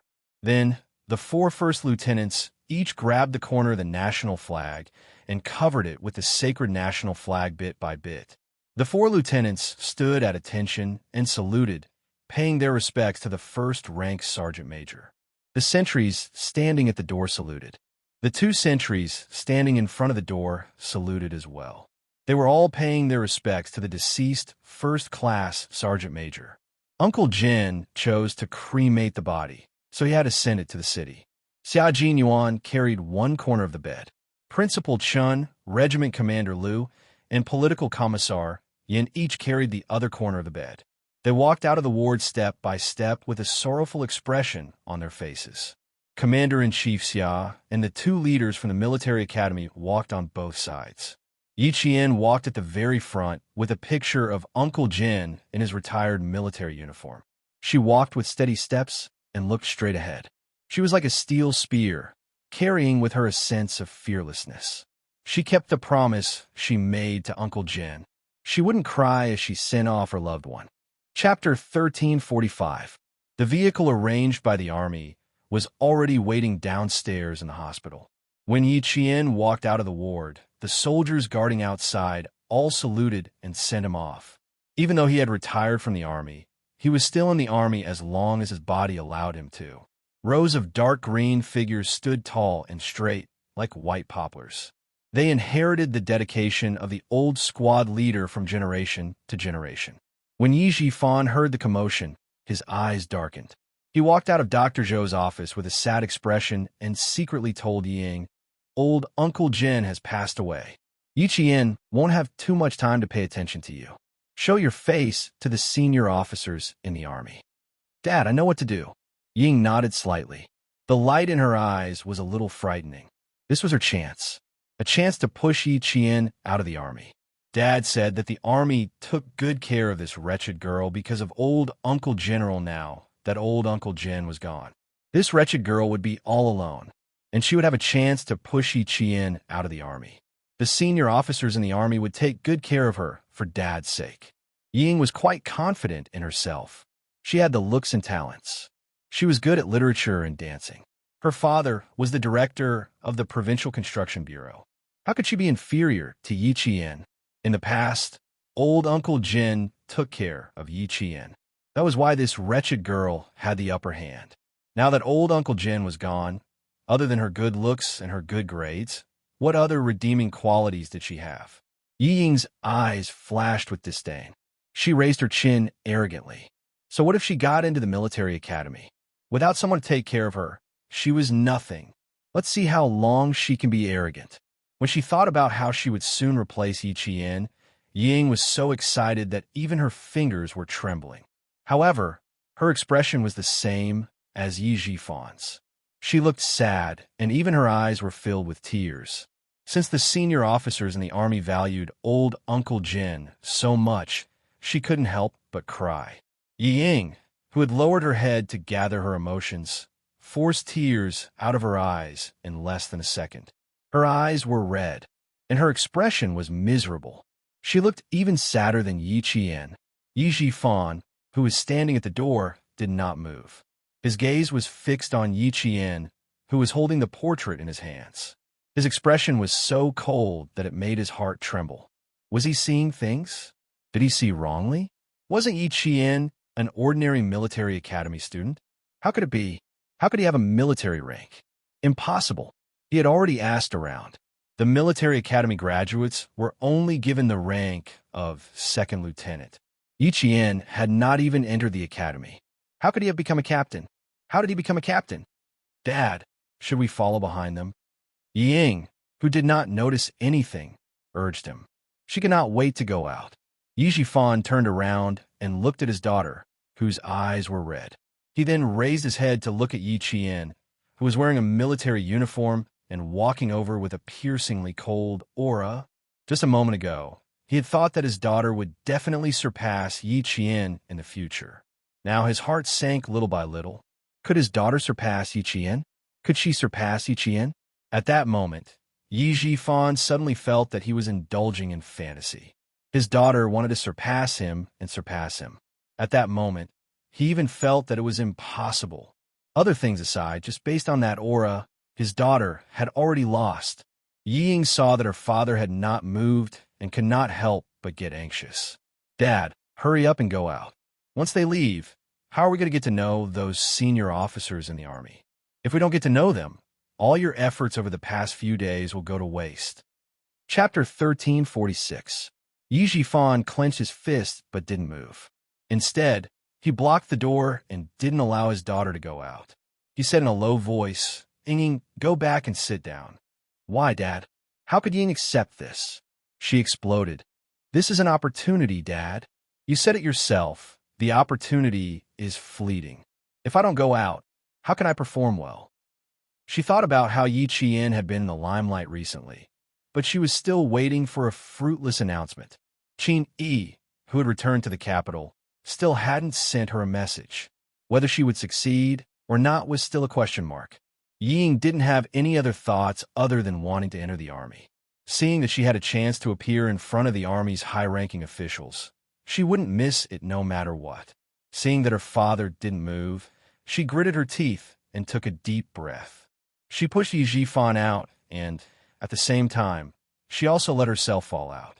Unexpectedly, Yi Jifan, who was behind his daughter, almost fell down. When he steadied himself, he realized that he and his daughter had blocked Yi Qian's path. They were blocking the path of the soldiers who were sending him off. Someone suddenly appeared in front of them. The soldiers who were clearing the way had a fierce look in their eyes. They walked over and blocked with their arms. "Please move aside. Thank you." Yi Jifan, who had made a humiliating entrance, quickly adjusted his facial expression. With sadness in his eyes, he looked at the black and white portrait of the old man with a kind smile. "Yi Jian, on behalf of all the villagers, I'll send Uncle off." "Uncle, the villagers couldn't come one by one, so Yi Jifan was sent to send you off. Since he wanted to get to know the high-ranking officials of the army, he had to let them know his name." Yi Jifan glanced around. The moment he saw Commander-in-Chief Xia, he sucked in a breath of cold air. "Lieutenant General." He actually had to trouble a lieutenant general to send him off. Lieutenant General, Senior Colonel, Colonel, and even the soldiers who were clearing the way were all first lieutenants. Senior Colonel, Colonel, and first lieutenants were the ones he wanted to make friends with. That Lieutenant General, he had to know him. He wanted to fight for a chance for his daughter to enter the capital's political group. Yi Jifan immediately said, "Ying, quickly stand with Yi Qian. Together with Yi Qian, you can send Grandpa Jin off for the last time." After introducing herself, she quickly arranged for Yi Ying to go over. She said that she wanted to send Uncle Jin off, but in fact, she wanted the senior officers in the army to have a good impression of her daughter. As soon as he said that, several arrow-like gazes swept over with majestic momentum, especially Commander-in-Chief Xia's gaze. He frowned, and a sense of oppression pressed down on him like a mountain. Yi Jifan couldn't help but blink a little guiltily. Yi Ying, who had tears in her eyes and had even thought of how to cry, did not move. She stood there stiffly as if she had been struck by lightning. She stared straight at Yi Qian, her eyes wide with disbelief. Who was the person walking at the front? Who was wearing a military uniform? And whose gaze was so cold that it made her feel fear? How? How dare? How could she wear a military uniform so brazenly? Also, this wretched girl was clearly just a girl. Why? Why did she have a military rank? It was fake. It must be fake. It must be the people in the army who saw that Uncle Jin was about to pass away, so they purposely took out a military uniform like this to coax Uncle Jin. It must be like this. It must be like this. Yi Ying, who couldn't believe what was happening in front of her, had her facial features contorted. The viciousness in her eyes was like the venom of a scorpion, emitting a gloomy coldness. Chapter 1347. Yi Jian acted as if she didn't see Yi Ying. She held Uncle Jin's portrait and walked forward step by step. She walked past Yi Ying with an indescribable military might. Just as Yi Jifan said, she didn't have much time to bother with Yi Ying, but she would not allow such a thing to walk in front of her and pretend to send Grandpa Jin off. "Yi Ying, I dare you to come over and try." Yi Qian warned her coldly as he walked past her. "If you want to join the Beijing political group, I will not let you have the chance to do so in your entire life." Yi Ying was furious. She wanted to scold him back, but when she saw Yi Qian's cold and bloodthirsty gaze, she panicked so much that she hurt her tongue. The kind of gaze made her soul tremble in fear. Her brain told her to follow him, but her body reacted by pressing her back against the wall and making way for the soldiers behind her. The soldiers in front were escorting them, while the soldiers behind them were solemn and solemn. They did not pay any attention to Yi Jifan and his daughter, nor did they take them seriously. Dr. Zhou, who was standing at the door, saw this, and a hint of mockery flashed in his eyes. "The director of the Provincial Construction Bureau? That's all. Don't think that you can show off like this, Yi Ying. There's no lack of smart people in this world. Even I can tell what you're thinking." And Jiasin, who was at the back, stopped in front of Yi Ying. She suppressed the anger in her heart and sneered. "Your family is really shameless. You still want to follow Yi Qian? Puffed. Are you worthy? Are you worthy? Uncle Jin deserves respect. Don't disturb Uncle Jin's peace when you're so dirty that you stink." Yi Ying, who had her back pressed against the wall, could only feel embarrassed. And Jiasin's words added fuel to the fire, making the evil fire in her heart even bigger and brighter. Yi Ying stared sharply at the classmate who mocked her, gritted her teeth, and said gloomily, "Do you think you're smart? You're just a mad dog by Yi Qian's side, biting whoever you catch." If I were a mad dog, you would be the first one I bit to death. And Jessen wouldn't lose out in a quarrel, nor would she be afraid. I'll bite you to death so that you won't harm others. As an adult, it was not appropriate for him to interfere in the quarrel between two young ladies. Yi Jifan, who was as embarrassed as his daughter, snorted loudly and said to Dr. Zhou, "Dr. Zhou's daughter is indeed amazing." Dr. Zhou replied with a smile, "Director Yi, you flatter me. Our Jessen is a straightforward person. She's also good friends with Yi Qian. I also think that she's great for standing up for her friend. She didn't embarrass us." Since even the adults didn't care, what else could Yi Jifan do? He could only say to his daughter, "Ying, don't waste your breath on unreasonable people. These people were nothing. There was no need to waste his time. What they needed to do was to catch up with that lieutenant general and get to know the lieutenant general with the highest military rank in the escort team." Ying was so angry that her heart hurt. She stomped her feet, turned around, and hurriedly chased after Yi Jifan. "Dad, why does that wretched girl have a military rank? Is it fake? It must be fake. Who does she think she is? How can she have a military rank without even entering the school? It must be fake." Ying, who was in a hurry, asked anxiously. She wanted to get confirmation from her father. "It must be fake, right? Dad, I don't believe it. How could she have a military rank? Then what's the point of her entering the Beijing government regiment? She doesn't have a military rank, even if she's just a performing arts soldier.